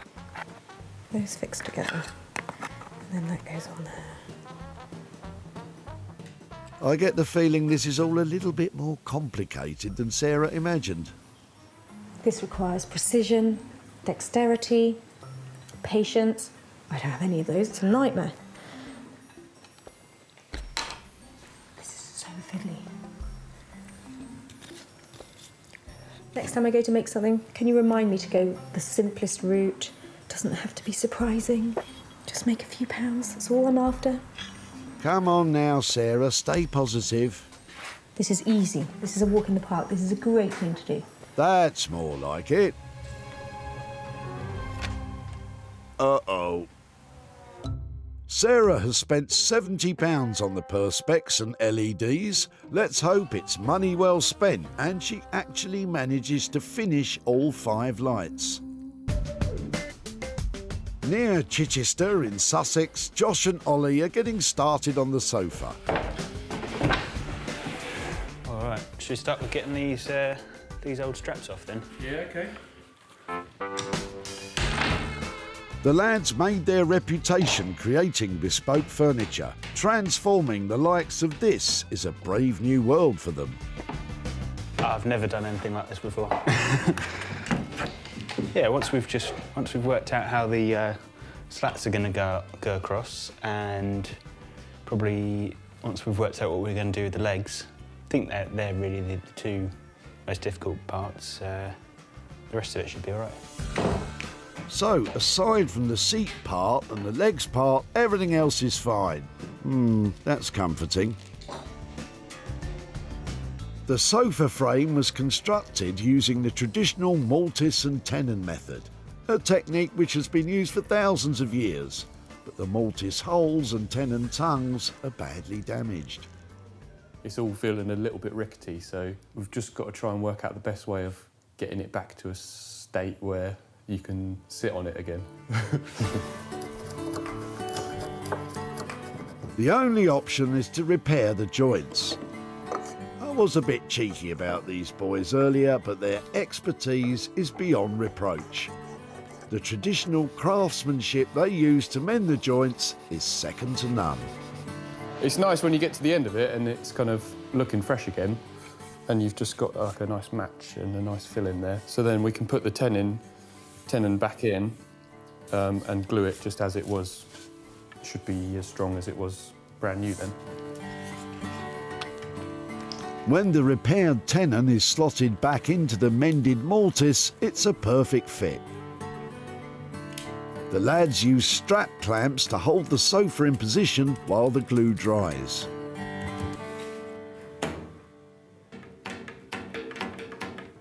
I don't think we're going to make a sofa anymore. It's just a big old sort of bass guitar now, so scrap that idea.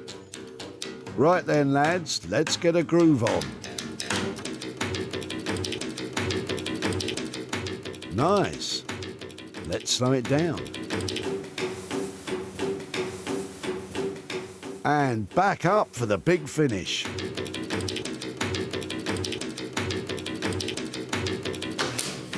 Yeah, man. But it's back to business, and there's some blowtorching to be done.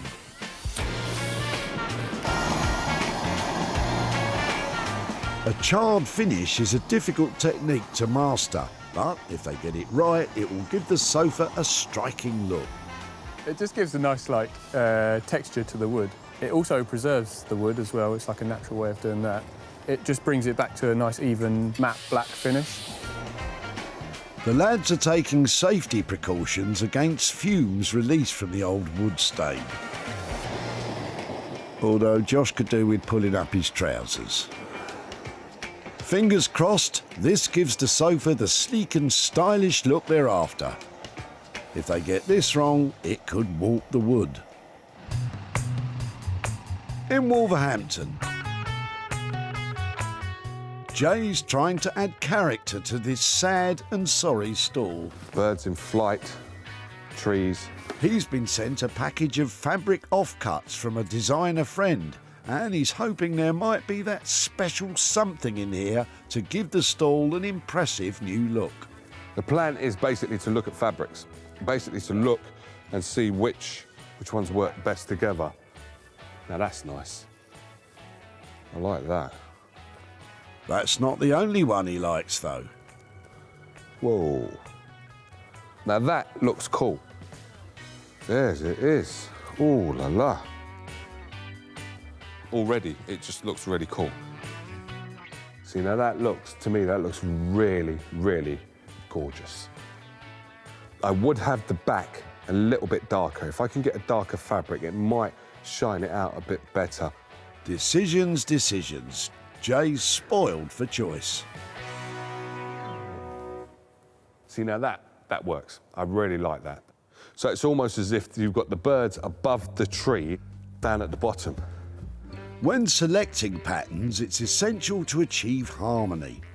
This doesn't mean they have to match, but they should have some aspects in common, such as colour palette, scale or style. Seems like Jay's made his choice. Now that does look nice. There was a pink one I had on there before. There's two fabrics. There's one which has got more pink and one that's more white. And it's a toss-up between those two. So I think I preferred the fabric I put on before. Well, at least we've narrowed it down to two. But I ain't got another. Oh, man. Oh, three. I need to stop. That is gorgeous as well. It's only a £30 job, a really simple thing to do, but it has to look right. It's giving me a bit of a headache. OK, Jay, let's put the fabric to one side for now and concentrate on the legs. Jay was thinking about leaving the scuffs and scrapes, but has decided to bring back the shine, using metal polish, fine wire wool and a whole load of elbow grease. I must admit, it's really, really satisfying to see something just change right in front of your eyes. It's almost like magic. It makes you think like, wow, look what this stuff's doing. I'm still waiting for that magic, Jay. Remember when this was supposed to be a quick and easy job?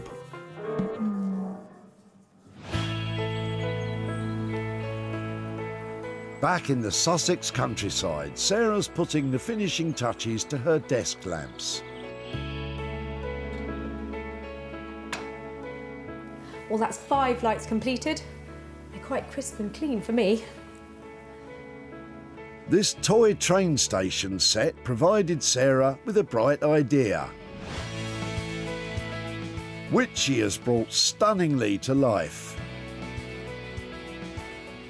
The addition of the toy figures, pinched from her daughter's toy box, lend the platform's scale and perspective and add to the fun.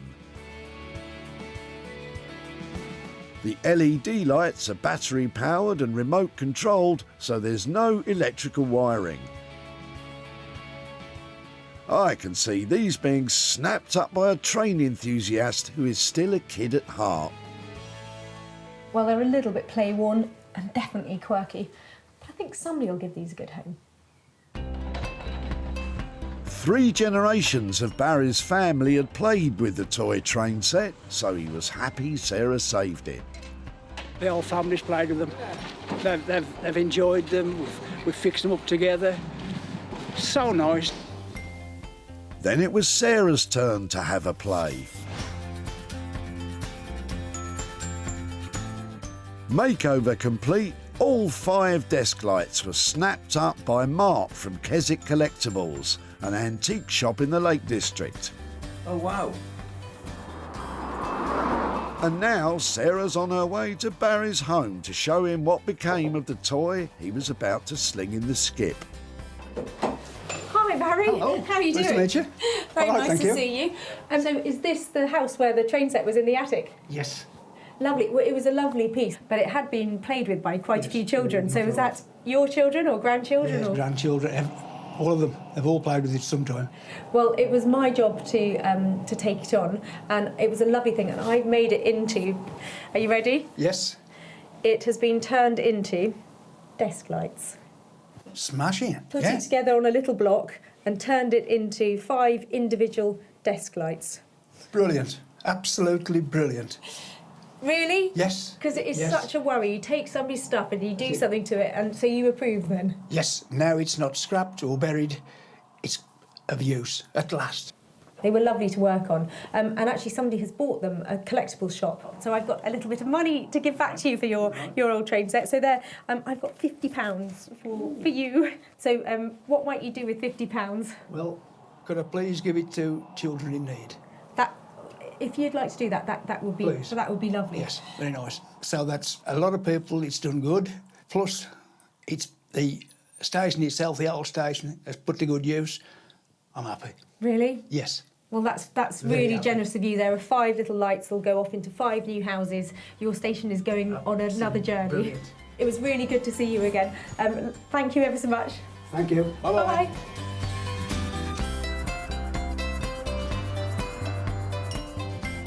Well, that was really lovely to see Barry's reaction to his old train set, because he and his family had obviously had so much fun using it, and I really enjoyed making it into something else. And I think he was really enthusiastic about the fact it's going on another journey. Sarah paid £70 for materials. They sold for £120, making a profit of £50, which is now on its way to charity. I'm really looking forward to seeing how Josh and Ollie have got on with the 70s sofa. And I'm not the only one. No, not them. Her. I left the boys with a massive challenge, a completely smashed up sofa, and I can't wait to see what they've done with it. It was beat up and broken down, but with Josh and Ollie's help, Sarah hoped it could be brought back to life. Wow, it's been born again like a phoenix from the flames. The scorched wood has been sanded down to create the smooth matte black finish. This contrasts beautifully with the light American maple timber used for the seat. Craftsmanship on display here is second to none. It's unique, bold and super stylish.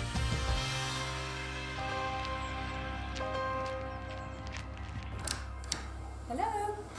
Oh, hello. Lads! Yeah, just having a little coffee break. Hey! Hello. Wow! How cool is that? Let's see it without the rug on it. Oh. Work of art. Did you scorch it? Yeah, scorched the frame. It's genius. I don't know what to say. It was so badly broken and beaten up beforehand. It's beautiful. Is it comfortable? Yeah. Try it out. Oh, yeah. It's lovely, Yeah. isn't it? Oh, the finish you've got on this. It's nice and smooth, isn't it? Yeah, great contrast. It's fantastic. I mean, Really the good. actual frame itself is really nice, and there's loads of curves, and it's really well put together. So I think once we actually had it reassembled and fixed up, yeah, it's a really nice shape, isn't it? And then just, I think, sorting out the two colours, I think it just works really well.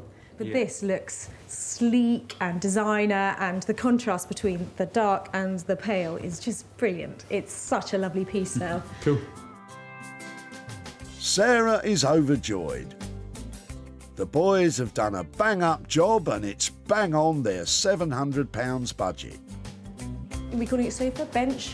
What are you calling it? What have you been referring it to as? Indoor bench. I kind of see it in a nice kind of conservatory or something. It's not your sofa, but it's like it's a place where you might sit and read a book or something. I think we're getting all of the 1970s essence that was, you know, part of its charm, but with a bang up-to-date makeover. It's a very stylish thing now. It's real credit to you. Thank you very much. I'm impressed. And more importantly, so is the boss. Was a bit worried about it when it turned up, but I think we managed to get something quite nice out of it. Seeing it now, it's like a brand new sofa, isn't it? Indoor bench, Josh. It's an indoor bench. Sarah spotted the sofa just as Brian was about to chuck it in the skip. All the rest of it's broken. He was flummoxed as to what Sarah would do with it. I don't know, to be honest. I don't know. It'd be good to find out. Don't worry, Brian, you're about to. Sarah has made her way to Brian's house, where hopefully he'll be as impressed as we are. Oh, hello. Hi there. Right. How are you doing? I'm fine, thank you. I said that I'd be back in touch if there was something I Yeah. could do with your sofa. Yeah. Now, you had a good time smashing it up, hadn't you? I did, yes. I've got to get it loaded on the trailer, so yeah, it was smashed up. Yeah, it did. It made quite a few people laugh that we had taken something yeah. that had been through that process. So, did you think we'd rebuild it? What did you think we were Well, going to not do with with the it? end, the way it had been smashed up. No, I didn't. Well, I've got some pictures to show you, and brace yourself, because where I took it to some lovely young lads, and they set fire to it. Oh, right. Okay? Yes. But it ended up like this. Oh, wow. So this is the bit they burnt. Yeah. They scorched the frame to make it black, and it's got a beautiful texture to it and a lovely Oh, finish. that's lovely. Yeah. Do you think it's all right? I do, yes. Have you ever seen anything like that before? No, not really, no, but it's good. I like it. Yeah. Well, I'm It's pleased you very like nice, it. yes. Well, it's still for sale. It's out there now, and Yeah. I'm sure we're going to get a great buyer for it. So Yeah. as soon as I have money, I'll Yeah. give you a call and send it over to you. Great. I really liked seeing what the boys had done to it. Yeah.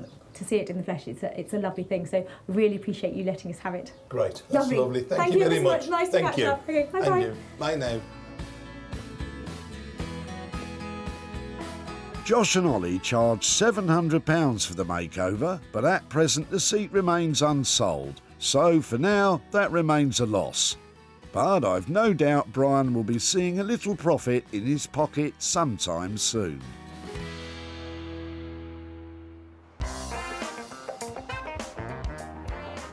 In Jay's workshop in Wolverhampton, he's getting prepped for Sarah's arrival.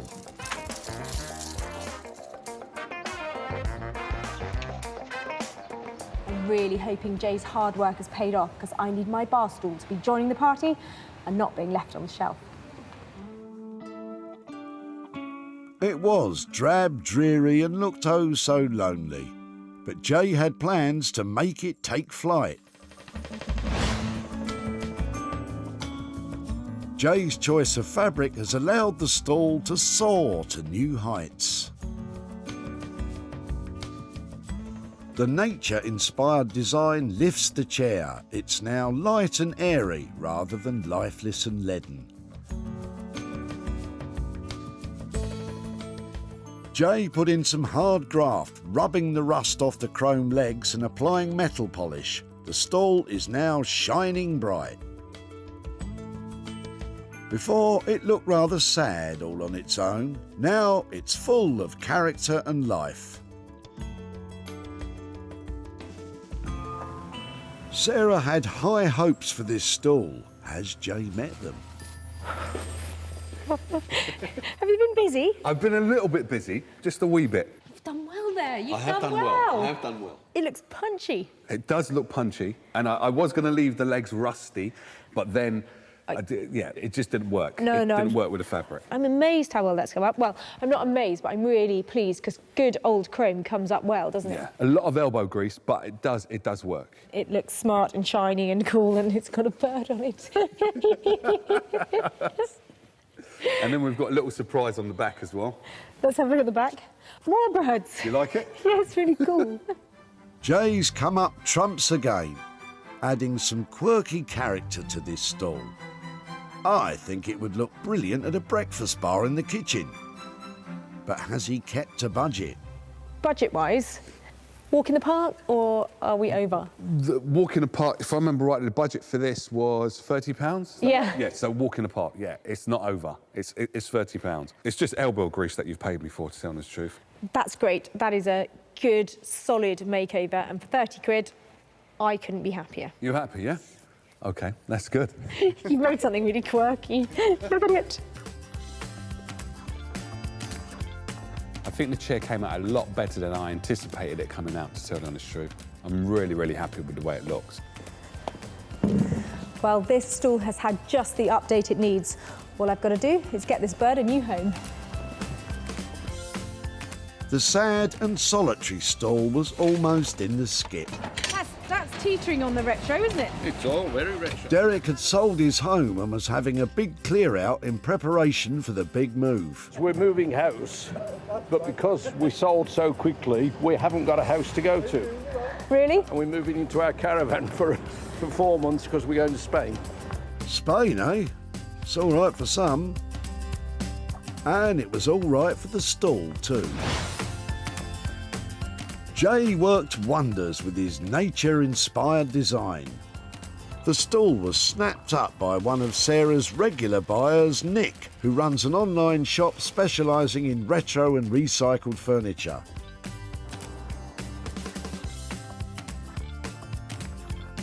And now, through the wonders of that there interweb thing, Sarah's catching up with Derek in his caravan in sunny Spain. Morning, how are you? We're fine, thank you very much. Is the sun out over there? You look very healthy and relaxed. Sun is gloriously warm at the moment. We're very healthy and relaxed and enjoy every minute. Now, I took your bar stool and I've got some pictures I'd like to try and send to you to show you what actually happened to it. So I've just pinged them over to your email address now. Right. I don't know if anything's appeared yet. Here he comes. Oh, yes. Oh, I like the hummingbird. Wow, that's good. Oh, you have certainly made a difference there. So, do you approve? Absolutely. Yeah, I'm very, very impressed. I'm really pleased to say that I actually managed to sell it as well. So I've got a little bit of money, £30 here, that's coming over to you. Excellent. Never expected that. Never, once we were going to the tip, I thought that was it. That's coming your way. So any idea what you might do with 30 quid? Well, it'll take us out for several good meals here in Spain. Thank you so much. You go and enjoy the lovely weather out there, and I'll make sure this wings its way to you. Thank you very much. Jay charged Sarah £30 for the makeover. Sarah sold the stall for £60, giving Derek £30 profit to enjoy on sun, sea and Spanish cuisine.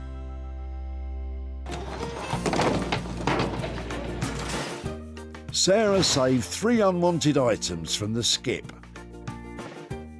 And now, rather than being chucked in the landfill, they've been given a new lease of life. Whilst it's nice to turn a profit, it's not all about the money. I mean, I literally dumped rubbish onto the doorsteps of our artisans, and they picked up the challenge and transformed it into fantastic items. Now that is an achievement.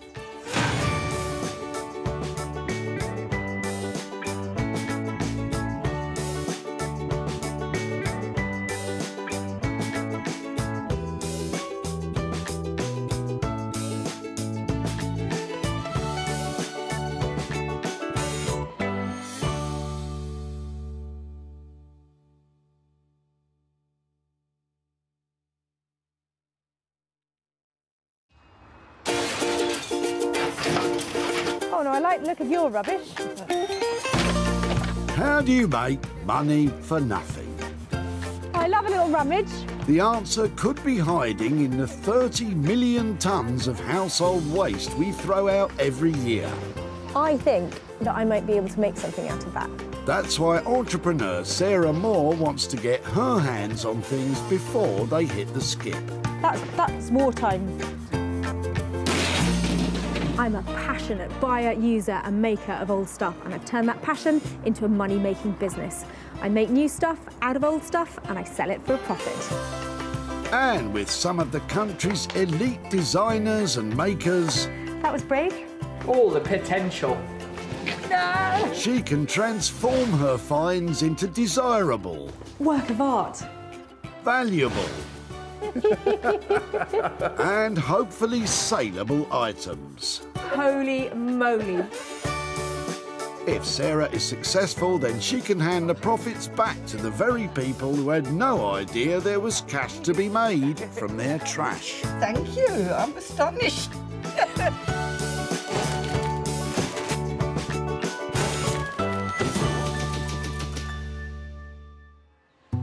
Today we're at the recycling centre in Ultringham, Greater Manchester, and lumber lover Sarah's here to stop some waste getting wasted. Looking round here, you might see lame chairs, battered bureaus and broken sofas, but I see nothing but potential.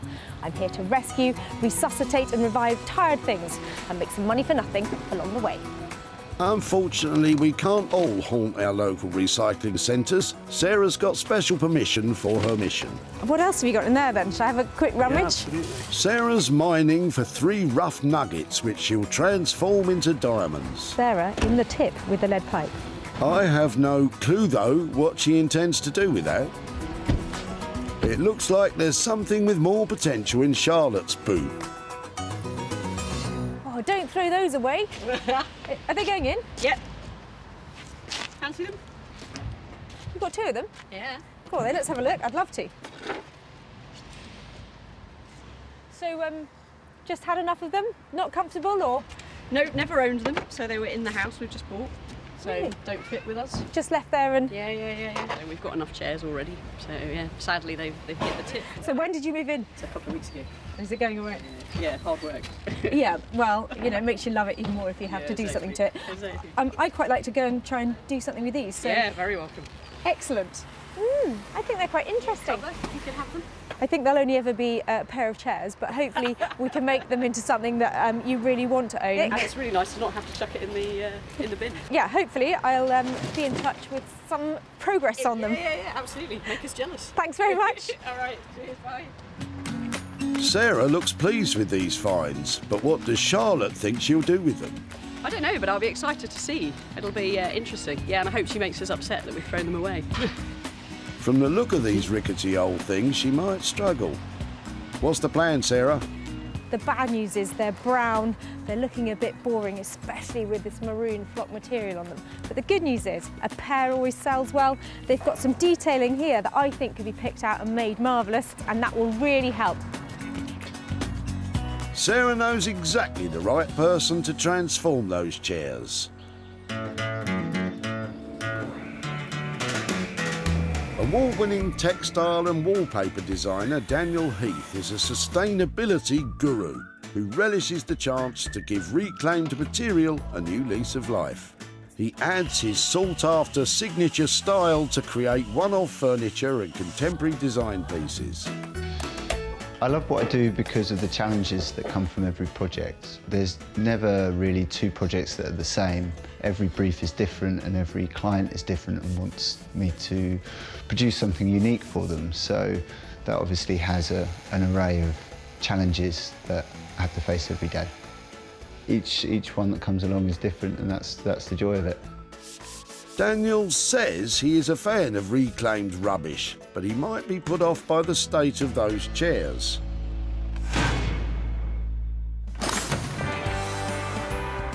That's item 1 done, but Sarah's not taking it sitting down. She still has 2 items to uncover, and the sky's the limit. I'll take anything. This way. Nice try, Sarah. Luckily, she's hovering over a heady haul in Robert's boot. What are you chucking out? All sorts of clearance from a cellar. It's nice. Yeah, Look at there you that. No, we could really use that. Have you ever used it or not? No. No, it's just slightly too large. No, I think that has potential. This could be a good haul. Keep going. Do you mind me looking in your boot? No, carry on. That could be a slippery slope. I think that needs to go back into the metal, but... Quite right, Sarah. That's one vice you really don't need. But hang on, it looks like there's a more acceptable vice in there too. Just, that's really nice.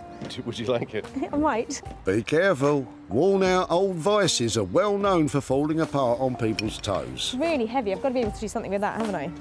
Ouch! So was this yours? Have you ever used it, or...? I think it was a friend of my son's, and there's a bigger one, there's a massive one as well that I've kept. It is spare. I'm not sure what I'm going to do with this, but I'd really like to take it away and see if I can make anything out of it. So would you mind if I took your vice? Yeah, I've got another one if you want to make earrings. If I do manage to make anything, can I show you what I've done? Yeah, definitely. Yeah. Excellent. OK, well, I'll keep in touch, and I'm going to take that and ponder on what to do with it, but must be able to do something decorative with it. Thank you ever so much. You're very welcome. Have a good day. Well, Sarah will need an iron will to make something saleable out of that thing. What would Robert do with it, apart from earrings, of course?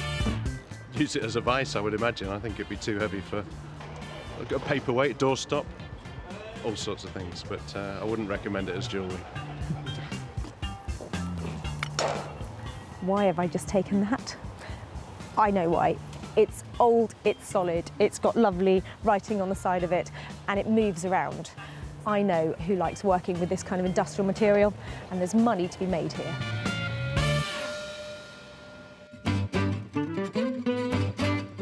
There is nothing that can't be turned into a lamp, and Guy Trench is here to prove it. Retired North Sea diver Guy is the mastermind behind his band of creative craftsmen who can make unique and quirky furnishings from the flotsam and jetsam of yesteryear. I think the disposable culture we live in today is appalling, really, what we throw away, but it's not made to last. In the old days, they made things to last. And that's why I like doing what I do, it's keeping those things alive. So, for example, the old cameras. Why have them in the cupboard? There's something that ought to be brought out. So if we can turn them into a lamp, then we're going to keep it. But you could say to your grandchildren, say, that's what your great-grandpa used to use, that thing. And it's something they can relate to. So it's lovely preserving a bit of history. Isn't that rewarding? Fantastic. Let's hope Guy finds that rusty old vice every bit as gripping as his other projects.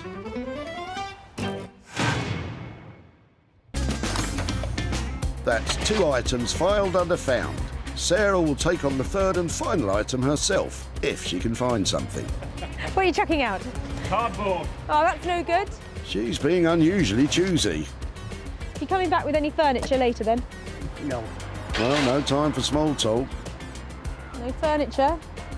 If it's furniture you're after, Sarah, take a look in Adrian's boot. It's got a lovely pair of legs on it, hasn't it? More than a pair. I was going to say 2 pairs. 2 pairs of legs. I see you've got a sweet little piano stool or something at a dressing table. It was something that was up in the loft for a long time, and it's really just clearing it out. We have grandchildren and they like to play up there. This makes a little bit of room for them. You're throwing stuff out of a certain era here Yes. that is appealing to people today. You know, lots of people like it's a vintage look, I have to Okay. say. I Okay. think vintage is now over 25 years old, so... What should I be doing with it then, do you But think? bringing it here and letting me have a look at it. Ray Miller, Liverpool. Lovely, so it's not far from home, is it? They say brown furniture's making a massive comeback. Oh, right. And it's no surprise. Furniture from this era is often beautifully made with bags of character, and it'll last much longer than the average pine flat pack nonsense. Sarah's sure she can turn space saving into real savings for Adrian. I hope that she can use them and maybe, I mean, sell them, that's fine by me. It would be nice for them to have a good home. These are a sweet little pair of vintage items. Table, nice legs on it. It's got a little pie crust edge to it. And this stool was probably in front of a dressing table in the 1950s.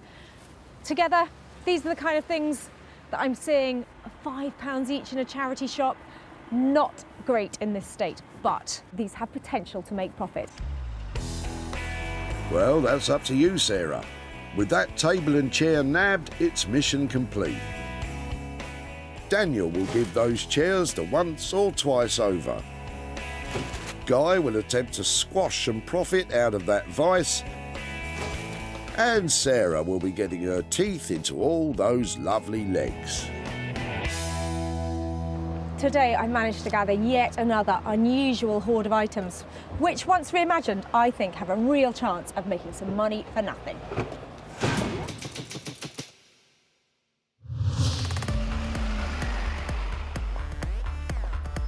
Bustling Walthamstow in north-east London is home to textile and printing aficionado Daniel Heath, who is nervously awaiting Sarah's latest offering. It seems like she's got something that I'm going to be a bit unsure about, so I'm a little bit more anxious than normal. But I guess we'll have to, as ever, see what comes when it gets here. Poor little chairs, abandoned at the tip.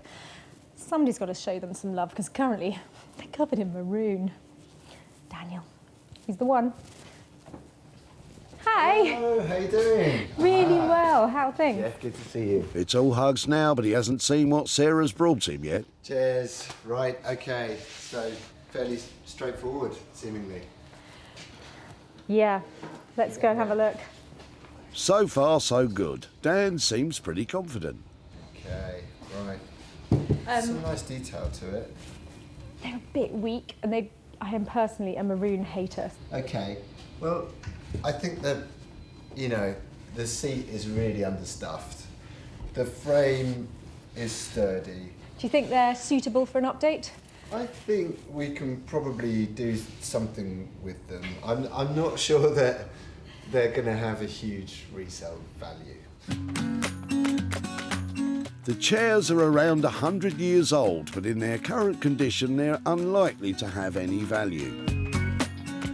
The challenge for Daniel is to add his signature look without breaking the bank, and there's a lot of work to do. So I think basically it's going to involve using some fabric that I've got to re-upholster. Sand or paint, not really sure. It looks like they're in okay condition, but I think underneath that's going to need some new something. He's happy to work to a budget of £100 per chair, which should leave a bit of room for some profit for Sarah.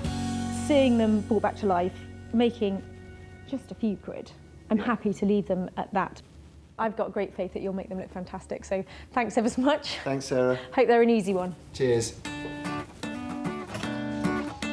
I feel a little bit sorry for Daniel, because those chairs currently are not a nice prospect. But I bought them here for a reason. I'm hoping his beautiful deco hand-printed fabrics are going to give those chairs just what they need to turn them into something saleable. I'm glad that Sarah's bought these because they wouldn't have continued their life in any other way. So if anything, we're saving them from being broken up. So yeah, I'm glad they're here, sort of. Dan's quoted £100 per chair, which makes a total of £200 for the pair. Daniel's fabric designs will add value, but he's no upholsterer, so those chairs could prove tricky.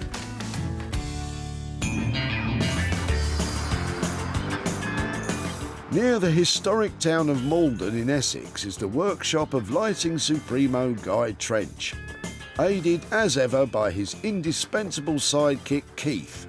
And Sarah's got a treat for them today. I'm hoping she brings something of sort of a bit of history, something a bit old along, a bit rusty. We can change it a bit and we can make it look fantastic. Let's hope Guy doesn't buckle under the pressure of that vice. I tell you what, it's really lucky that I've got a black book full of contacts, because it's going to take somebody really skilled to turn that into something that's saleable and can make a profit. But it's all right, because I'm here to see Guy. Hello. Hello, lovely to see you again. Good to see you. And you. Hi, Keith. How you doing? All right. Help. Help. Ooh, a What? record vice. I saw it at the recycling centre and I just thought there was something about it because it was lovely and chunky and it has all that wear on it that it just couldn't go in the metal skip. And they're old and they're still made today, which is brilliant. I mean, I thought because it's got that lovely ability to sit on a desk and be chunky that it could potentially be made into lighting. I think you're definitely right. It definitely could be made into lighting. There's some nice colours we can wear back here. Yeah. With wire wool and a bit of furniture remover. Just have a look at, could it be a wall light? Let's have a look. Could that go on the wall and have a... Yeah, like that. I think it is... as a wall light. Yeah, lovely. Need okay. a good fixing and a good beam to put it onto. But, Yeah, I've been carrying it. It's not light, is it? No. Sounds like Sarah's come to the right place for vice advice. But what about the price? Let's hope it's nice. That's a lovely idea. It looks charming because before I thought, you know, maybe it just go onto a man's desk, but you're putting that into interiors, into restaurants or something like that, aren't you? With that kind of look. They could have the menu hanging from it and wind it up, you know, whatever they like, you know. Obviously, that's quite a heavy-duty thing to work with, but what kind of costs are we looking at to get it? The right kind of electrics in there, you know, the right safety, because I know that there's loads of people making lighting, but it's very specific stuff that has to go into something like this, isn't it? Yeah. I think we're looking at probably about £95 to do that, turn that into a wall light.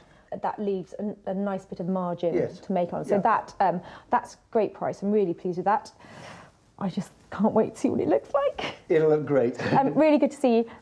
Give us a shout when it's Thank ready, you, Sarah. and Lovely. yeah, I'll come back and can't wait. Okay. Take care. Brilliant. Bye. Cheers. Bye-bye.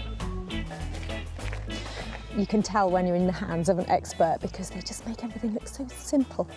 That vice as a wall light, genius idea. It's very different, and I don't think anybody in the world will have a vice as a wall light. So this will be a first off and a one-off. Guy's charging £95 to illuminate that rusty vice.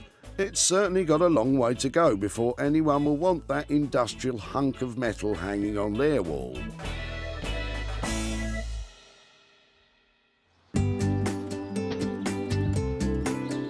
At home in Sussex, Sarah's about to start work on her own finds, and she needs some raw material from yet another dump. You stay there, back in a minute. As a huge fan of all things discarded, Sarah knows exactly where to find her nearest one, in her own garden. I'm looking for buried treasure. If you live in the middle of the country 100 years ago, nobody collected your rubbish, so you had to put it somewhere. Many old and rural properties have a historic rubbish heap similar to this one hidden away. And you'll just find little pits with bottles and old batteries and broken up old enamel all over the place. Sarah's been attacking hers for years. It's probably her favourite place. She's already got quite the collection of Edwardian and Victorian bottles and jars, but she's just a few short. These are the inspiration for my next item. Wait and see. Gloves might have been a good idea, Sarah. She's clearly got a plan for those, and she set aside that old white chair so that she can concentrate on the table. This sweet little table I found at the tip, in its own right, it probably isn't worth very much. So I'm going to use my dug-up treasure to turn our table into a posy table. The Victorians had a habit of covering any available surface with interesting objects. In the spring and summer months, stately homes would proudly display floral blooms as posies from their walled gardens. We're going to bring the posy table right back in fashion. Everybody is going to want one of these. I certainly do. Oh yes, me too, for my stately block of flats. But as usual, Sarah's taking things one step further. She's marking the position of the jars she's dug up, and she's going to embed them in the table. And all I've got to do now is make some little holes in the top of the table for them to go in. I'm going to use this. That terrifying looking drill is fitted with a hole cutter that you can get in any decent DIY store. That's scary. Make sure you're a seasoned driller before attempting this.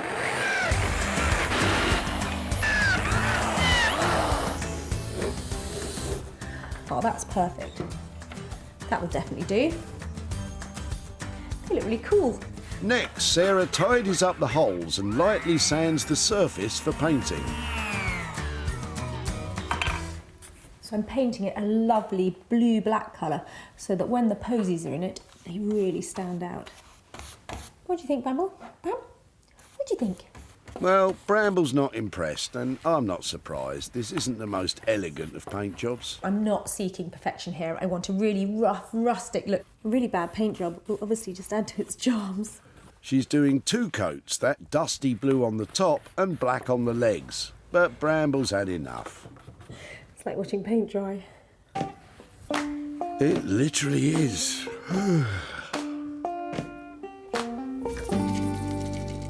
So what I'm going to do now is just take off all these crispy edges to make it look like I haven't just made it. First she paints it, then she rubs it off again. It's hard work, this. I could do with a bit of a lie down myself. What I'm trying to do is imagine how it would have been worn out if somebody had been using it all the time, like putting all the pots in these holes and where they picked up on the edges. For Sarah's final trick, adding a layer of dark wax to complete that vintage feel. So you can buy these waxes in all sorts of different colours, or you can even stir paint into clear wax and make your own bespoke coloured finish. Good board, Bramble. Bramble, sausages! I knew she could hear me. Sarah's well on her way with her take on Victorian extravagance. And with just £5 spent on wax and paint, it may even make a healthy profit. But will she actually be able to sell such an unusual item?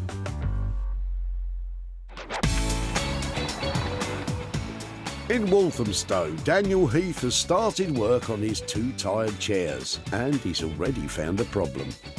So we have a major wobble that I'm concerned about at the moment. So let's investigate. At last, that red flock material is removed and there are some unwelcome surprises underneath. Oh wow, I think it was just the fabric holding the thing together. With the chair so fragile, Daniel decides to take the riskier approach of drilling through the frame into the leg. I'm going to try and get this straight, because if it goes off at an angle, it's going to come out through some of the detailing on the leg. Here we go. Even the sawdust smells old. Next, Daniel adds a long screw to hold it all together. Very, very carefully, because if this wood splits, Sarah may return to only 1 chair. I'm going to do the ultimate test now, and I'm going to sit on it, which might make some very entertaining footage.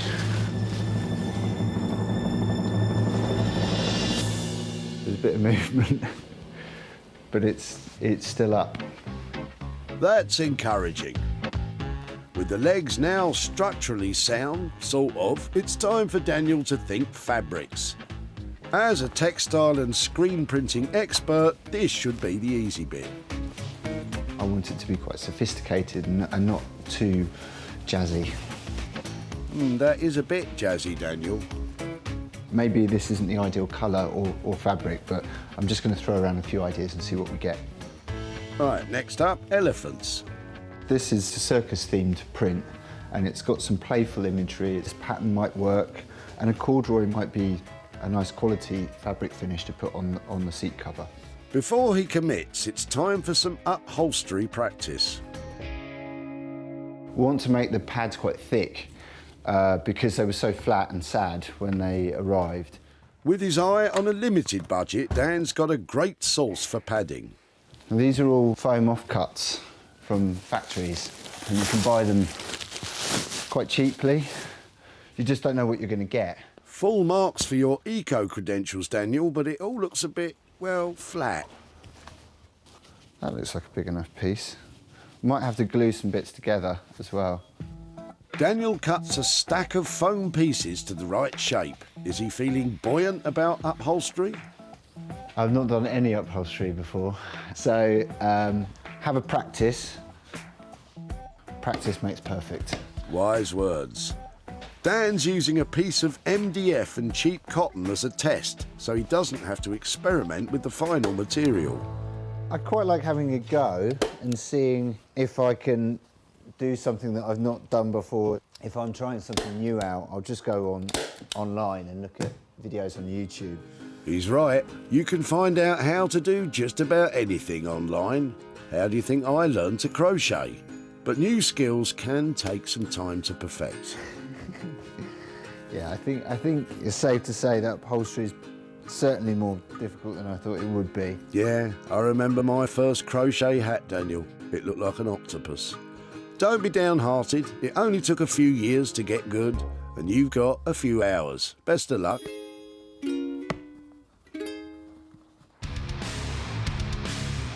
Near Malden, Guy and Keith are enjoying their heavy metal. And Guy's getting quite excited. I do like this piece here. I think the best thing Sarah's brought to me, actually.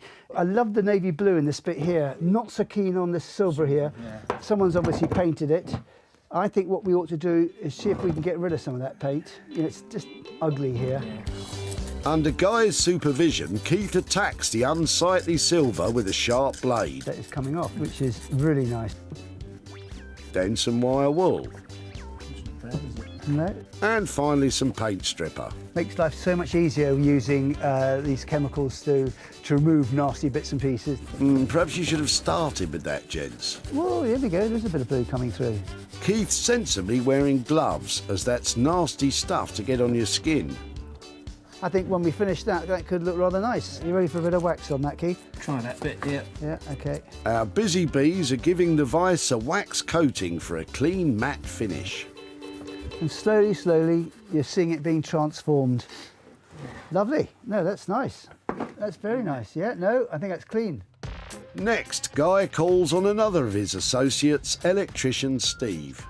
Since Guy's making a wall lamp, Steve fixes it onto a wooden base so that it can be hung, because you don't want that thing falling down. I think you need to hang this one on something which is fairly sturdy. A little lightweight plasterboard, it might pull out, so try and find something firm to put this onto. Steve fixes a metal stem to the vice that will hold the light, but Guy is not completely satisfied. I don't like this, you know, we've got a lovely old looking vice here, and we've got a nasty bit of steel, you know, which is shiny. It doesn't really go together. We don't do shiny, we like keeping things nice and old.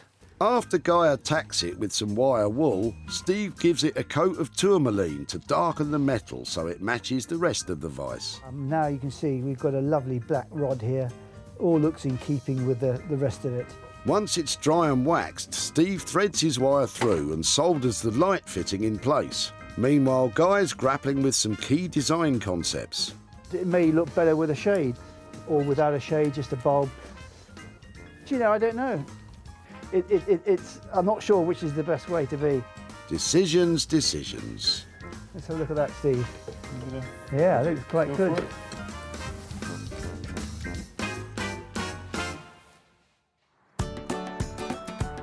In Sussex, Sarah's posy table needs a final flourish.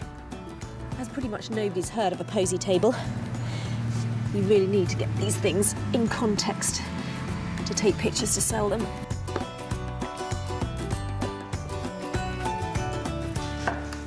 Sarah arranges the flowers and places all the jars in their holes. OK, that should do it. But has she brought that humdrum brown table into bloom? Sarah took an unwanted old white seat and an average occasional table from the recycling centre. She soon decided to concentrate her efforts on the table.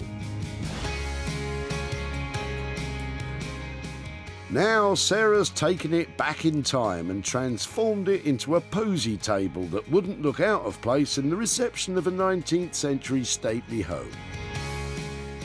Those Victorian jars she found in her garden tip present her bouquets beautifully, and their colours pop out against the dusty blue of the worn-looking table. And Sarah knows exactly who to target for a sale. I'm really pleased how this has turned out. The flowers in it look lovely, and that's important because if I'm going to sell this to a florist, it needs to really work.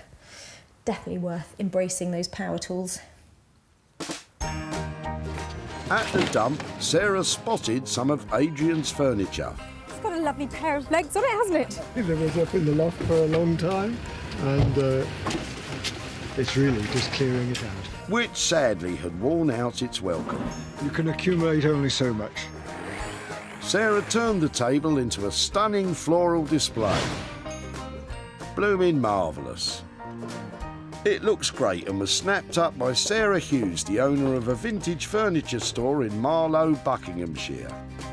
What Sarah's done with it is really imaginative, and I just think it's really fun. And I've got customers who are florists who are going to love it. And now Sarah's at Adrian's home to surprise him with the good news. Hello there. Oh, hello there. Lovely Hello to there, see you. How are you? Very well. Hi there, I'm Sarah. This is my wife, Sarah. Another Sarah. Two Lovely. Sarahs. That keeps it very easy for me. So it was your things, the stool and the little occasional table you were dropping off at the recycling centre. Had you had them, have they been family pieces or? Well, the stool, yes. The table, no.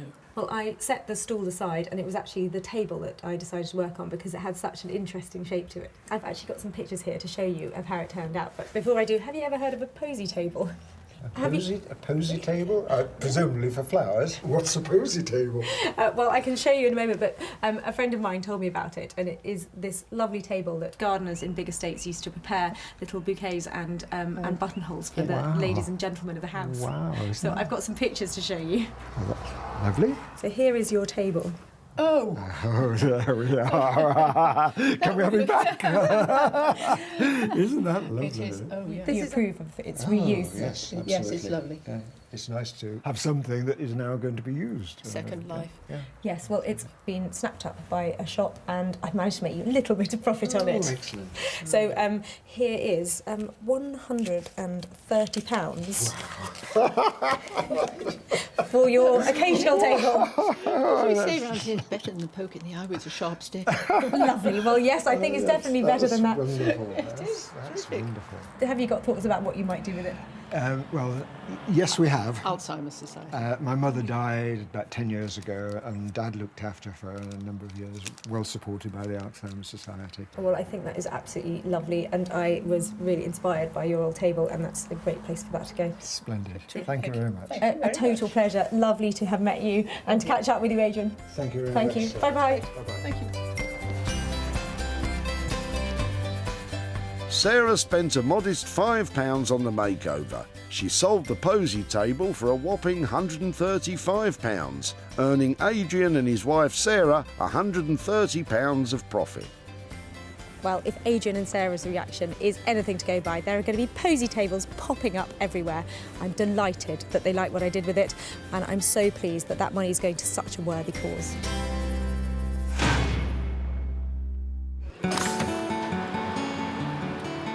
Sarah's back in Walthamstow to pick up Daniel's first attempt at upholstery. Have all those online tutorials paid off? It's been quite nice to work on the chairs. It's been challenging because I haven't done upholstery at all before, but it's nice to have them finished and looking good. I'm here to pick up those two little chairs. Now, Daniel is really going to have to pull it out of the bag with this one, because turning a profit on those, that's tricky. This pair of unwanted chairs had seemingly come to the end of the road. They look more destined for the bonfire than the dining room, but all they needed was a spark of inspiration.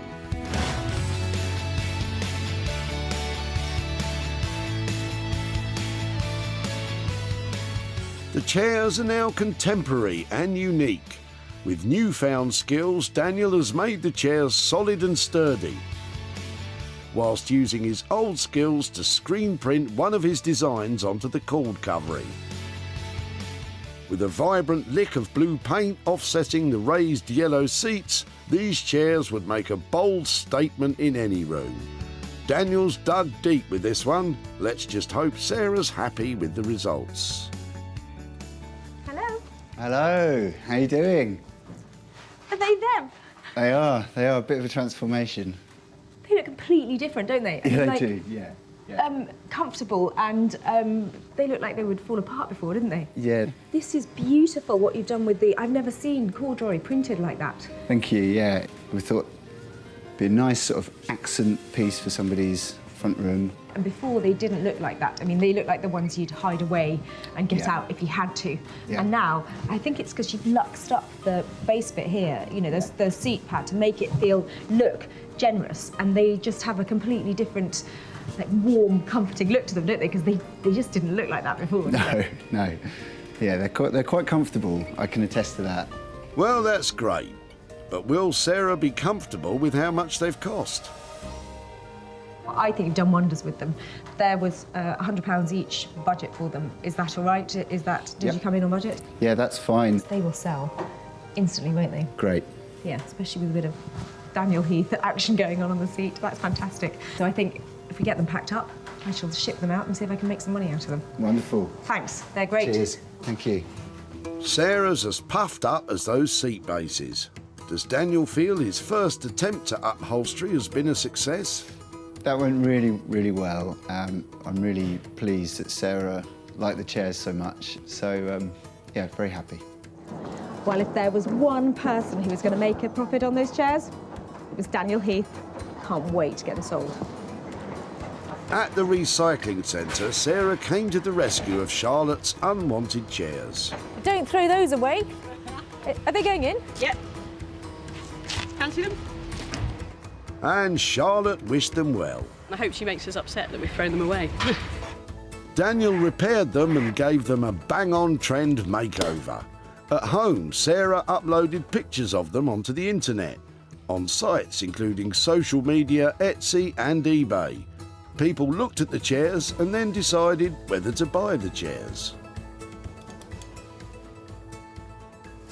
Well, I love Daniel's luxury update of those two little chairs. They didn't have much potential at the beginning, but now they have. And I'm hoping they're going to be snapped up soon, and when I've made some profit, I'll be back in touch with Charlotte and giving her the good news.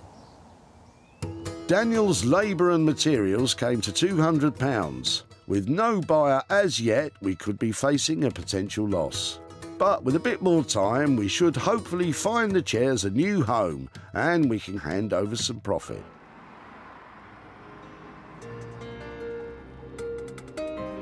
In Malden, Sarah can't wait to see what Guy's been up to. This vise is such a quirky item because out of all the designers I know, I think Guy is pretty much the only one who would take it on. But who knows what a vise light will actually look like. Let's go and find out. The vise was an old rusty lump of metal with very little aesthetic value. But thanks to Guy and his team of experts, it's now been reimagined into a conversation piece wall light with bags of character. It's been carefully stripped back to its original paintwork and waxed for a soft matte look, giving it the perfect blend of historic and desirable. The brand new light fitting has been expertly aged, so it feels as though it's always been there. And the team have topped it off with an optional lampshade to give it a sophisticated finish. They've managed to create a lamp which is undoubtedly one of a kind. This has got to be my favourite I've done for Sarah. As a wall light, it really ticks all my boxes. It's really cool. It's going to tick her box, I think. It's different. They say everybody has a vice, but will Sarah want this one? Hi, Guy. Hi, Sarah. How are you? I can't believe it. Is that it? That's it. Isn't that clever? I can't believe you've turned that horrible thing into something decorative. I think it's one of the best things recently I've done. And these actually work, so we can make the jaws go up smaller or larger. And I think the whole thing looks just amazing. It's beautiful and yeah, just the right sort of finish on it as well. It's got a nice look to it. It's quite sort of industrial. We've just shown it with a feather shade. So we could have a black shade, you could have just a funky bulb in, whatever you wanted. It is really appealing. I love the fact you've put that piece of chunky wood on the back because the look's so strong, isn't it? The vice lamp is an artistic triumph, but did Guy manage to clamp that budget down? I think it was £95 to convert the vice. Are we anywhere near that? We are on budget, just. It is really just. It's got a little bit more extra work than we thought it was, but as you've brought me lots of things, we'll keep our word, and that's our price to you. I think it's really exciting that you're creating these one-offs, and if this is the first Vice light ever, then we're really lucky to have that, and I'm pleased it came into the tip and it's ended up here. I think it's a lovely ending to its story. So thank you so much. So guys, answer the question, what does a Vice light look like? And the answer? Amazing and really saleable. I love it, and her look on it was, wow, it's really different, and that's exactly what I'm trying to create for everybody. I think she loved it. At the dump, Sarah pounced when she spied Robert's bootful. What are you chucking out? All sorts of clearance from a cellar. That's really nice. Would you like it? I might. Thankfully, she ignored Robert's suggestions. I've got another one if you want to make earrings. Instead, the Vice has been transformed into a wall light, and Sarah was soon able to sell it to Morag Smith, a furniture and interiors dealer from Berwick-upon-Tweed.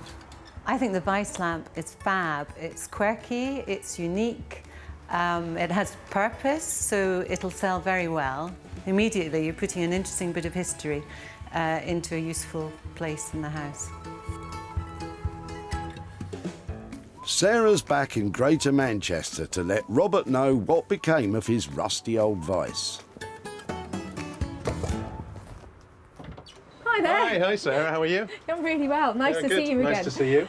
When I saw you at the recycling centre, I thought you were reluctantly throwing out some stuff, but were you having a clear out? Yeah, I was having a clear out of the cellar. I guess the only thing that was of any value there was the Vice. And did you think what we might do with it? You could either use it as a bench Vice again or a doorstop. I couldn't really imagine anything more artful to do with it. We took it to a fantastic chap called Guy Trench, and he specialises in making old stuff into lighting. So do you want to have a look what he did? Yeah, I'd love to. Here is your Vice in all Can't wait to see it. all its new glory.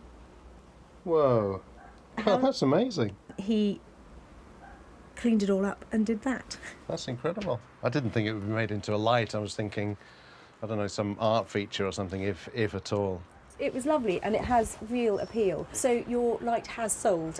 It takes quite a lot of investment to turn something like that into a light. So I've got a little bit of profit for you. Oh, lovely. I've just got 20 quid. Oh, brilliant. Well, I was expecting nothing for it, so that's great. That's really good. I'm going to give that to charity. Yeah, definitely. Oh, well, that's fantastic. I'm glad that's going to a good cause. So thank you ever so much. All right, thank you, sir. Lovely really to catch nice up to again. meet you. Thank you.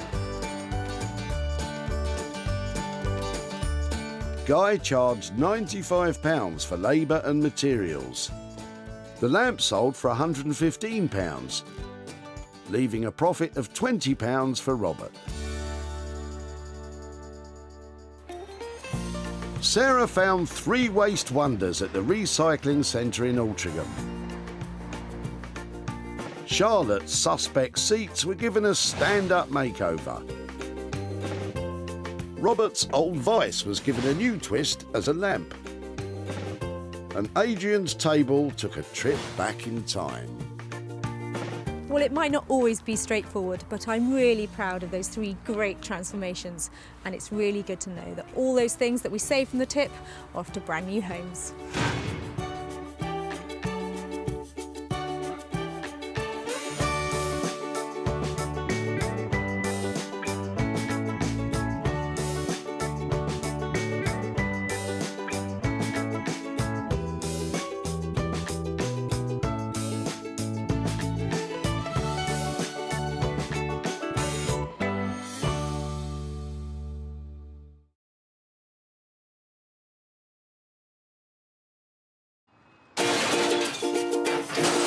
Have a little rummage around in your rubbish. How do you make money for nothing? I love that. The answer could be hiding in the 30 million tonnes of household waste we throw out every year. So heavy, they don't make them like this anymore. Look at that. That's why entrepreneur Sarah Moore wants to get her hands on things before they hit the skip. I'm a passionate maker, buyer and user of old stuff, and I've turned that passion into a money-making business. I make new stuff out of old stuff and I sell it for a profit. And with some of the country's elite designers and makers, Say something nice about it. My juices are flowing in this one, but they are going to be wow. she can transform her finds into desirable, Isn't that stunning? valuable, Oh, wow. and hopefully saleable items. That is bonkers. If Sarah is successful, then she can hand the profits back to the very people who had no idea there was cash to be made from their trash. Got £350. Wow.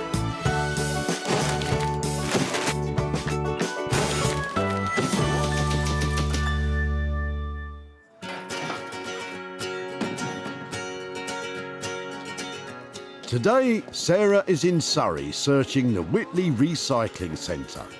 Today I'm after those little gems that once transformed can make some cold, hard cash. The goal for Sarah is to find 3 items that can go from unwanted and unloved to polished and profitable. Now I'm doing this. You look up there and make sure I'm not missing anything, all right?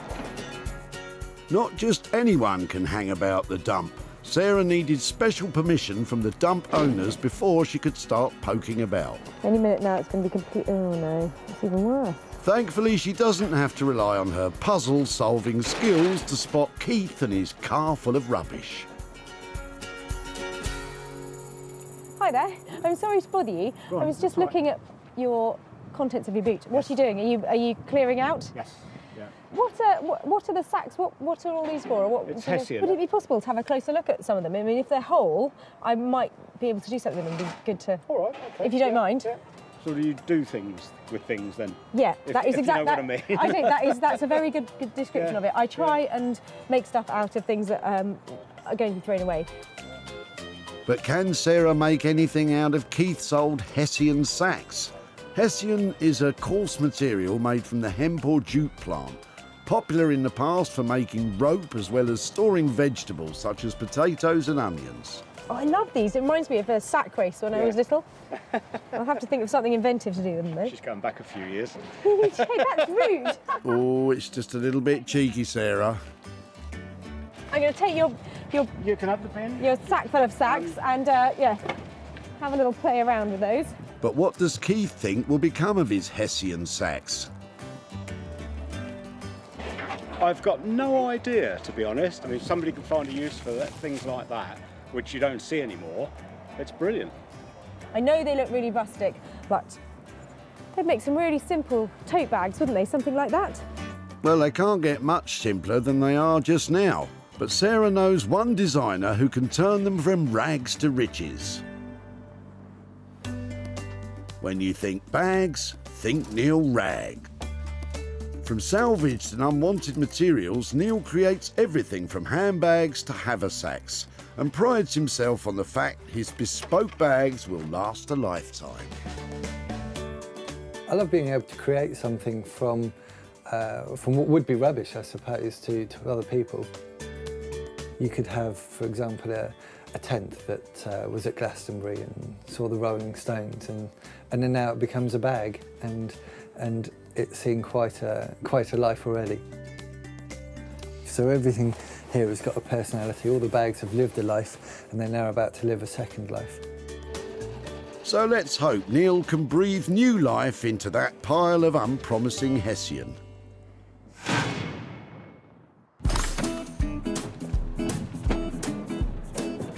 One down and 2 to go, and Sarah, as ever, is discovering some gems. A rubber swan? A rubber swan. You never know when you need a rubber swan, do you? Well, I suppose that's true, you don't. Luckily, it's not long before Sarah spots Harry, who's cleaning unwanted clutter before moving home. Been there 20 years, so it's amazing how much bits and pieces we have collected. I can imagine. What else are you chucking out? Anything exciting? Oh, I suppose so, yeah. Is that your card table? Are you throwing it? Yeah. It's not in very good shape. It's about 80 years old. Really? Yeah. Any chance I could have a look at it? Yeah, sure. Bingo! Or should I say Yahtzee or pontoon? Anyway, let's take a look. I think it's lovely. Does it still spring when you open? Will it still open up? So you just Each leg just pulls out, clicks, when you want to shut it. I think that I might be able to make something out of that. Shall I take it away and show you what I've done if I manage to? Yep. Where are you moving to? Are you moving far? Eastbourne. Okay, well, maybe I'll take a little trip down to the coast and show you what I've done with it. With his card shark days behind him, what does Harry think Sarah will do with his table? Well, if anything can be made of it and sold on to somebody for benefit, that's fine. It's an old card table, 80 years old, still in very good condition. Is it? Definitely be able to turn a profit on that. Looks like a bit of a gamble on the card table to me. She's going to need a little help to turn it into a winning hand.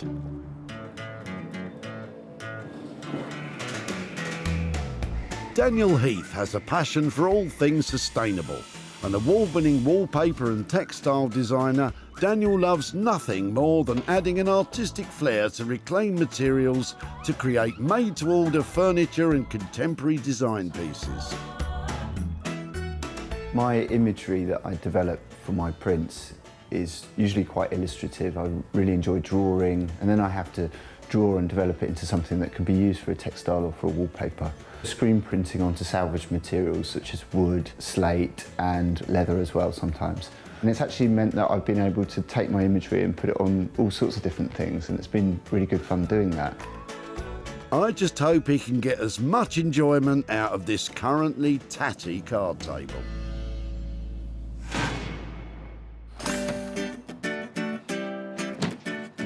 We're 2 down and 1 to go. This time Sarah's searching for her own money-making magic. It's fantastic what they do these days, isn't it? They even recycle pets. Maybe stick to the searching, Sarah.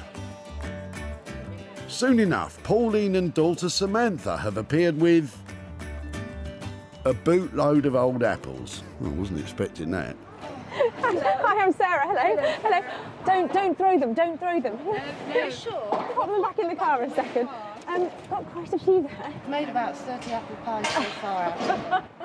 This crumble My coming father out. can't take any more. Is it torture by apple? Yeah, torture by apple. I'm looking for things that I can recycle, and I'm thinking, I don't know if apples are in my remit. And I'm a trained chef. Oh, no. I've spent 10 years cooking, so I can cook. But I'm just wondering about making cider. Have you ever had them pressed before? Yes, well, we have had them pressed, and we wanted to do that this morning, but because we've got somebody at home that's not very well. Yeah, we can't leave him, and we just can't. We need some help. Okay, well, I'll go and get a trolley, and these will be one of my more unusual items of the day. With Sarah's skills as a chef, she should be able to take advantage of this unexpected bounty. And I've got 1 or 2 ideas. How about apple strudel, apple crumble, apple muffins, apple surprise, apple cake? So that must be one of the most unusual things that you get at the recycling centre. So thank you ever so much for letting me have them. No problem. Thank you so much. Have a good day, and I hope your car gets better. Yeah, thank you. It might be more than one. Apple sauce, apple fritters, apple chutney, apple turnovers. I could go on, but it's not all about me. What do Pauline and Samantha think Sarah could do with their boot full of fruit? To make some cider out of them would be fantastic. They're not in great nick, so I'm thinking that pressing them either for juice, possibly cider, or maybe even cutting them up and making apple chutney out of them. Who knows, but whatever it is, there's heaps of apples here, and that can mean heaps of money. Heaps of money from a heap of rotting apples. Well, good luck with that one. And that makes up her 3 items. Neil Ragg will work on Keith's raggedy pile of sacks. Daniel Heath will turn his hand to Harry's card table. And Sarah will press as much profit as possible from Pauline and Samantha's apples. Today's eclectic collection of items provide just the kind of challenge I love, but there's going to have to be some really radical changes to make some real cha-ching.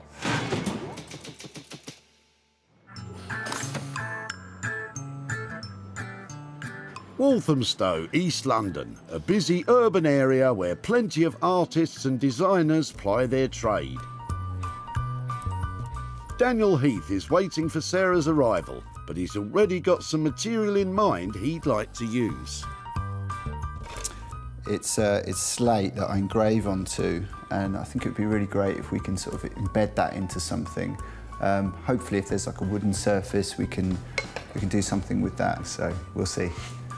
Once he sees the card table, let's hope Daniel still wants to slate it and not just slate it. If I found this table at a car boot sale with a £10 price tag on it, I'd be trying to haggle them down to a £5. So it's going to take an absolute genius to turn this into something beautiful that can actually make a profit. Fortunately, I know a genius, and I'm just hoping that he wants to take this on. Hiya. Hey, how you doing? Yeah, really well. You? Yeah, well, thanks. I bought you a little gem. Right, okay. Let's see what it is. Well, card table. Okay. Seen better days. That's a bit gone, isn't it? It's got nice legs though. I thought it had potential to have something lovely done to it. So, what do you think? Yeah, I think it's Let's great. stand I it mean, up. it's quite sort of a decadent kind of item to have, isn't it? You know, like a card table. I think we could probably inlay something into the surface.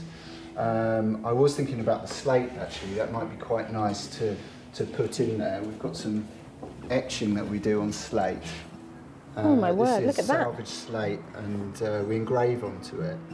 Daniel will inlay that slate into the top, but what about the rest of the table?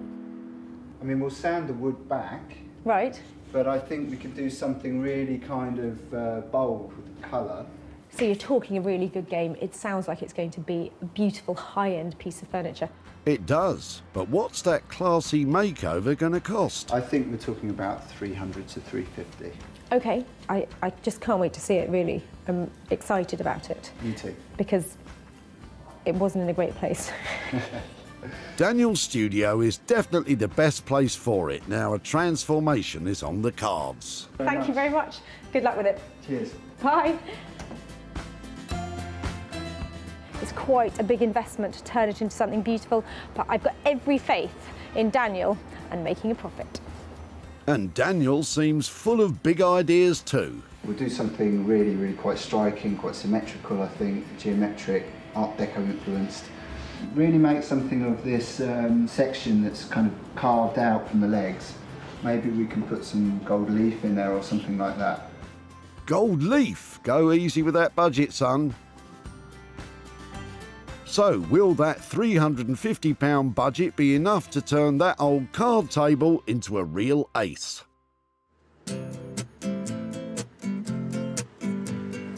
Set on the banks of Old Father Thames, the pretty Buckinghamshire town of Marlow has long been the home to creative salts. None other than Mary Shelley, the author of Frankenstein, once lived here. And much like that mad scientist, current resident Neil is a dab hand at stitching together odd bits and bobs to make a whole new creature. What I tend to do is take any fabrics that people would be throwing away that don't want anymore, so they would end up in landfill. Anything that basically, you know, you can sew, I can make something from. Anything, Neil? Are you sure about that? These old sacks have got bags of potential. Well, that's my story, and I'm sticking to it, and I'm hoping Neil doesn't mind working with something that really smells. Oh, not you again.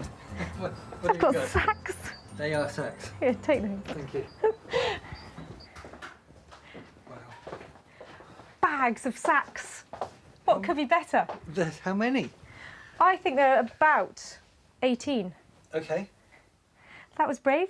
Rustic. They smell, don't they? They do, but all my bags have a smell. That's reassuring. Have you ever used sacks before to make bags? No, it's not. Doesn't tend to be the material that I make, you know, the top end, boutique style bags from. They're agricultural. They're rugged. There's no disguising that feel, that theme. So we possibly don't try to hide that. We stick with the agricultural, that kind of feel. We don't disguise what they were. Do you think we should make something really agricultural, like garden, something with garden out of them? We add some fabric and turn it into a trug style bag. So you're in the garden, you're chucking your weeds and everything in. Possibly add some leather, We make some nice handles. Neil plans to make them into useful trug-style bags used for carrying tools, flowers or veg when gardening. A traditional garden trug was a boat-shaped basket carved from a piece of timber, but these ones are going to be made from smelly old sacks. How much do you want for that, Neil? If we've got at least 10 of these bags that you would take, then we could do them for £12 a bag. That sounds great. 12 quid a bag is really reasonable. Brilliant. Well, enjoy the sacks. The deal is in the bag. Well, that totally exceeds my expectations of what we might have been able to do with those old garden sacks. It looks like I've just commissioned my first range of saleable, desirable garden trucks. It's nice and agricultural. I haven't seen anything that we're going to make out there on the street, so I think this will be something very unique. A unique agricultural order it is then, but at a budget of only £12 each, can he really turn these unwanted sacks into attractive trug-style bags?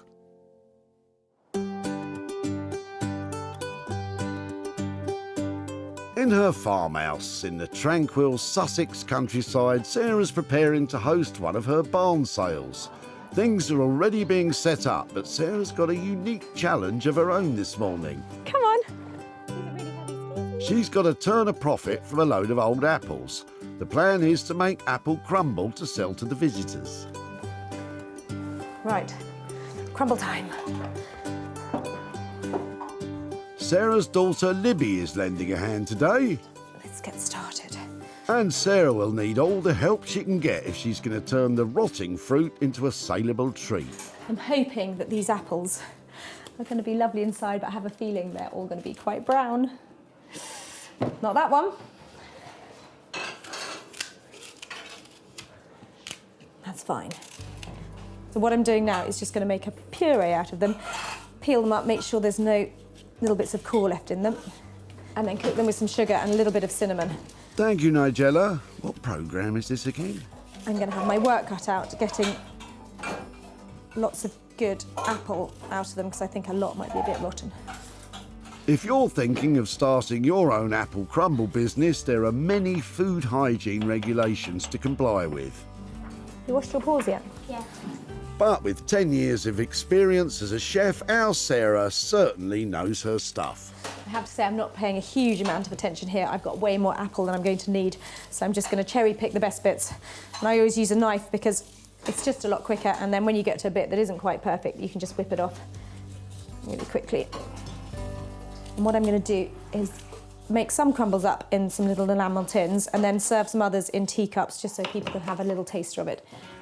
Although now a British classic, apple crumble became popular during the Second World War when the ingredients needed for the then popular apple pie were rationed. So I'm hoping within about 25 minutes, half an hour, I could have some crumble ready for the people here at the barn sale, just in time for lunch. Right. Careful, or it'll be less of an apple crumble and more of an apple splat. Crisis averted, it's time to rustle up the crumble topping. To plain flour, Sarah adds sugar. A lot of sugar. Oh, crikey, she's used a whole bag. I hope your customers have got a sweet tooth. The butter just needs to be rubbed in roughly. So I'm going to cut it up into little cubes. What you need to do, when you're making pastry, you only use the tips of your fingers because they're the coldest bit. So what you need to do is just squeeze that together, lift it up, and keep rubbing and squeezing. Bet you can't do it for more than 30 seconds, right? You keep going over there. Bet you £1 million I can. Sarah's aiming for a breadcrumb-like texture that will crisp up in the oven. Keep going. See, you're bored already, aren't you? Bored? Come on, you do it like this. Lift it up, drop it down. Gently, though. After that's done, time to test the apple puree. 15 minutes in the oven. Can I have that spoon? Thank you.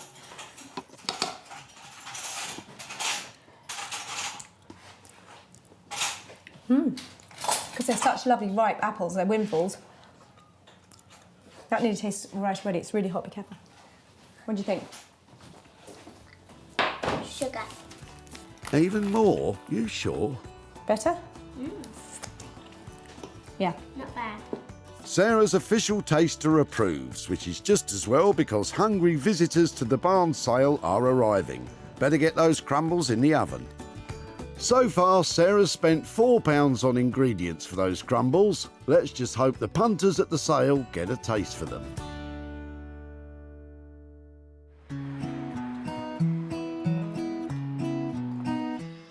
Back in Walthamstow, Daniel's eager to get started on the ancient card table. They should, in theory, be able to just pop the top out and see what we can do with it. Daniel gets straight down to dismantling the card table.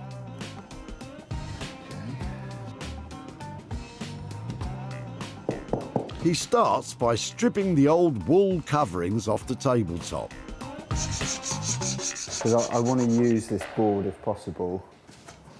Also, the brackets are riveted onto it. And it's just quite nice not to have to kind of change it, really. Keep as much of the original as possible. Daniel's now painstakingly sanding the wood top to give him a stable base to work with. It just needs a little bit of work. We're nearly there.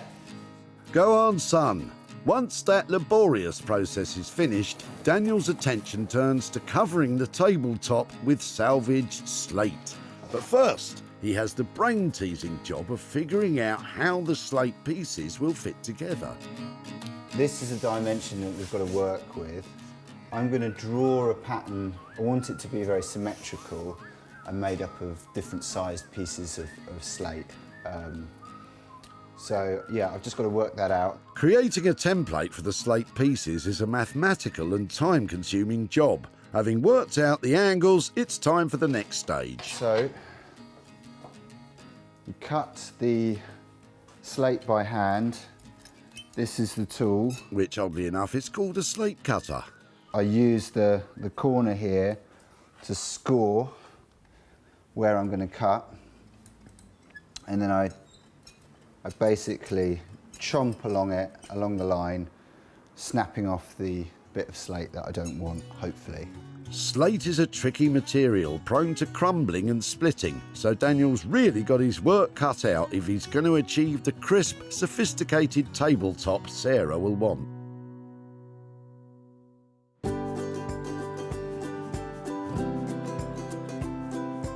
Back in Marlow, Buckinghamshire, Neil's just about to get to work on his heap of Hessian.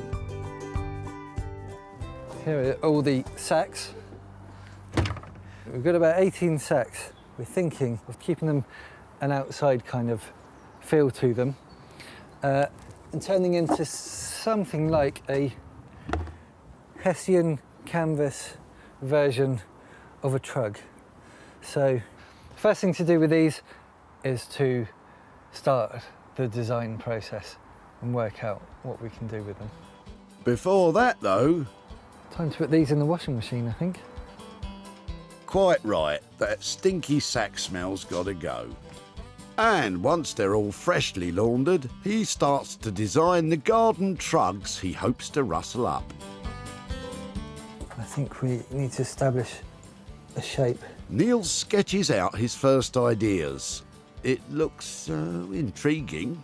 If his design is going to work, he'll need to combine the Hessian sacks with some other materials. So if we maybe can do something with these. That's some reclaimed curtain wire from an old camper van. Create a tube across around the top, hold it open. Those would be put to good use, giving the trugs a bit of structure. And Neil's not done there. He's spotted another salvaged item to add to the mix. And then some tent material. It's good stuff. Canvas strip along the bottom of the base. Another canvas strip around the top, because the Hessian sack, although it is strong, it's a very loose weave, so we can't have people putting in their plums and then seeing them roll across the floor. With plum security the very highest priority, Neil applies a mix of paraffin wax and beeswax to the canvas to make the fabric more durable. So the wax will strengthen it, make it sturdy. So compared to some unwaxed canvas here, we've got a much stiffer wax, and it will be waterproof as well. To create that stiff, waterproof texture he's after, Neil then irons the material so that the wax impregnates the fabric. With all the elements in place, Neil stitches it all together.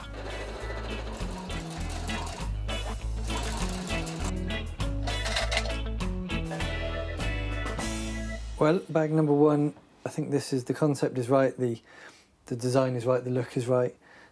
It's it's about there, so that's good. It's great, but that was just a prototype. He's still got a pile of sacks to start work on. Well, the challenge is to make something along the lines of what I normally make, which is nice looking bags. The challenge at the moment is doing it at a price, within the budget. So trying to get something that's quick and straightforward to make.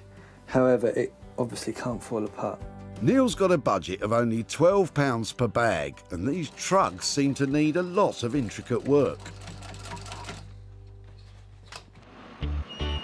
In Walthamstow, Daniel's back at work on the card table. He's now ready to cut the slate pieces which he plans to inlay onto the tabletop. Today, he'll be cutting his slate al fresco. Very continental, Daniel. Improvised outdoor workshop. Cutting slate makes quite a lot of mess. I don't really want to do it inside. Slate can be difficult to cut cleanly, so he'll have to be careful. Sometimes the diagonals are a bit tricky, but we'll see. So that's the first piece. So I need to do 7 more of those of that shape. Yeah, actually, it's working out all right. Caught me on a good day, I guess. Will his luck hold when he actually tries to fit the big slate jigsaw together? Quite happy with that, yeah. Good. So next up is to clean all the slate down, and then we've got to coat it so that the finish is good on it. The Welsh slate Daniel is using will retain some of its time-worn patina even as he gives it a glossier look. So it's coming up quite nicely. Next, he varnishes the slate. This process seals the slate, and it stops it from sort of crumbling any further. And it also sort of strengthens it and brings out the grain, gives it a nicer finish. I'm giving away all my trade secrets. This will be my undoing. Anybody else does this, the boys are coming around. But trade secrets or no, do Daniel's old slates really belong on the sophisticated table he's promised Sarah?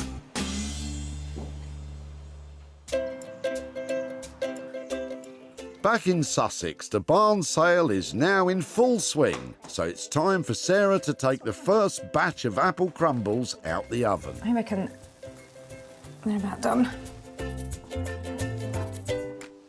That one's done. That one's done. They look great, don't they? The apples started off as a load of unwanted windfall cluttering up a garden. But Sarah's worked her culinary magic.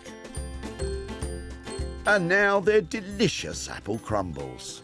Bit of clotted cream from the fridge, I think they're done. These may have been destined for the dump, but they make cracking crumble. Sarah came across piles of apples in the back of Pauline and daughter Samantha's car. Don't throw them, don't throw them. Yeah, sure. They were happy for Sarah to get her culinary mitts on their excess garden bounty. I'll go and get a trolley, and these will be one of my more unusual items of the day. At the barn sale, Sarah's crumbles are on their way to meet the hungry punters. Crumble time. And soon they're selling like hot crumbles. Going to charge £3 each for the crumble like this, and maybe put some in teacups later for a couple of quid. Sarah and daughter Libby managed to make 8 apple crumbles and 7 teacup versions. Good work, ladies. Now Sarah's near Hambledon in Surrey to fill Pauline in on what became of her surplus fallen fruits. Hi there. Hello, Sarah. Lovely to see you again. You too. Beautiful day, isn't it? Oh, absolutely lovely, yes. I had so much fun with your apples. We made apple crumbles. Oh, well, I'm sure that's wonderful. They were really tasty apples, and they were made a lovely pulp, so they were great to work with. And I took some pictures of it. I'm sure you've made a lot of apple crumble in your time. Well, yes, I have, but it's lovely to see someone else making them. Well, I thought we would make, we made little ones and we served them in teacups so that we made a few bigger ones as well, some little enamel ones. Oh, right. Yes. So we did have a bit of fun with them. I haven't made a fortune out of them for you, but I have got £25 here. I don't believe it. For you. So it was great to have them. Oh, thank you so much. Any idea what you might do with £25? Well, it's my grandson's birthday on Friday, so maybe I'll give it to him. Oh, that's lovely. Well, that's really good. Thank you so much for letting me have them. And, thank you. Yes, do tell your daughter as well, because I know she was highly involved in this. Oh, yes, she phoned me last night and she said, oh, yeah, you must let me know what happens. Yes, well, it's apples, and thank you so much. They were great fun to work with and very tasty. So I hope he has a good present out of that. I'm sure he will, yes. Brilliant. Take care. Thank you ever so much. Thank you. Bye-bye. Bye. Well, it was great to catch up with Pauline again, and it sounds like her grandson's going to be pleased with that little windfall. Sarah spent £4 on the ingredients for her crumbles. She sold them for a total of £29, giving her a tasty £25 profit to hand over to Pauline.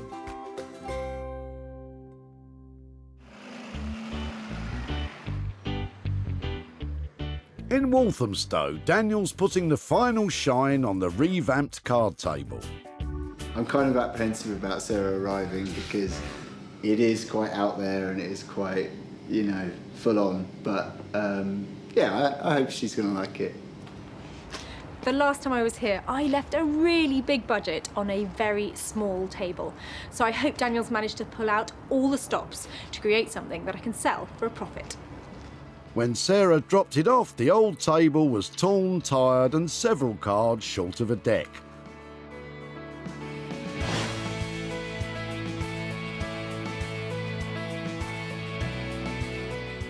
Now Daniel's worked his magic. Its fortunes have changed entirely. The legs have been revitalised in a rich new palette of purple with gold leaf detailing. And the pièce de résistance, the salvaged slate inlaid in the tabletop, has been engraved with one of Daniel's signature prints. It's a striking makeover, but will Sarah think it's saleable? Daniel? Hello, Sarah. How you doing? Yeah, Good to really see you. well. It's quite a statement piece. It's a man table. Yeah, it's quite quirky. It's quite fun. It's beautiful what you've done on the top, and Thank these you. little catches have come up. They look sparkly and really classy, don't they? Yeah, they did come up nicely. I think it's beautiful. You've really feels like you've really crafted it. I sense a lot of effort in making all these pieces fit and bringing all the pattern together. Yes, I took some drawings that I had and adapted them to the shape of the top. It looks so handmade, and that is a charming thing to see in a piece of furniture. Yeah. Fantastic. And in terms of usability, is it all right? I mean, if you put a cup of tea down on this, is this usable? Yes, it'll be fine, yeah. The slate is salvage slate, so it's come from a rooftop. It's been up on a roof for 50 odd years, so it's very hardy stuff. I love the fact that it's rough and reuse the slate, but it's got such a fine detail and it's very clever. Daniel took a creative risk on the bold design, but the table's a big winner with Sarah. This is very recognisable as your kind of piece. Yeah. Is that, I think that will help sell it. Yeah, I think so. I think we'll be looking to find somebody who maybe has some of my pieces already and wants something that's completely out there and completely different to what else is around. So. Oh, fantastic. So you're going to make it and sell it. Brilliant. That's my kind of nose to tail designing. Well done. Cheers. I'll see you where to send the cheque. Careful, Dan. She'll have you loading it into the van next. Wow, that is now a work of art, a totally unique piece created from something that should have ended up in a skip.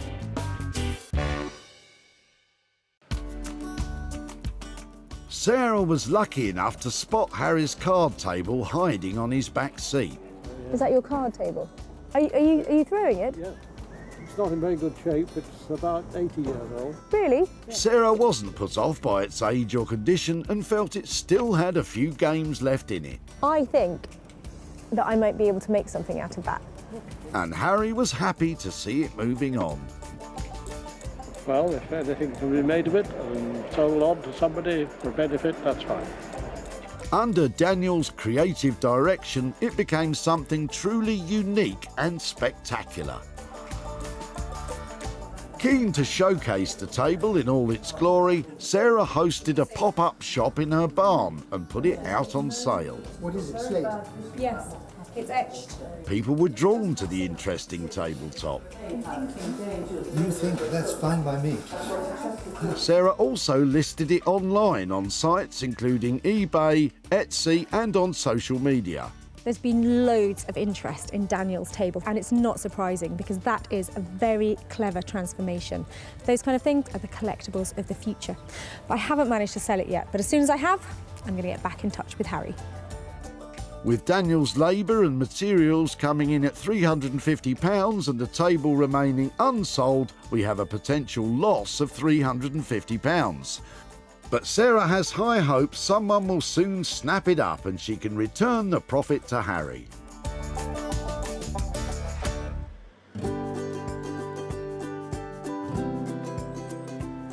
Back in Marlow, Buckinghamshire, Neil's finishing the unenviable task of turning Hessian rags into what Sarah's hoping will be riches. Sarah's about to arrive and see the transformation of these Hessian sacks. They were a real challenge. The mess was incredible. I've had a workshop full of Hessian. I became Hessian man by the end of the day. So they've been a challenge, definitely. Now this could be a little bit embarrassing because all of the sacks that I left Neil with were in terrible shape. They had moths flying out of them. If he's managed to make something saleable out of them, I'll be really surprised. The sacks started off as smelly, dusty and moth-bitten with little or no sex appeal.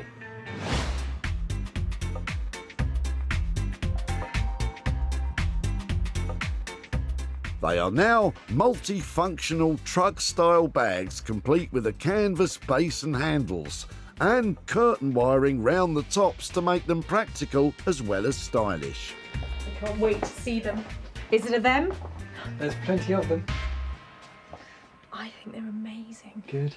They look so clean and nice and fresh and fantastic. Good.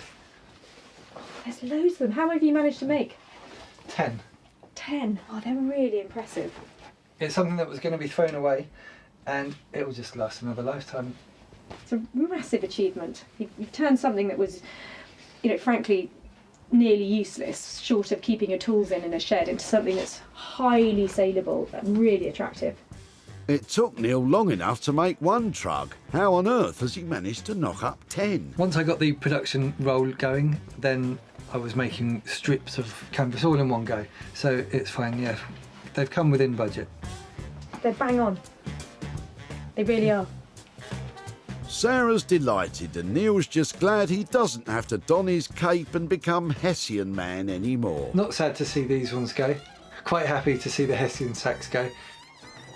I am so pleased with this lot. They look absolutely fantastic and they've got bags of style. Smell that? At the tip, Sarah spotted Keith and his large collection of Hessian sacks. Oh, I love these. It reminds me of a sack race when I was little. With Keith's blessing, Sarah made off with a bin full of sacks. I mean, somebody can find a use for things like that, which you don't see anymore. It's brilliant.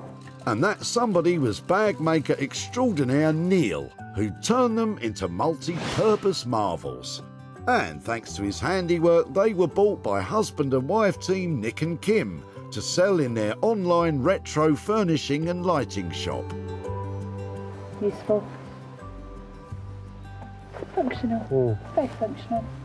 With the bags rehomed, it's time for Sarah to visit Keith at his home in Surrey. Hi there. Hello. Hi, Keith. How are you Yes, doing? hi. Yeah, Very not too nice bad. to see you again. Yes, and you. I'm here to catch up about the Hessian sacks that you were dropping off at the tip. Yeah. I didn't get the pleasure of working on them myself, but they went to a lovely chap called Neil, who uses lots of old materials to make new bags. So he took them and we had a discussion together about what to do with them. Well, let me show you. Okay, so here you go. So that might be the way you remember them. Right, okay, yeah. And this is how they ended up. Well, God, they're good, aren't they? No, sort of, what are they, gardening bags or shopping bags or... Yeah, well, they That's were good. whatever anybody wanted to be with them. Lovely Neil Yeah. made 10 of them for us. After his money, we actually managed to sell them at a profit. Right, So okay. we have £50 here to hand over. Oh, all that's for good. you. Oh, grand. Oh, thank you.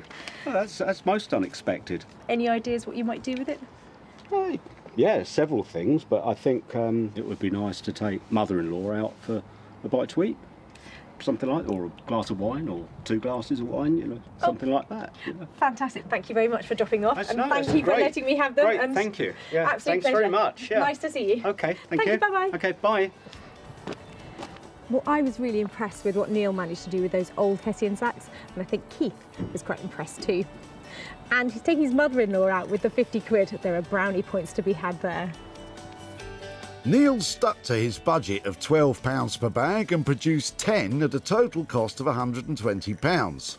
The job lot of bags sold for £170, giving Sarah £50 to hand back to Keith.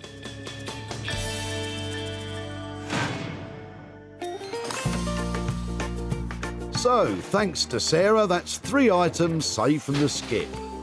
The bootload of old apples became delicious crumbles. The tattered card table was given a glamorous new lease of life. And the smelly old Hessian sacks are now stylish garden bags. Well, it's been great handing over money and meeting lovely people, but I have to thank Daniel and Neil for doing such an amazing transformation on their items. Otherwise, they'd have ended up in a skip.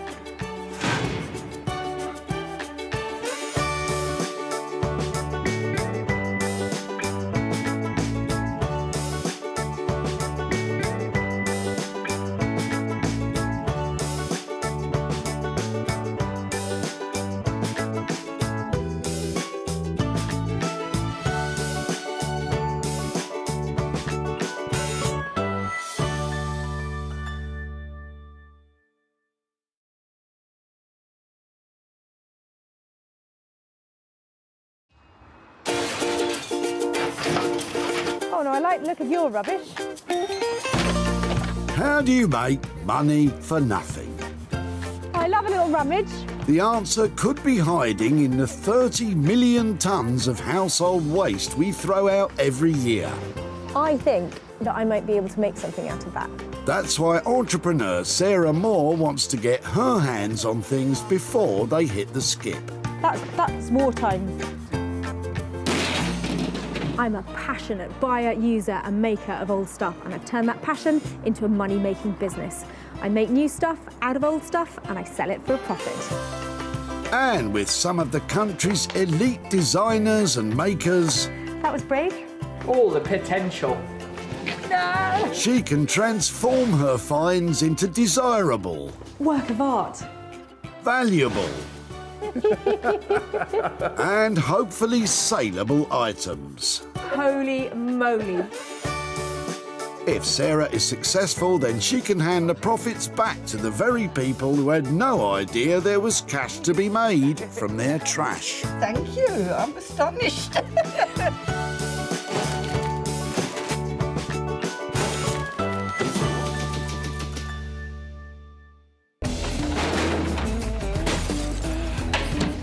Today, Sarah is in Surrey at the Whitley Recycling Centre.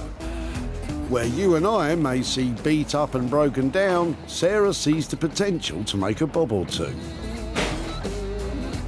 People are flooding in here all day long. All I've got to do is stop the good stuff from there ending up in there. She's been given special permission by the recycling centre to transform the stuff all these lovely people plan to sling out into a knockout. B.I. I love it down here. Everything's so nice. Don't let her sweet smile fool you. If being nice doesn't get her the 3 items she needs, she's willing to get nasty. Hand over your rubbish. Better put that back before somebody sees me.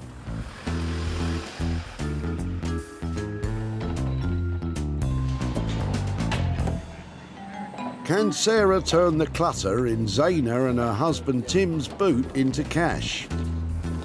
What are you doing then? You clearing out? Or Yes. are you moving? Or We've just... moved, and we've still got a lot of stuff to get rid of. So. Really? So that... I quite like your enamelware, but I'm interested in your chairs. Right, yes. Have you had them long? A long time. I've had them years and years and years, and nobody's ever liked them. And we've tried to eBay them, and still nobody wants them. I think they've got that retro look that people quite like, and I think those would... Maybe we should keep them then. Actually, I think you should give them to me, and you should see if I can make something exciting out of them for you. You're welcome to have them. Zaina may have failed to flog the chairs, but that adds to the challenge for Sarah. How she intends to make them over, though, I've no idea. I'm bamboozled. Thank you so much for letting me have those. I shall go and take them away and cherish them. Look forward to seeing them. Yeah, lovely. I'll keep in touch. All right. Bye-bye. Thank you ever so much. Is Zaina happy her chairs skip the skip? I think that's brilliant. It's much better to recycle, and did feel a bit guilty bringing them. And maybe if they can be refreshed, they'll have a new life. Ta-da! No? Not your cup of tea? But I think they've got some potential. They just need a little bit of love, a bit of TLC, and I'm sure they're going to turn a profit. Sarah knows just the fella to help her turn potential into profit.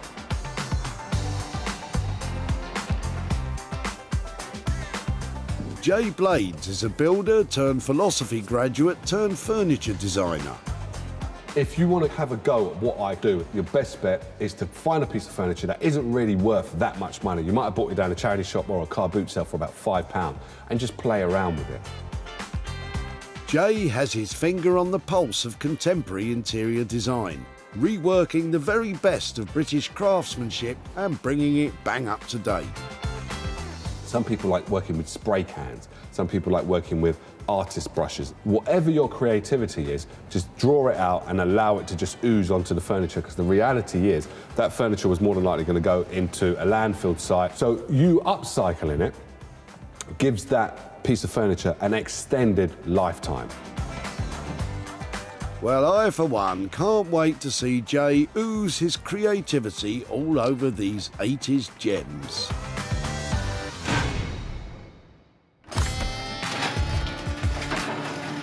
One item down, 2 to go. Sarah will leave no boot or box unrummaged, no nook or cranny undisturbed. It's hard work, but she's loving every second of it. I never get tired of being at the dump. See, tired. Oh dear. Let's all just forget that ever happened and move on. This is Julie. She's helping a friend clear out her garage. Julie, meet Sarah. Hello. That's really sweet, isn't it? It's very old and tatty now and no use. I mean, I can see it's been well used. It was in the garage. It's just the right sort of size, and it's got that retro charm that people are looking to put back into their houses at the moment. So, and everything was movable, it's all wasn't it? made properly too, isn't it? You know, Yes. all the joints and everything, all well. Yeah. But it's put together to last, and it obviously has. This kitchen cabinet has been in Julie's friend's family since the 1950s. Would it be okay, instead of putting it in the tip, to let me have it to take away and see if I can do something with it? Certainly.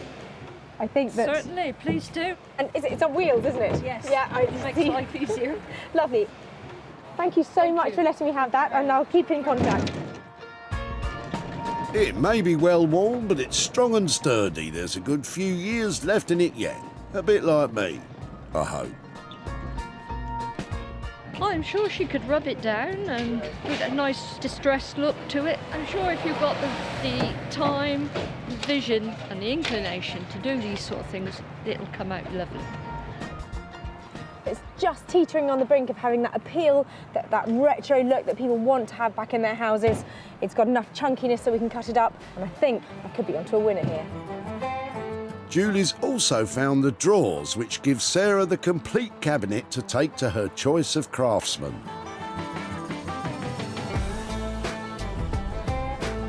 Furniture restorers Johnny and Tom just love to breathe new life into old furniture. These young hotshots have only been working together for a year, but have already made a name for themselves with their imaginative designs and restoration techniques. What I like about what we do is working with friends. That's always a good point, but is having something to start from and having an end result. The actual craft and figuring out the problem and solving the problem is what's enjoyable about it. As well, it's kind of like a puzzle. You know, it comes in not in a very great condition, and then you get to see the person's reaction when you get it back, and that's what I enjoy the most. Ah, Tom and Johnny, two young lads full of positivity and optimism. Hopefully this item won't put an end to all that.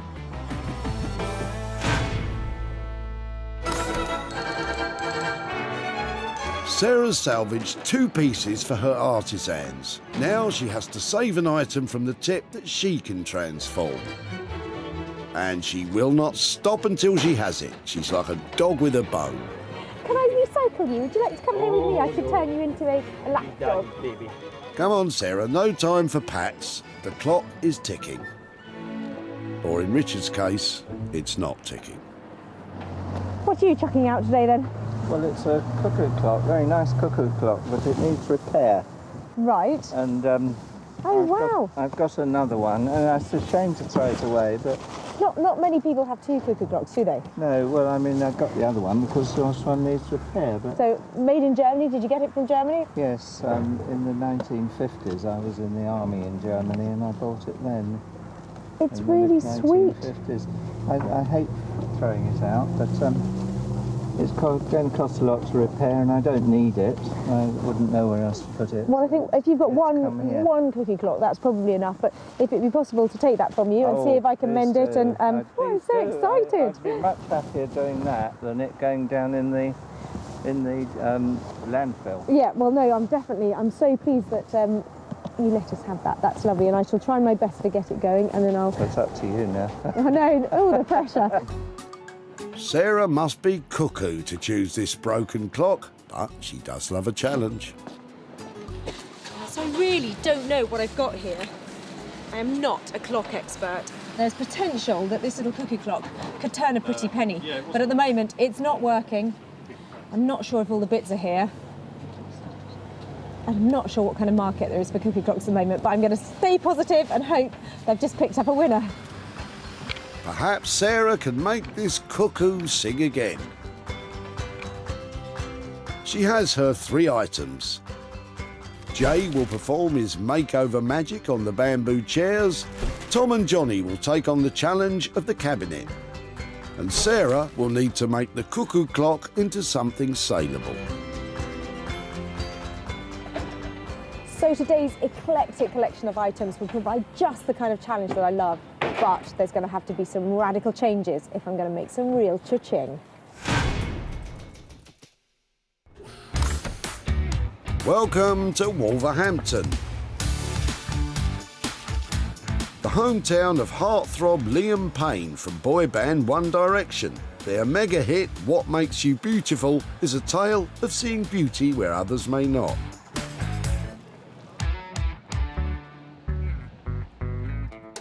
Kinda like upcycling expert Jay Blades and furniture. Even though I don't agree with people taking chairs like this to the recycling centre, one thing I must say is that I do enjoy that they do, because if they get rid of it or they don't see the beauty in it, I guarantee you I will definitely see the beauty in it. So I'm really, really excited to see what Sarah's going to bring along. These two are a classic 1980s conservatory pair of chairs. and they are going to need all of Jay's imagination and ingenuity to turn them into something saleable and desirable. I've never seen Jay work with anything like this before, so I hope he takes them on. I can't think of a safer pair of hands for this pair of chairs. You like to set a challenge for me, didn't you? I do. But I know that you will rise to the challenge. That's why I can bring things like this to you, and I just know you're going to make them look special. I'm hoping with a bit of colour and maybe some fantastic upholstery, we might be able to create something that has, you know, like a reasonable amount of value to it. Yeah. I've never worked with bamboo before, and yes, you're quite right. With a bit of colour and a lovely fabric on there, it should be able to bring these right up to date. And I've never done this before. It's going to be cool. These chairs are a brave new world for Jay. He's agreed a budget of £140 for the pair. I can't think of a better man to maximise the bang for those bucks.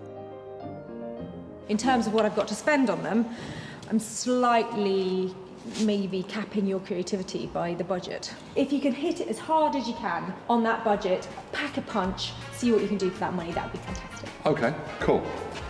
All right, you take care.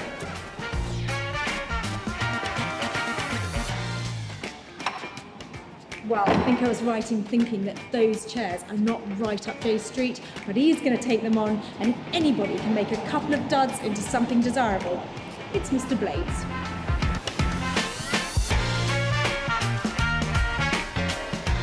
My brain is thinking, like, what am I going to do? What am I going to do? What am I going to do? I'm thinking of a load of different colours and also just how to work with bamboo. As I said, I've never done this before. Wow, Sarah's done it to me today, I must admit. Even I would like to see how these turn out. Jay has £140 budget to transform these 80s throwbacks from dated to desirable. This is the South London market town of Croydon. There's been a market here since the 13th century, where, just like today, traders would sell fruit, vegetables, leather goods and linen, although I think there are probably fewer oxen on sale these days. Tucked away nearby is the creative hub that is Tom and Johnny's workshop. And Sarah's wheeling the old kitchen cabinet their way.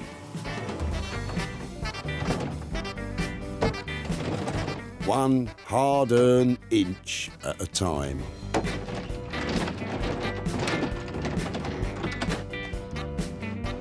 I think I should probably have left this at the tip.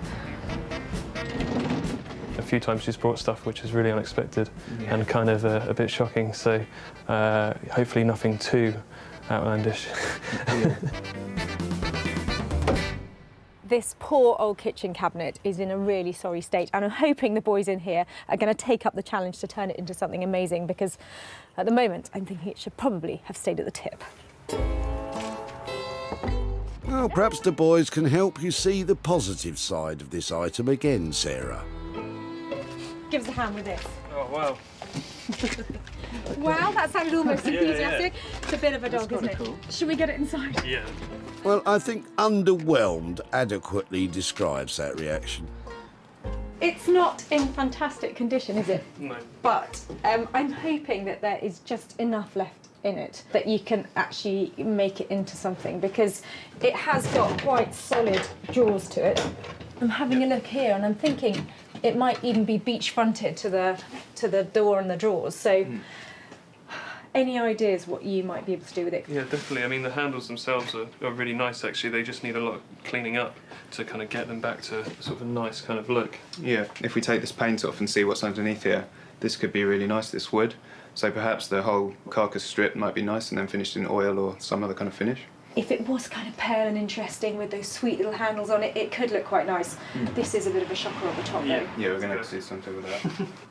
Possibly painted, probably with an oil finish. Cost comes into it as well. I Yeah, think exactly. we need to see what we can keep it looking as good as possible, but keeping it cheap. Okay, I like that cheap word.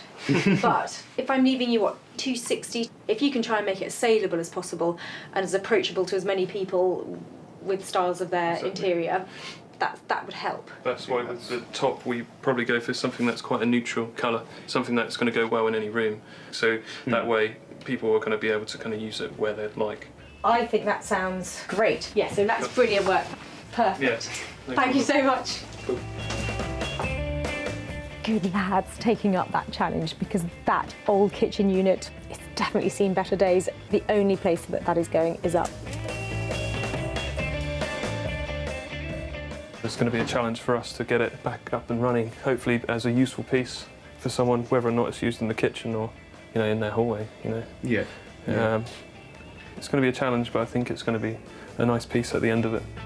The boys have a plan, a stripped wood cabinet with a painted worktop, and they have a price, £260 all in. From the suburban streets of South London to the quiet countryside of Sarah's home in Sussex. She's dropped off the bamboo chairs and the cabinet.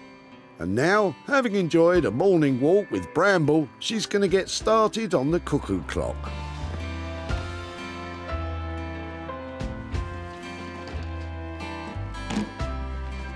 So the cuckoo clock really doesn't work. I hoped I might be able to get it going, or something simple will be wrong with it, but I've had a really good look at it. And I've also spoken to a horologist. A what? Excuse me a sec. One quick interweb search later, I can tell you a horologist is a clockmaker. You learn something new every day. It's 150 quid at least to get it repaired, and a very long waiting list, so I'm afraid I don't think this is going to tick again. This cuckoo will cuckoo no more. But don't fret, Sarah has a plan. She intends to transform this clock into a smart phone charging station. You know when a cuckoo clock is broken, it starts to sound like a pigeon. It's a heavyweight item, and Sarah needs to lighten the load by clearing out its internal workings. I'm sorry, this feels awful. If this all goes wrong, it could make a lovely bird box. You might think Sarah's cuckoo phone charging station is bird-brained, but when you're finding a new purpose for an old item, no idea is too off the wall or wacky. Get inspired and go for it. So that is pretty much stripped now. So if that's all one colour, I think that's going to look really cool. But I need to find out a way of introducing the phone to it. And this bit, the old moulding from the front, definitely needs to be kept. And I'm hoping that a phone might fit in there. Oh, look, that is perfect. And really lucky, because that's going to mean it will look like it's made to do this, which is always helpful. So if that's going to be on there in some beautiful colour, and then the phone will go in here, I've just got to work out a way of getting the charger cord in here for whichever phone people have. Can't be that hard, can it? I think just get a little bit of something to go over the top there. It'll be fine. I said give it a go. I didn't say it would be easy. I wonder if it's too late to call that horologist back. Yep, I'd say so. Well, a bird in the hand is worth two in the bush. But what will this bird-brained idea be worth when completed? So far, Sarah has only spent £12 on a charger for this project, thankfully. In Wolverhampton, in Jay's workshop, there's been big changes to the bamboo chairs. They look cool. Jay has had them spray painted by an expert technician to ensure a pristine, smooth finish. So, these chairs, when Sarah brought them into us, were just like a plain kind of bamboo look. And what I've done is I've sent these to a spray guy to get them sprayed. The contrast that I want to try and create is the chair looks beautiful in black, but then I want a kind of distressed bit where here it looks as if it's just dripping with paint.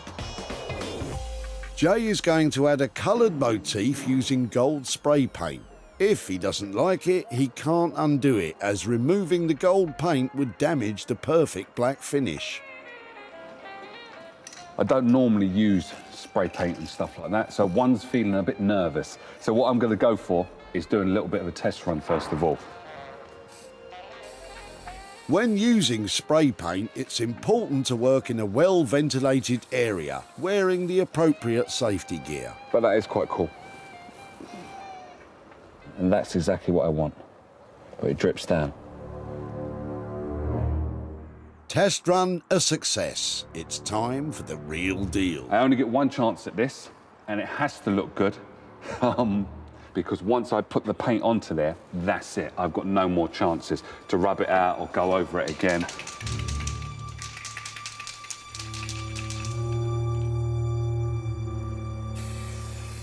I'm nervous just watching. It's a one-shot deal, so here's hoping Jay achieves the element of distressed grandeur he's after.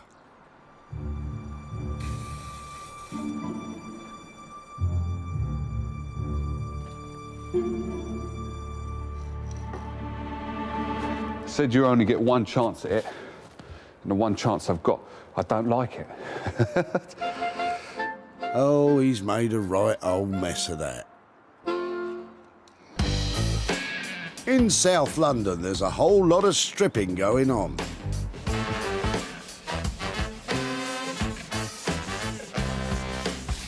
Tom and Johnny have been hard at it for over 3 hours, stripping the paint from the cabinet. It's just a lot of not very nice work on this one. There's a lot of dirty work, a lot of sanding, a lot of years of paint and build-up on it, so it's not the sort of most glamorous of jobs. But I think the end result is going to come quite quickly once we've done all the horrible bits. Sarah hoped that once stripped, it would reveal the cabinet was made of solid beech. Unfortunately, it's plywood. Only the front of one drawer is beech. This means a change of plans. You can really see the difference between the two drawers now. So this one's the solid beech and this one's plywood. So we're going to paint the carcass instead and have a stripped wooden top. So it's basically kind of flipping the idea really. It was going to be a painted top and a bare bottom. He said bare bottom. Oh, just me, okay. Now we're going to have the carcass painted and the top in bare wood. We found this old bit of worktop in our surface that is going to be a good fit for our kitchen unit. It's a bit messy, as you can see, because we've used it for stripping. So it needs a bit of a clean up. But we know there's nice solid wood underneath, so we just got to get to it. While Johnny takes care of the worktop, Tom is preparing to paint the undercoat of the cabinet. If you use a dark colour paint, then it's quite good to use a darker undercoat. I'm going to thin it with a little bit of water as well. Just helps it go on smoothly, so you get nice thin coats. You can build up gradually and it will sink into the pores of the wood a bit more. Obviously make sure that it's a water-based paint if you're going to do that. If it's an oil-based paint, then it won't work so well. Top tip from Tom. The cabinet will be finished in olive green, a deep earthy natural colour which should sit in harmony with the natural finish of the stripped wood worktop.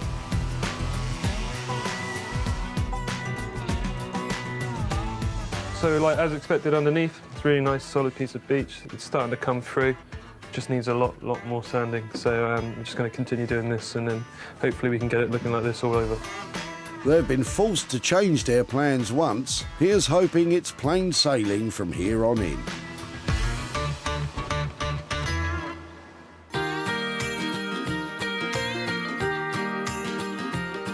In Sussex, there's been some big changes to Sarah's charging station.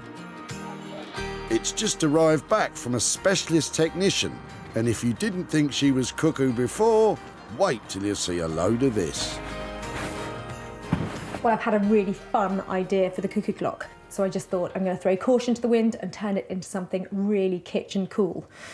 So the Cuckoo clock has been flocked. Flocking is the process of adding thousands of tiny particles of fluff to an object covered in a fine coat of glue. It gives the item a velvety feel. It was very popular in the 1970s on wallpapers, but truth be told, you can flock almost anything. It's flocking marvellous. Look at these two. Aren't they amazing? Look at that really vibrant, lovely pink. I've mixed it up a bit and I've got a few different tones of pink here. So when I put it all together, it should kind of layer up so it looks really pretty. But this stuff, stunning, isn't it? So all I've got to do now is put it together and hopefully we'll end up with something that is truly unique. When Sarah saved this cuckoo clock from the scrap heap, it was beyond repair. But now,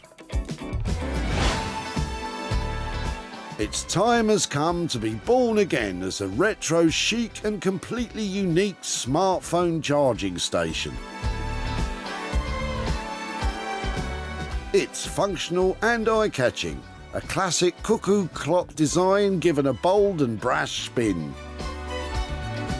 The vibrant shades of playful pink give it a pop art feel. It's one of a kind, uber cool and utterly brilliant.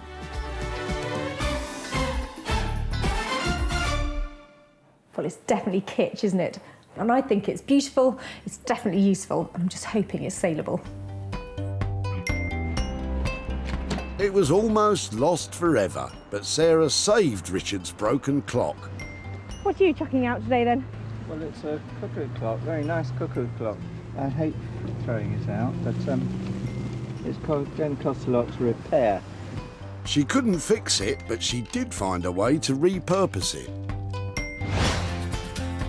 Sarah paid £72 to have the clock flocked, plus £12 for a charger, making her total spend £84.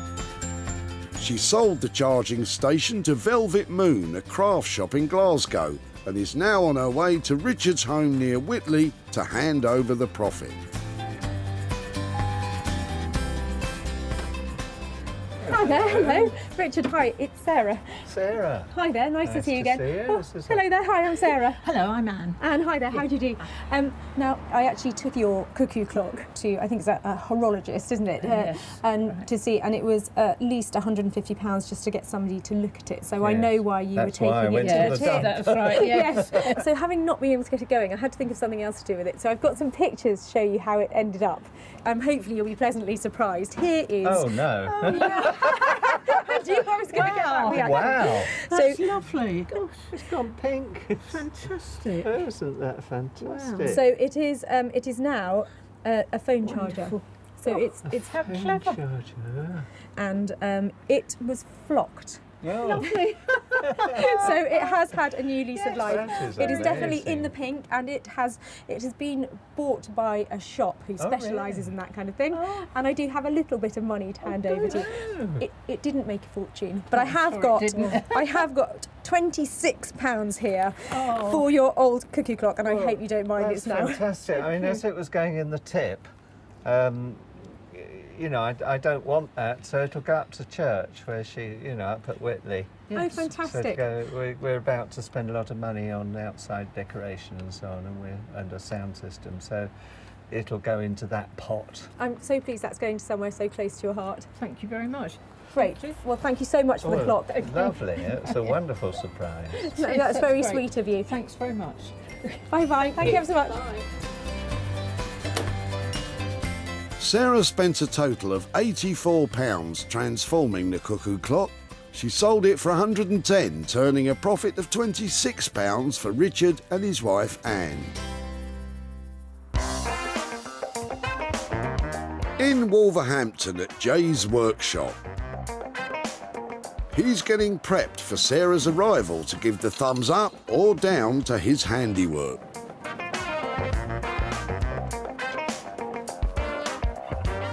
It is perhaps no surprise that those two bamboo chairs were destined to the tip. They're short on style, and even though there is a little bit of bamboo and wicker creeping back into fashion, they just didn't have the look. But I'm hoping with all Jay's skills, he's managed to make them look desirable and saleable. Has Jay succeeded in transforming these 80s chairs?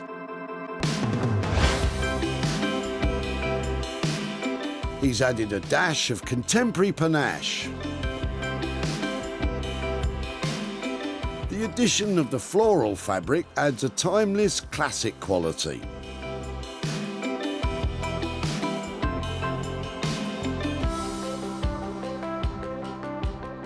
And with the deep cushion, well, that just looks oh so comfy.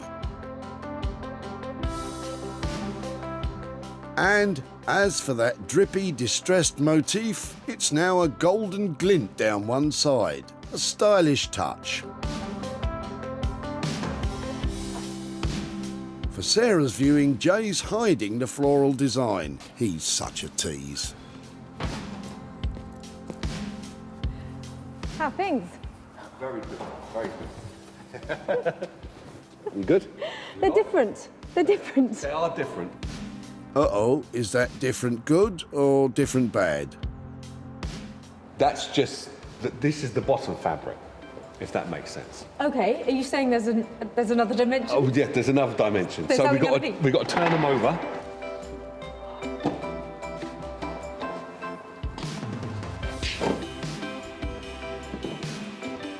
Different good.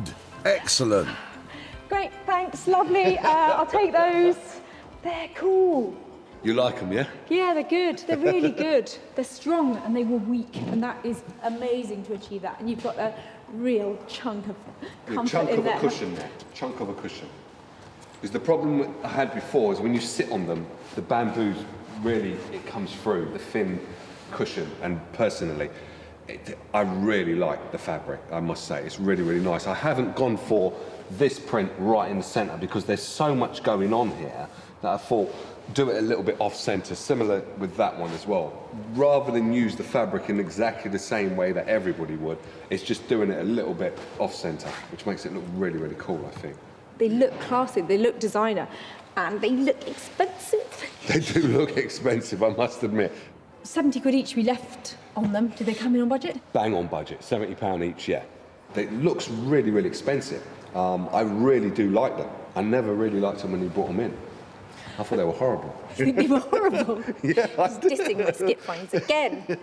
I don't shop for my stuff. I know okay? you don't. I have to drag it, kicking and screaming off a recycling centre. So I love what you've done to them. I think you've given them every chance of going back into somebody's house and being loved again. Thank you. Nailed it again, Blades. Right, thanks for that.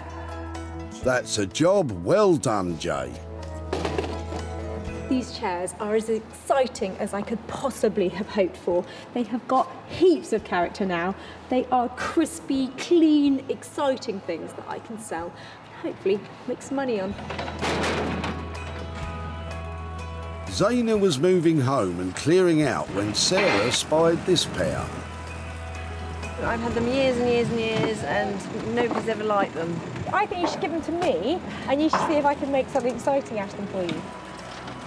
It's much better to recycle, and did feel a bit guilty bringing them. But maybe if they can be refreshed, they'll have a new life.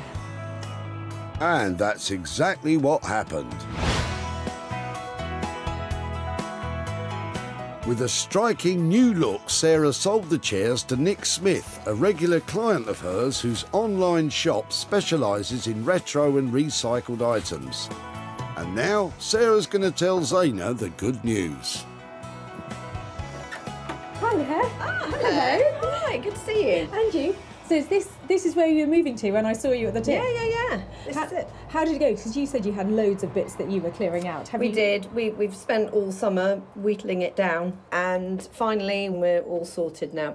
Your chairs went all the way to Wolverhampton to a fantastic guy called Jay Blades, who specialises in taking furniture like yours and giving it a whole new lease of life. And I've got some pictures to show you. I'd love to see it. How about that? Wow, that looks amazing. Oh gosh, they're so different. They're lovely. For some reason I thought they were going to be a sort of khaki colour. I don't know why I didn't expect them to be black. The cushion pads are absolutely beautiful, really lovely fabric. They're really comfortable as well. They've got that big squashy because seat pad on them. they were really, I had quite thin pads, and after a while they were a bit sort of... Yeah, that 10-minute chair where you want to stand up. Yeah. They're not like that now, and they're lovely. And they have been bought by a retro shop, and I've got a little bit of profit to hand over. You're joking, that's so good. There is a £25. There's £5 there. Wow, and 20 quid well, there. that's not bad for some old junk. Thank you very much. And what might you do with that little... Well, I don't think we'll need to buy any more chairs, but it'll probably go towards something else that we need here. So that's very helpful. Lovely. Okay, well, really great to catch up. Thank you very much for letting me have your chairs. You're welcome. Bye-bye. Bye-bye. Jay charged Sarah £140. She sold them for £165, giving £25 profit to Zaina.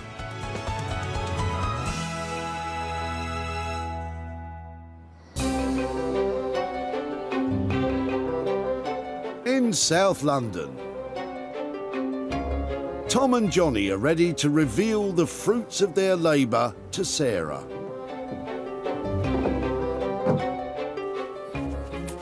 Ever since I dropped it off, I have been wondering if Tom and Johnny have been able to find any redeeming features to transform that old kitchen cabinet into something that you'd want to have in your house and that I can sell for a profit. Have the lads achieved the perfect combo of style and practicality? They've done a marvellous job.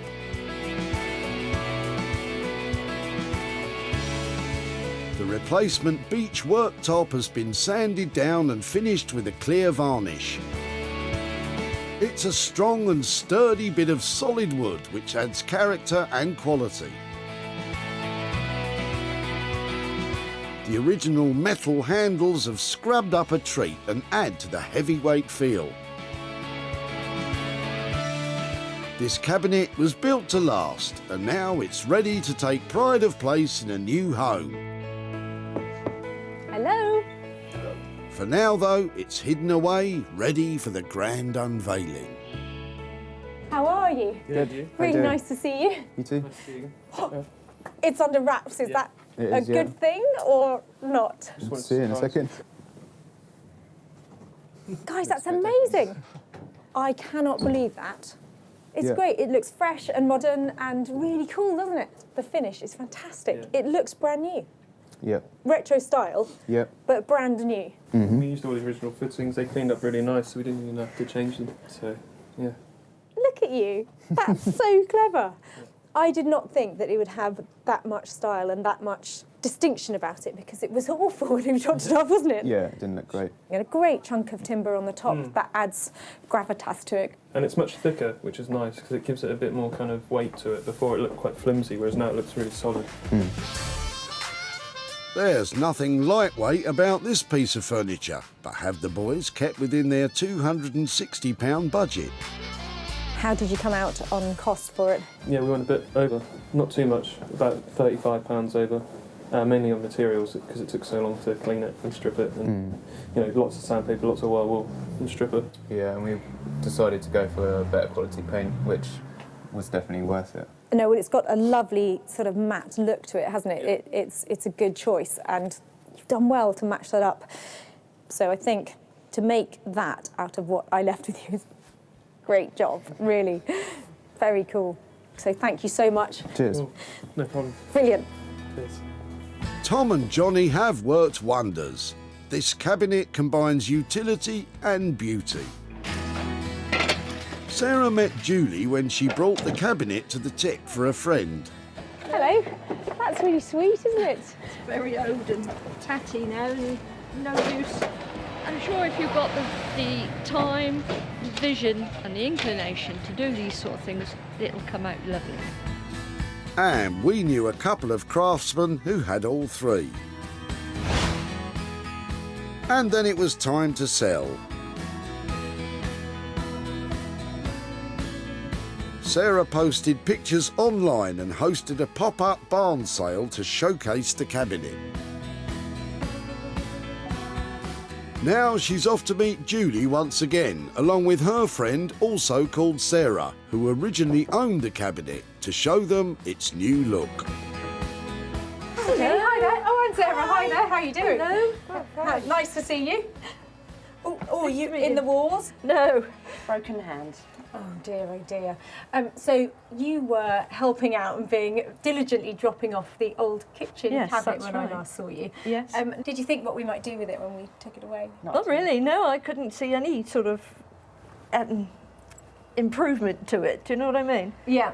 Well, it went to some lovely guys. They're called Tom and Johnny, who are based down in Croydon, and they are proper furniture restorers, and so they're used to putting a very fine finish on things. So I've got some pictures to show you of it. So here is the restored kitchen cabinet. Oh my word, that is wonderful. It's good, isn't it? It is. They have completely restored it, and they've given it a new chunky top. All of the drawers completely relined. handles. Yep, same handles. They kept all of the detail that they could. It's surprising what you can do when you have the foresight. You know, it's marvellous. It's beautifully restored. Could be an island, couldn't it? Exactly. You know, a kitchen island. Exactly. Yeah. It's something that's still for sale. Yeah. So they have made it look amazing, and I have high hopes that it will be soon sold, and I can come back to you with some profit. Oh.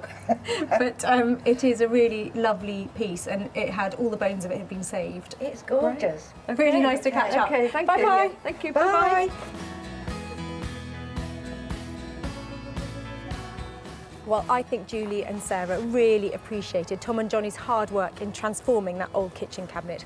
They certainly brought it back to life. Tom and Johnny charged almost £300 for the restoration. The cabinet is still to sell, so that might mean a loss of £295. But I'm sure it won't be long before the cabinet is taking pride of place in a new home.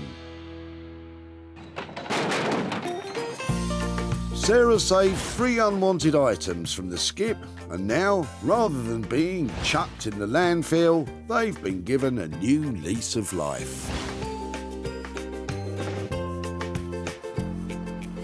Well, we've made a little bit of money along the way, but what's been really special is that I've met some great people, and we've seen 3 tip finds transformed into amazing new items.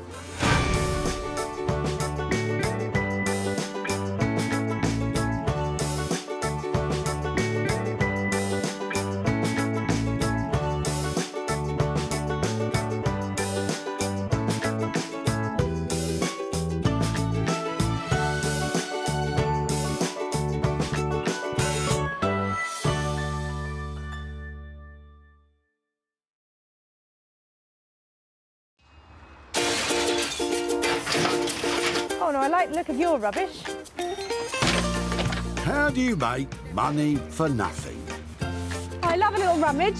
The answer could be hiding in the 30 million tonnes of household waste we throw out every year. I think that I might be able to make something out of that. That's why entrepreneur Sarah Moore wants to get her hands on things before they hit the skip. That's wartime. I'm a passionate buyer, user and maker of old stuff, and I've turned that passion into a money-making business. I make new stuff out of old stuff and I sell it for a profit. And with some of the country's elite designers and makers... That was brave. All the potential. No! She can transform her finds into desirable, Work of art.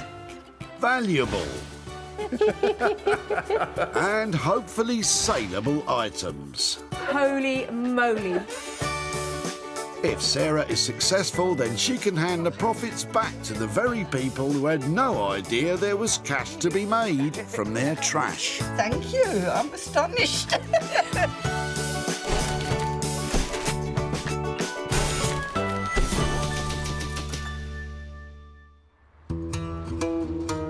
Today, Sarah's in Ultringham, south of Manchester, where thousands of locals come with their rubbish, rain or shine.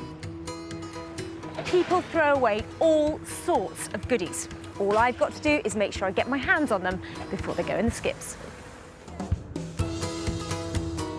Sarah has special permission from the powers that be to have a good old rummage around. No TVs. What? No TVs? Remotes? There should be something here. Grammar policewoman Sarah is on the lookout for a trio of transformable trash. And Trevor has some rotten old wood. Is that out of your garden? It is, yes. What is it? Hawthorn. It was a tree that I cut down because I wanted the fencing was bad at the back. God, it weighs a ton, doesn't it? But it's gone through 3 chainsaw blades, just blunt them straight away. It looks to me like there's enough left in it that I might be able to do something with it. I'm not sure that Trevor's too convinced, to be honest. I shall take that away, and if I manage to make a chopping board or a little spoon, can I come back and show you what I've done with it? Of course you can, yeah. Take it with my blessings. Thank you so much. Yeah. Hawthorn is one of the hottest burning woods, so if Sarah can't come up with a plan, at least they'll make a nice fire. But what does Trevor think she'll make? There's some good wood there. I'm sure she'll get more than spoons out of it, but it's going to take a lot of hard work. Oh, she's got sharp tools because it's very, very dense. This may look like dirty old chunks of wood at the moment, but I know exactly who to take it to, so I can clean up and have a real chance of making some profit. With the first item found, Sarah knows just the people who can tackle all that wood. Say hello to Josh and Ollie, designer makers, business partners and best friends. These boys use natural and recycled materials to create handcrafted furnishings and high-end interior pieces. I'm Josh, and this is Ollie, and we're Forge Creative. I think the main thing we love is designing new products and new furniture, where you've got that idea and you come into the workshop and just see it come to life. The sort of thing we'd like Sarah to bring us would probably be something with a bit of character, a bit of age to it. I think we like something with a bit of a story. Like a rusty bit of metal or like a weathered bit of wood, something like that. It's got a bit of history and character to it. Well, they're in luck, as Sarah's Hawthorn stumps are definitely old and definitely weathered.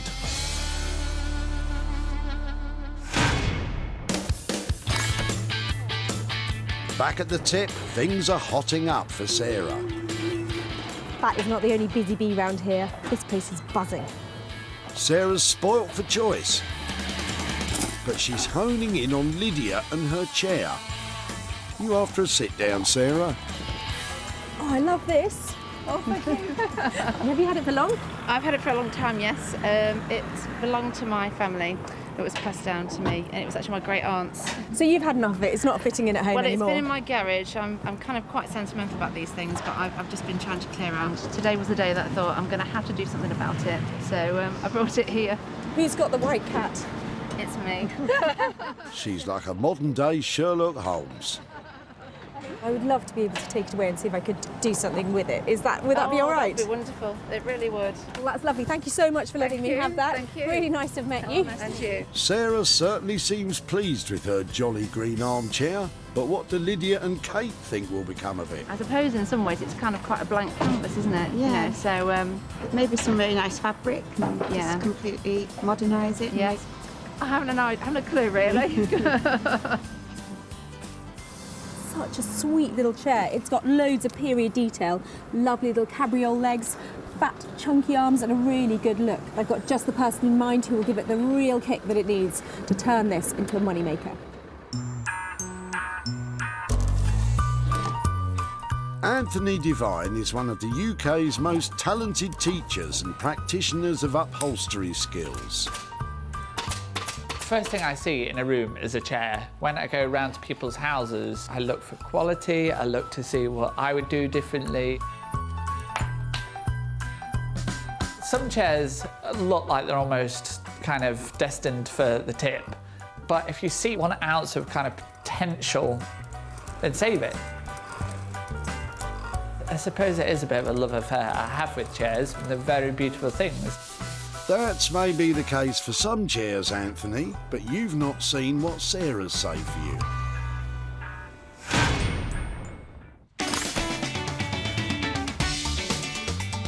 Sarah's third and final find will be the one she works on herself. Nothing to see here. Perhaps Michael can offer up something of interest. Is it dead? Is it not working anymore? No, it works perfectly well. It works perfectly well. The motor's very, very good. Right. It's just that the blades are blocked. But somebody who knows anything about it could do it. It's in quite good condition. I've never thought about taking a lawnmower away from the dump before. You're very welcome. How old is it? I don't really know. I would think it's 10 to 12 years old. Okay, so it's had a good use. It gets serviced every year. Yeah. So it's good. If it still works, there's potential I may be able to make something out of it. So I'd love to have a go using the parts or doing something with it. Very welcome. Thank you so much for letting me take that away. Okay. Didn't go backwards. This is not looking promising. Have it on don't have it on that. That'll. Oh, that'll stop. Okay. I've got a new lawnmower, but I haven't got enough room in my garage for both of them. The old one works perfectly well, apart from the gears have locked. Sarah does look confident that she can mow up some moolah.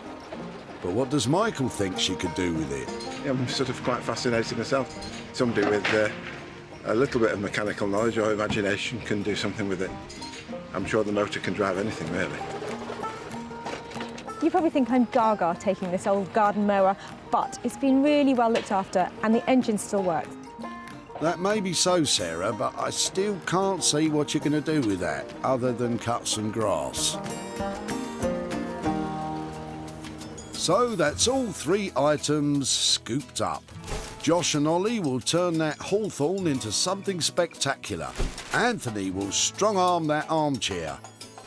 And hopefully Sarah will get motoring with that mower. I would say, on balance, it's been a great day here at Ultringham. I've collected a classy cluster of cracking future collectibles, all of which I know will make some money for nothing.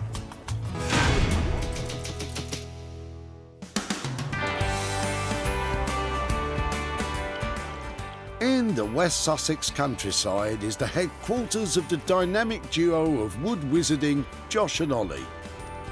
Sarah could bring us anything. Hopefully it's something with a bit of potential. I'm hoping for maybe like a raw material. So something that we can start from scratch and create something with. Yeah. Well, they don't come much rawer than this. I'm really hoping my humble collection of hawthorn logs is going to come good, because I need to make something out of these, and at the moment, it's not looking that hopeful. There's a real danger that Sarah's exuberance at the tip might have a rotten outcome. Hello. Hello. Hiya. Come and see what I've Okay. got for you. I need a hand. Oh, wow, some logs. Nice. So I think they're hawthorn. Okay. Fairly chunky, aren't they? Yeah, they're nice. There's a lot of nice colour in there. You can see it already. Yeah, it feels really heavy and really hard, so hopefully it should have quite a crisp look to it. Is that, Yeah, will that it's definitely translate? a dense timber. What kind of pieces could you get out of these sort of size chunks? Well, I was just thinking ornamental pieces, because the wood hopefully will be quite interesting in the middle. So whether we make some kind of vases or some kind of ornaments out of them. Okay, if you really think you can get something out of it. Yeah, we'll certainly give it a go and try our best, see what we get out of it. On closer inspection, it turns out one of the chunks is not quite so solid in the centre after all. I think it's got creatures inside it. Has it? Sorry. With this one, we'll just have to wait and see how much of it is just rotten soil. If we get time, it could be like a sculptural piece. I think that might be code for, dunno. So budget, this set aside, how about those 3 bits? We've got maybe either one big vase or maybe 2 vases out of that. There's maybe another small vase there. And then if we get time, it could be like a sculptural piece, but we'll see how it goes with that one. So I reckon 250 for these 3 bits. And then if we can make something that you sell for thousands out of that, then we'll call it £2,000. I love an optimist. Okay, well, 250 quid on the table for that. Good luck with getting on with that. Always a pleasure. Thank you. I have really left those lads with a challenge this time, because they're going to have to dig really deep and use all of their creativity to turn those old stumps into hard cash. But Josh and Ollie aren't easily daunted. I think they will be really nice, because there's clearly some nice wood in there. Just need to get in there and get cracking with it. Josh and Ollie are looking for £250 to produce a set of vases and possibly some ornamental pieces. I just hope that wood holds together.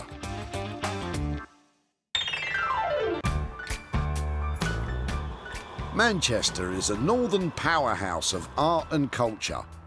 It's also home to master upholsterer Anthony Devine. So my buddy's coming back, and she's got another item. She promised me this is a good one, and believe she's given me free rein on it. So I'm very excited. Well, who else was I going to bring this little beauty to? It's come to Manchester for a makeover. We've saved it from a skip, and now I want it to look lovely again. Let's go and see what he thinks. I just hope he likes it. Anthony? Hey, Here she is.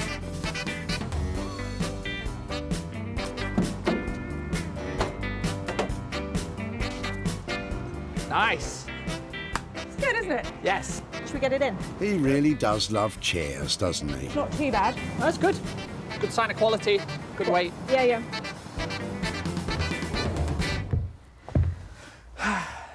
It's good. It is, isn't it? Yeah, it's good. I have had some ideas about it. I was wondering about making it look like something else. Not too radical, but a bit of a play. Yeah, because of the style of the chair, and it's going to sit in a corner of a room and the rest of the house might be all nice and safe. There's an opportunity to give it a little bit of something. Just leave it with us. We'll do a sympathetic restoration underneath and something big and bold on the top of it. Sounds like this chair is in for a special treat. But just how much is big and bold going to cost? 500 quid as a budget Okay. would be like kind of get it all done. If it takes more, it's not going to be much more. If it's less, you can have it back. 500 quid, you know, I trust you implicitly. Absolutely. I know you can do something bonkers with it. You never know. Well, I do know because I've been here before. You slash things, you stab them, you spray paint them, you know. I just can't wait to see what you can do with it. Me neither. Deeply worrying. Absolutely, I've got this one in the bag. As a trusted member of the team, Anthony's earned his creative freedom with this one, but will Sarah live to regret it? Today, modern interiors, they're all just getting a bit bland and boring and it's all very tonal. We want something to be in the corner kind of screaming and shouting, look at me. And probably you would never sit on it, but we want you to appreciate it, and that's what we're trying to do with this chair. I'm really intrigued about what he's going to do with that chair, and I can't wait to come back to find out if he's had a good idea or not. A budget of £500 for a chair which, when finished, will look like, no idea. I just hope that whatever Anthony does, Sarah can sell it. At home in Sussex, Sarah has already begun the mower project by having it taken to pieces into its many component parts. Well, who knew if you took a lawnmower apart, you get so many pieces, and there's some fantastic bits here. There's lots of lovely nuts and bolts I think would make some lovely jewellery, but the standout feature, I think, has to be this fantastic cutter blade. It's such a sculptural thing, and just looking at it makes me think, I want to make something out of that, and I think lighting is the best thing. Lighting is really commercial, very saleable, and actually quite a simple make if you've got something as lovely and strong as this. So with the help of this off-the-peg lighting set, I'm going to make a lamp with this bit as the base. But before I can start, I've got to get the hacksaw out to get this out of that. Of course, the simple way to remove the blade from its casing would be to just undo the bolts. Money for nothing, they say. It's hard work making money for nothing. Before lawnmowers were invented, grass was cut using scythes. It wasn't until 1830 that an English engineer, Edward Budding, patented the first lawnmower. I'm pretty sure he didn't envisage his invention being used for lighting. That was a lot of hard work, but that is every part as sculptural as I'd hoped. And this bit, another part of the lawnmower, it's going to make the best base for it. I reckon put it in that way up. Looks like a light already, doesn't it? I've just got to clean it up and see if I can get the wire going through the holes that happen to be there already. And that's going to look amazing.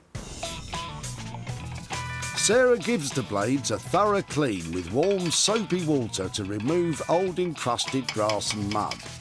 Next, in order to remove any sharp edges and make the blades safe, Sarah uses a coarse sandpaper and a whole load of elbow grease. Finally, the little bits and bobs are given a thorough wash. I'm just cleaning up these two pieces because these are going to help me connect this to that. I I love the way that design evolves when you're reusing pieces like this, because that is a really chunky, lovely bit. And it adds so much by putting it on there, and you probably wouldn't design that unless you'd just found it. Well, unless, of course, you're Edward Budding, inventor of the lawnmower. Then you probably did design it. Okay, so on to the final stage, which is wiring up the lamp. And I've got this fantastic lighting component, and loads of lighting shops have these now. So you can choose the kind of bulb holder and the flex that you have, either the colour or if it's twisted like this one. And it makes a really quick and easy way of making a light. So I've just got to get this wired up, and I think it's going to look pretty cool. So I think we go from the top. Sarah's costs for the lawnmower lighting are £60, which includes the cost of the flex, light fitting, bulb, and also the services of a qualified electrician to make sure everything's safe. But will she really be able to create a desirable interiors piece from a bit of old lawnmower? Back in Manchester, Anthony has an extra pair of helping hands in the form of his assistant Tom, who specialises in making furniture frames. So what I'm thinking for this chair is quotes. So, the wise words of Winston Churchill, yes, British and all, icon, never, never, never, not Rick Astley, give up. So Winston Churchill. Yep. I like it. Maybe a cigar holder to go in the arm for extra authenticity. Yeah, Churchillicity. Anthony plans to use the paper stencils to work out the placement of 3 well-known quotations. Give us a B. Whee! All spoken by one of Britain's most influential leaders. I mean, this is possibly the worst job in the world for me. I cannot spell to save my life, but these are all good words. I'm all right with this. Winston Churchill became Prime Minister on the 10th of May 1940, and the quotations Anthony has chosen were all spoken during a time of conflict. They helped to inspire the nation on to victory in World War II. I've managed to spell hell wrong. Hell is spelt with 2 L's, E's. Heel. If you go through heel... If you're going through eel. Right, go on. It's a place in Yorkshire. Yeah. Once the boys know the quotations will fit on the chair, the next stage is to lay them out on brown paper that will later be photographed and printed onto fabric, giving the appearance of the chair being wrapped. The quotations are being sprayed onto the paper to give a stenciled graffiti look. This is the alfresco part of the operation. Has it worked? Yeah. Yes, that's what we want, isn't it? Yeah, that's all right. Okay, good job. Good job, me.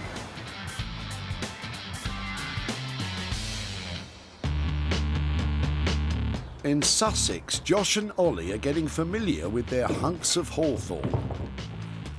Okay, well, I'll start working on this piece and make some vases. Yeah. And I'm going to have to figure out what we can do with this one, because it's looking pretty rotten. Yeah. Looks like Josh has drawn the short straw here. Stage 1 is to investigate, which seems to involve pretty much every method of chopping up wood. As hawthorn is so dense, Ollie's breaking out the big guns. After all that chopping, is there anything usable left? Yeah, so I got some all right bits out of the log in the end. There's a lot of rotten bits, so you can see there's loads of bits that aren't so great, but I think there's some good wood in there. Josh is going to make a set of ornamental trees that are a speciality of theirs, while Ollie will make a star on one of the vases. So I'm just trying to adjust this and trying to get it to sit well. Obviously it's going to be shaken around a bit, but just do the best to get it balanced. It's just a case of slowly getting it rounder, and then we can speed up the lathe and get cracking with it. Time for the boys to get spinning. Even though these lathes can spin the wood to up to 1500 RPM, it'll take some time for Ollie to get that wood down to a round piece. Josh's smaller ornaments are quicker to create. They've turned well and they've come out all right. It's really characterful wood. It's pretty cool. Meanwhile, Ollie's making progress with his vase. It's getting there now. It took a while to get it rounded off, but it's looking more like a vase now. Next is to, just carry on kind of getting the shape that I want and drill the hole in the middle, sand it and take it off to finish it. But Josh has hit a problem while making his third tree. A lot of it's all right, but then there's just little patches of, like, that bit's just really squidgy. At the end of the day, you know, you've got a bit of rotten wood, haven't you? I mean, there's not a lot I can do. I can't get rid of all of it, but I can just try and work around it. Working with rotten wood is certainly a rotten job, especially with Ollie turning what turns out to be fine timber.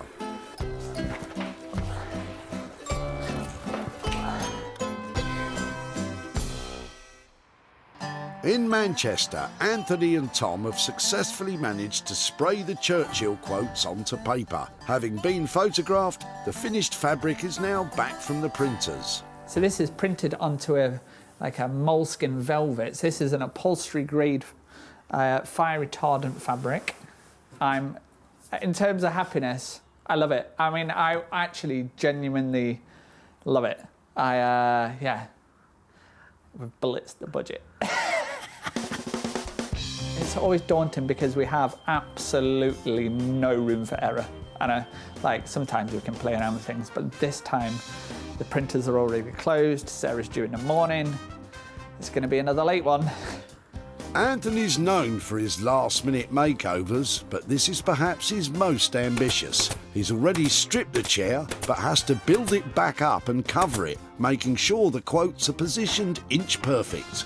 No room for error on this one. Okay, have a look. That is a solid 7 out of 10. Thanks. I don't know why you gave me a job in the first place, to be honest. Yeah. Thanks for that, boss. Yeah, right, you're welcome. So this is elasticated. And this gives us the suspension. With the fabric secured to the arms, Anthony now has to rebuild the seat and the back of the chair. He starts with the elasticated webbing.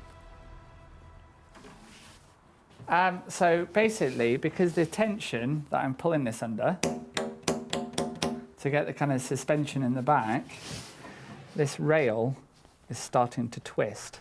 So it's going to have to be changed. So where's the right quote? Here we are. Never, never, never give up. And if you're going through hell, keep going. So the danger is, obviously we'd have done this before we'd have got any of the fabric on, but you never quite know these things until you get them.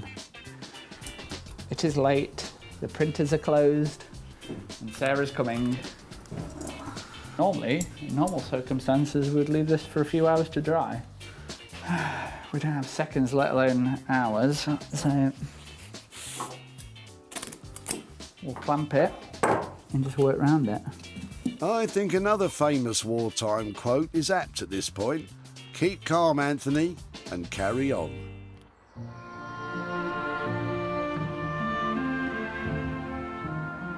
At home in Sussex, Sarah is busy putting the finishing touches to the mower transformation. Right, that's all the dirty work done. Time for the last adjustments. Straight. Time to get this illuminated.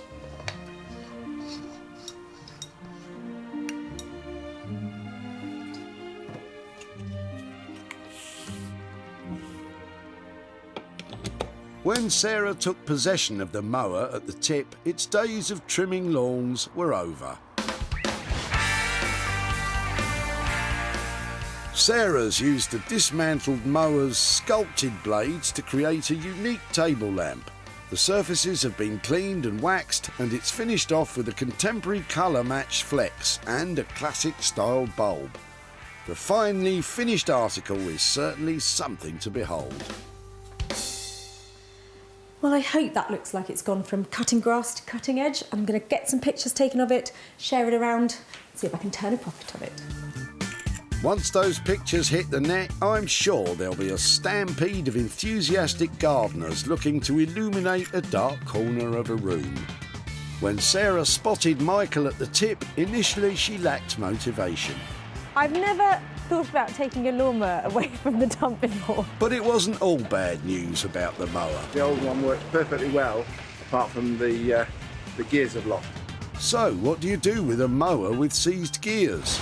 That's right, strip it down and turn it into a lamp. The lamp was snapped up by an interior design shop, Sarah Hughes in Marlow, run, funnily enough, by Sarah. It's got sort of memories of old-fashioned lawnmowers, which I rather like. It's the sort of thing your grandfather used, and you imagine them pushing them along. Our Sarah has travelled to Sale near Ultringham to show Michael what happened to the lawnmower.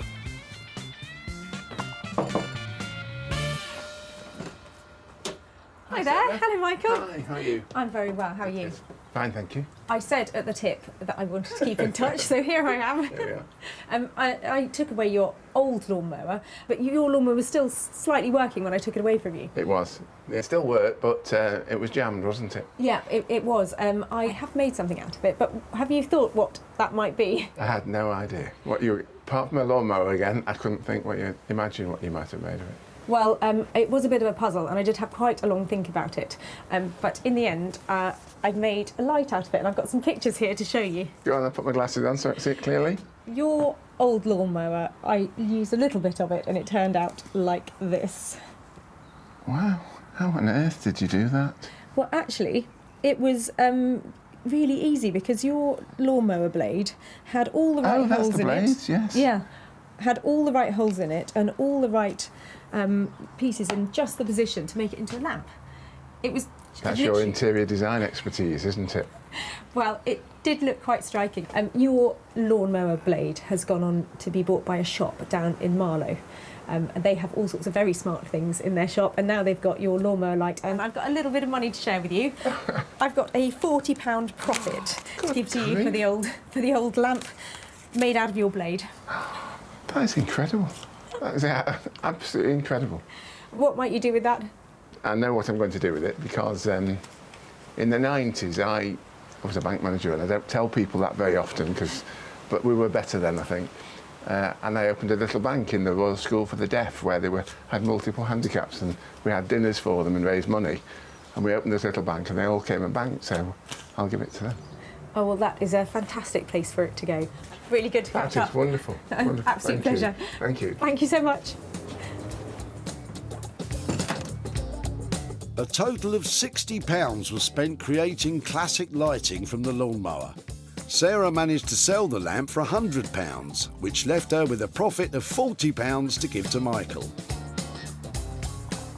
Well, I think Michael approved of my cutting-edge design, and the money is going to a really good place too.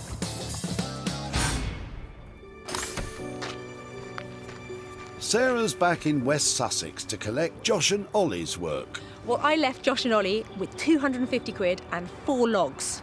What on earth are they going to have made out of that? Well, they're pretty confident in their creations. I think she's really going to like these. We've got some original designs, so yeah, I think she's going to be pleased. Sarah left Josh and Ollie with a pile of rotten old Hawthorn stumps.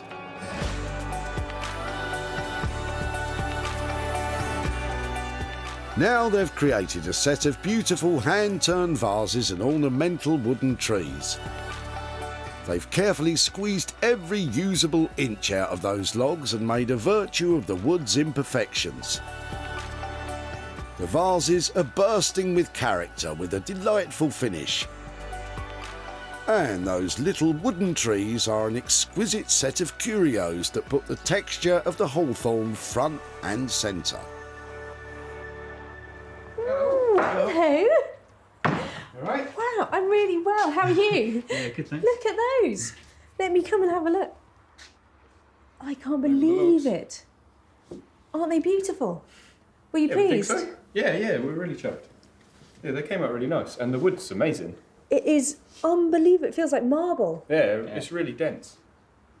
These vases are a triumph. They're stylish and beautiful, and you can tell they're handmade, and they have this just fantastic feeling. How was it to work with them? How have you made this out of those logs? Yeah, we had to do a lot of chopping and splitting because there was a lot of rotten stuff in there. It looks like you made a virtue out of the faults because I can imagine that might have been quite tricky to work with. It looks beautiful, doesn't it? They're beautiful and a little forest as well. Now these look like fun. They've got this beautiful mid-century look to them. They're just so tactile, aren't they? Really lovely and so surprising given what you were left with. I left you with a slightly flexible budget, around 250 quid. How have we come out? I think, yeah, we were right. I think that is it. We did have another piece that we were going to try and do something with, but it was just too rotten. Okay. So yeah, 250 is.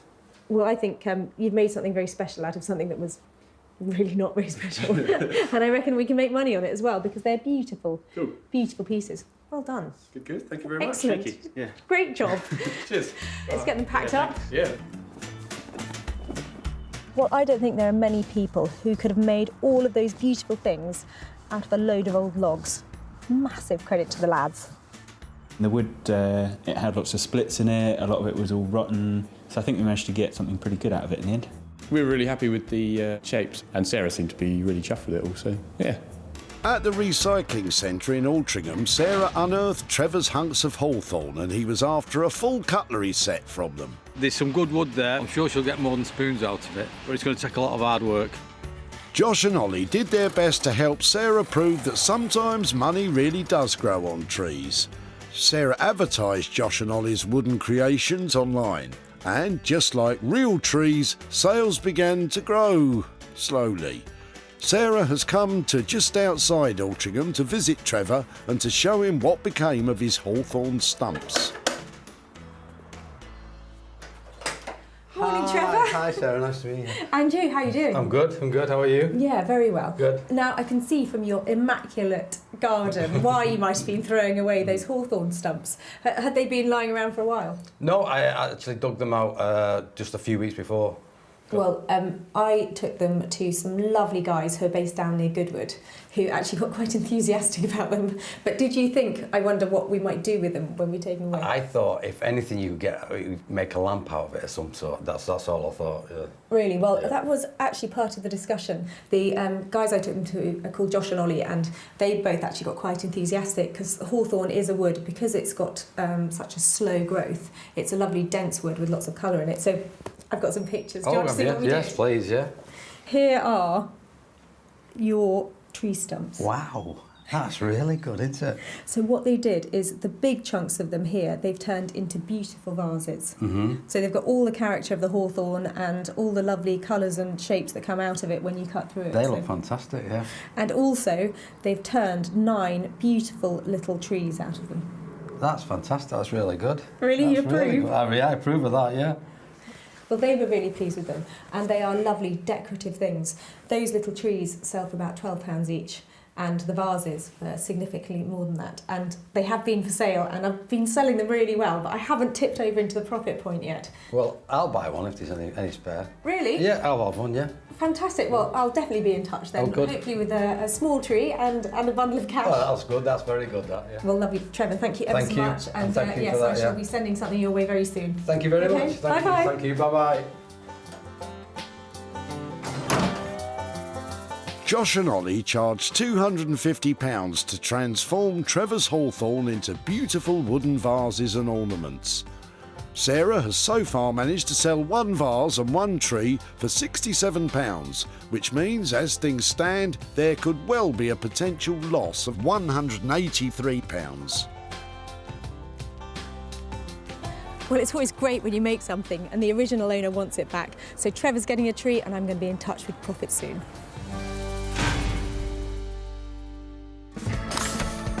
Sarah's now returned to Manchester to see the bold makeover Anthony's been promising, if he's managed to finish it, of course.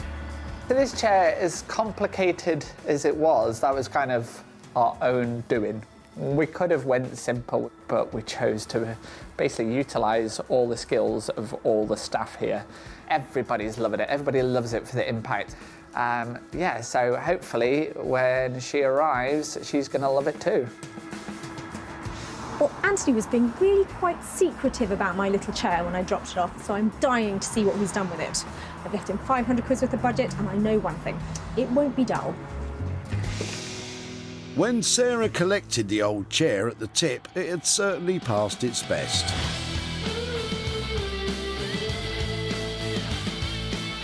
As Churchill himself said, there's nothing wrong with change if it's in the right direction. And Anthony has certainly changed the direction of this old chair. Covered in iconic quotes, hand-designed and digitally printed on velvet fabric, this chair is a one-of-a-kind masterpiece. Anthony promised bold and he's delivered. But will Sarah like it? Hiya. Hello and welcome to the war bunker. How you doing? I'm very good. Where is it then? It's... What have you done to it, dare I look? Hey! Anthony Devine. What an original piece of design.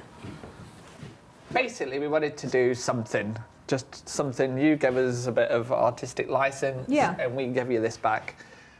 So we went from taking the chair and we positioned all the letters up, stenciled it all out, worked out roughly where it's going to go. Then we went and stenciled and sprayed them all up, and then had it all photographed, sent it off to our printers, and then out she popped, or he popped. This is a lovely transformation, but 500 quid?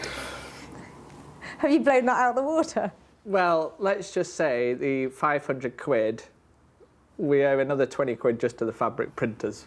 Right, this isn't sounding, No, this isn't sounding very commercial. no, it is. I'm just going to say 750. I already said it. How much? I mean, 750 quid.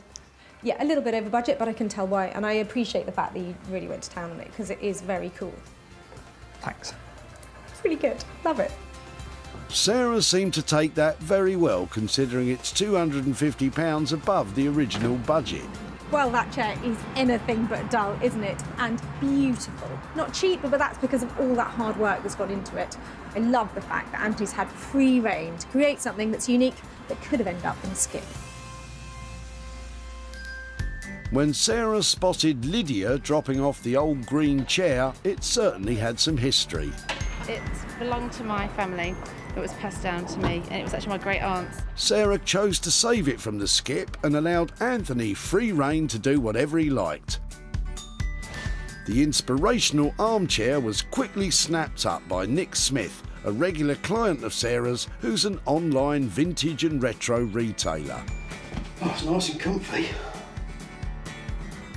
Sarah has returned to the Ultringham area to show Lydia what became of the old green chair.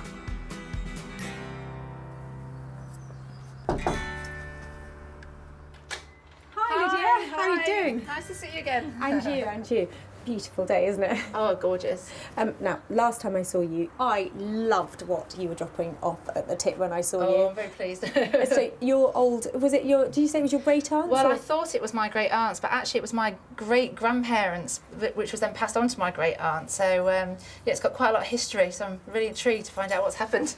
It was a lovely shape, your little chair, and it was something that didn't travel very far actually. Oh. We took it to Anthony Devine, who teaches upholstery and is a fantastic upholsterer in Manchester. Oh, fantastic. Oh, brilliant. Yeah, so he loved it. I've actually got some pictures here to show you. Oh, brilliant. Would you like to have a look? I can't wait to have a look. Well, you said that it had a lot of history to it. Well, he's added even more because your chair is now looking like that. Oh, wow. It's fantastic. So he took Winston Churchill as his inspiration. He created all the fabric. Oh, he stenciled wow. it all himself. That is amazing.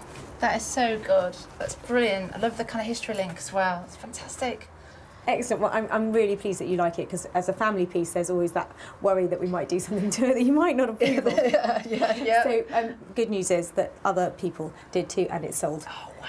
Oh, that's brilliant. That's me. I have £75 here, which is profit from your armchair. Oh, that's super. Thank you very much. Oh, that's brilliant. I'm going to give it to an animal charity. You know, that's what I'm going to do, definitely. I've got one in mind. Really? I am, that's yes. lovely. That's really, really sweet. It's a little chunk of money that hopefully will be useful. Yeah, definitely, definitely. Thank you so much for letting us have it. Thank you very much. Oh, it's an absolute pleasure and a lovely cause for that. Thank Lovely you. to meet you. And you. Bye-bye. Okay, bye-bye.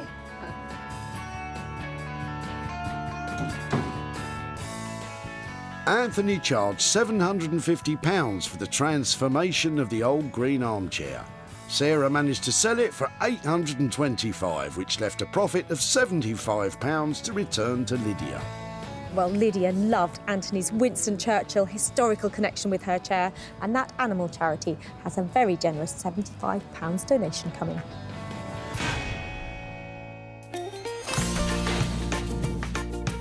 Sarah salvaged 3 unwanted items from the Ultringham Recycling Centre. Michael's old mower became cutting-edge lighting, Trevor's Hawthorn stumps became sideboard essentials, and Lydia's old green chair was rewrapped and covered in Churchill quotations. It takes a lot of talent, plenty of imagination and lots of good old-fashioned hard work to transform every item that we save. But it's definitely worth it, especially when we get to hand over some money for nothing.